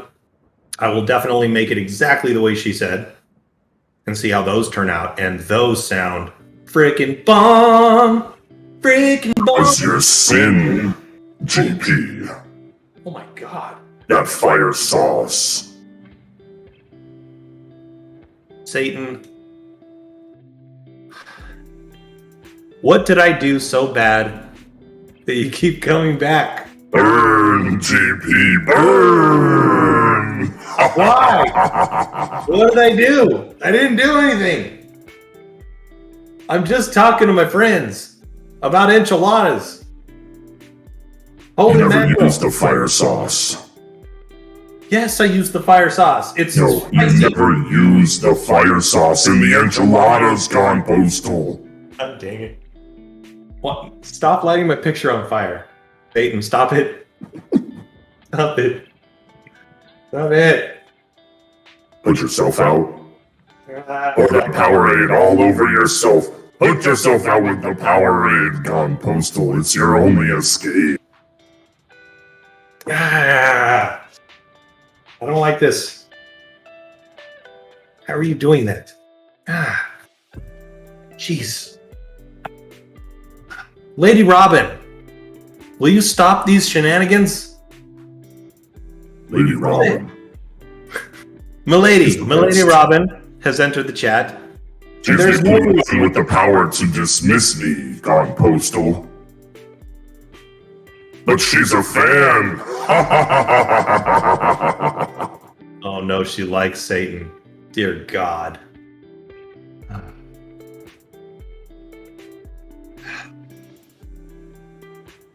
You like the goats, huh, lady?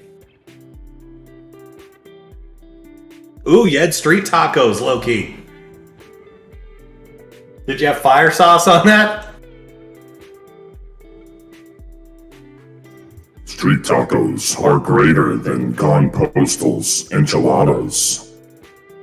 My dad says, why is your show coming over the poker table? I don't know, Father. I don't know. I'm not on the poker table. I didn't do it. Please don't say priest in the chat. Not 3 times. 2 is okay, but not 3. Knock 3 times. And please keep the holy water out of the chat. Please.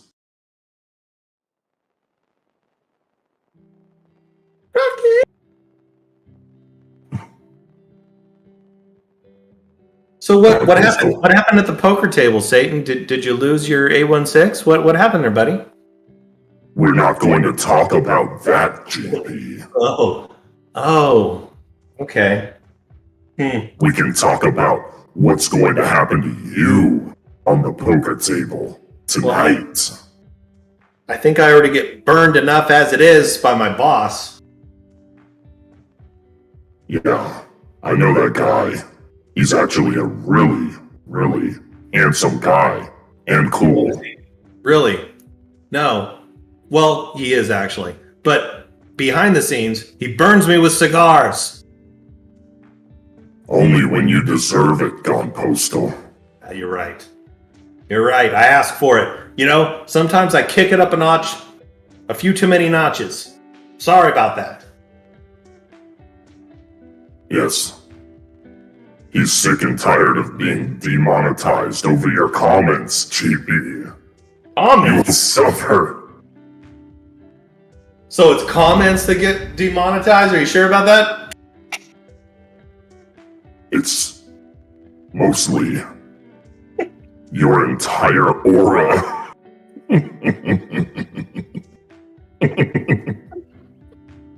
You have the aura of someone who's gone postal.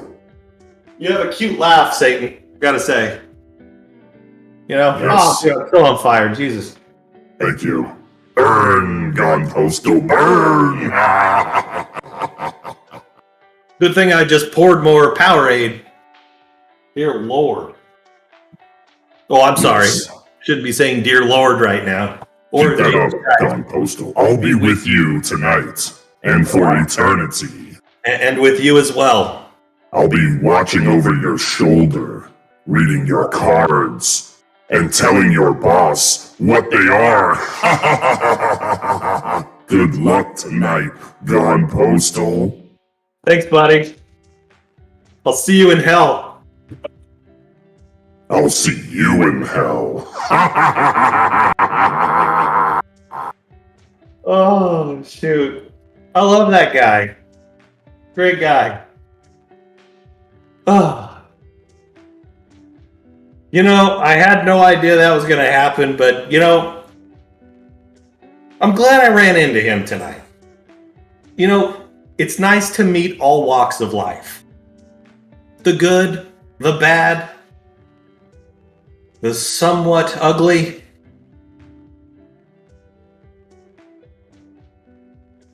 Zane of Austin says, Zenu? Question mark. I say, I have no idea, Zane of Austin. I was just talking to Satan. And he lit me on fire. Vinny Eldorado says, how's Ken doing, GP? You know, Ken is doing fine. I actually spoke to him today. You know, funny story. And this is actually a true story. So I run a specific meeting every day. But not every day. Every week on Tuesdays. And we use Microsoft Teams, which is, it's like if you guys don't know, it's like an instant messaging program for people to talk back and forth with each other, right? Well, Ken is my boss. He is one of the higher ups of the higher ups of the whole place. And the meeting I was running had about 40 to 50 people in at the time from all different departments, tons of people. It's not like it was one close-knit department. Nope, everybody. He was not in the meeting. He was in a separate meeting, and he was responding to something that I'd sent him earlier in the morning.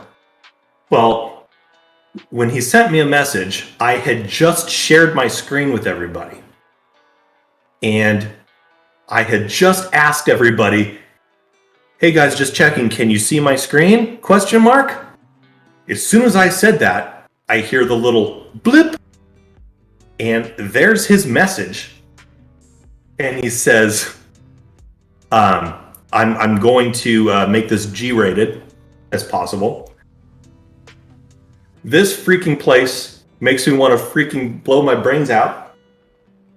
Yeah, that happened today.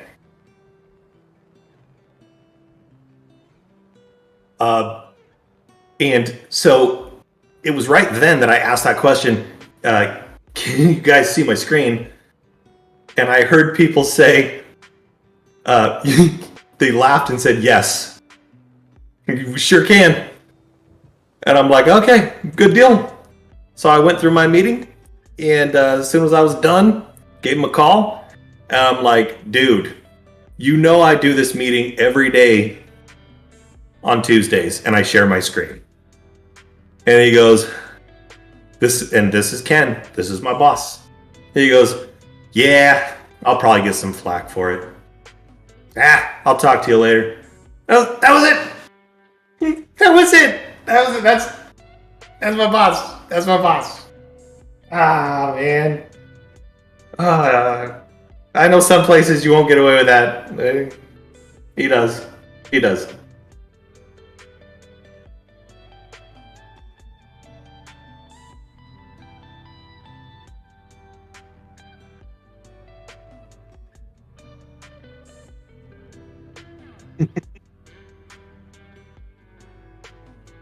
What's all this yellow badge crap? What's going on here? Heidenreich is my best friend, first of all. I don't know why Bulldog's trying to love on him.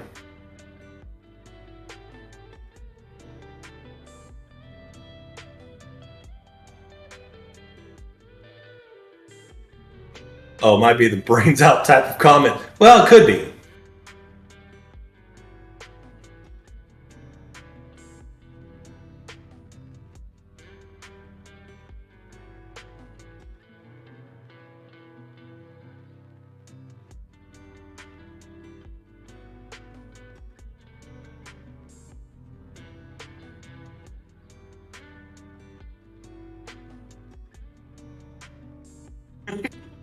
Oh, hide his mind.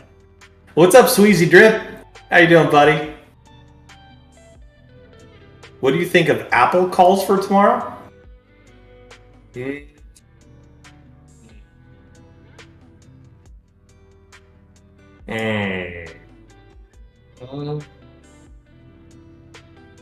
is the sound of me analyzing.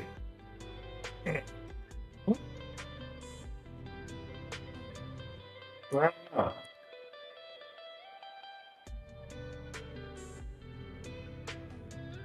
We opened at 158, got up to 162, closed at 157, stayed at 157 in the after hours. Looking at the options chain, I don't know. Why Apple? I guess I should throw that back to you for a second. Why Apple? What makes you want to go to Apple?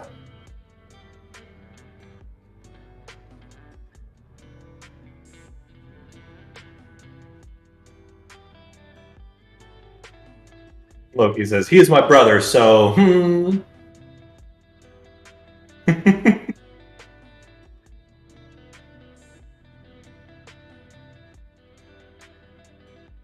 Okay, hide.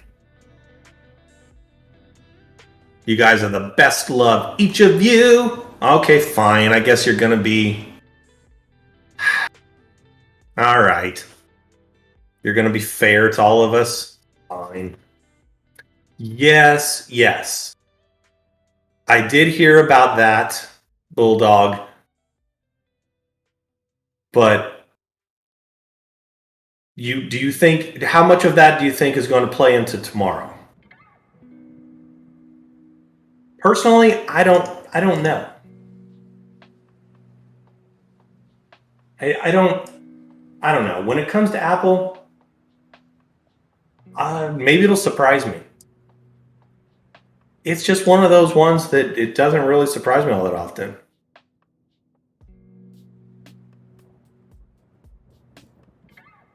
I would love it to do something, honestly, but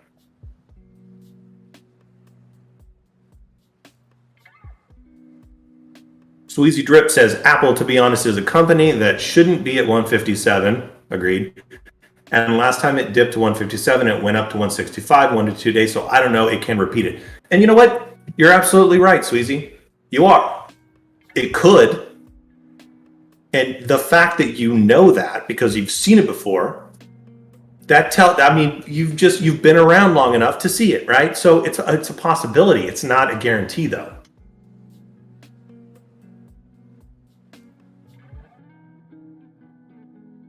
And Bulldog says, Apple maybe not a day runner, but maybe is a deal here. Yeah, I think so. Hey, there's Silver Fox. What's up, Brandy Pants? You guys getting ready to play another game?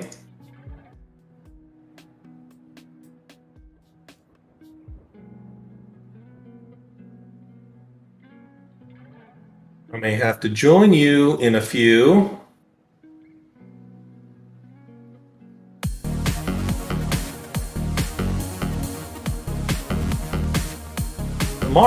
Tomorrow I have I don't know, a little bit of money to throw at something, not a whole bunch. I have $200 left of my play money right now. Everything else has been thrown.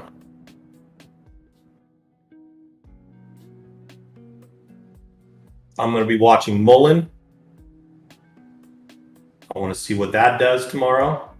I may or may not get out, depending what it does. But I may throw $200 at something. It just depends what the market decides to do.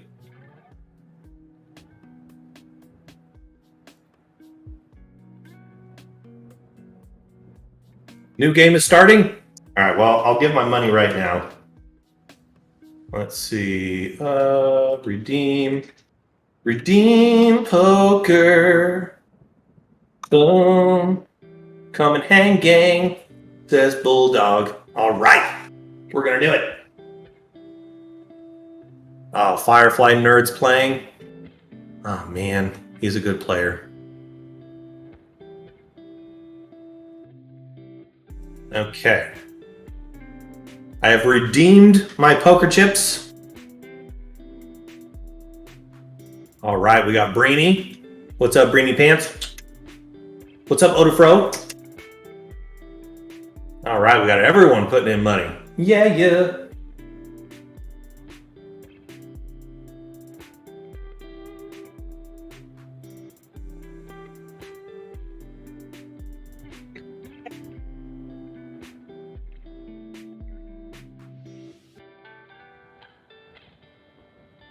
What? What you talking about, lady? You talking about this? You talking about this? Huh? I know a guy. He's down the street. He's got one of these. I got one of these. Yeah. I don't have much hair anymore. But yes, I play with this all day long. Don't misquote me on that. If Dr. Lamau is listening, don't misquote me.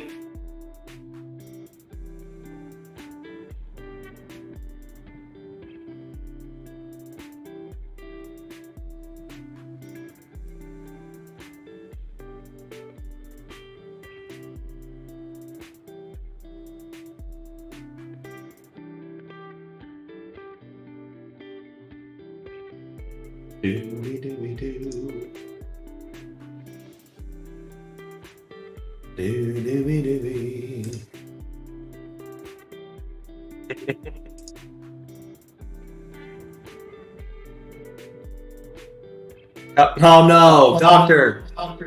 No, you're not supposed to be listening. Stop it.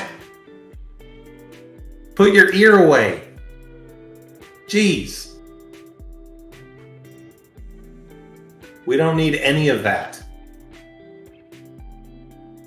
Hope you didn't hear that.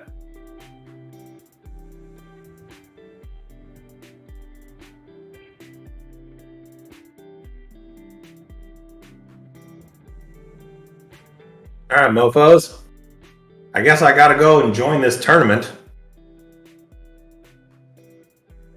I'm glad I got to finally get on and join you. Sorry I was late. But duty called. Duty. Love you. And I will see some of you in the poker room. And the rest of you, I will see on Thursday when I'm back on the microphone. Until next time, later freaking skaters. Love you later, Robin. Everybody else too. Bye.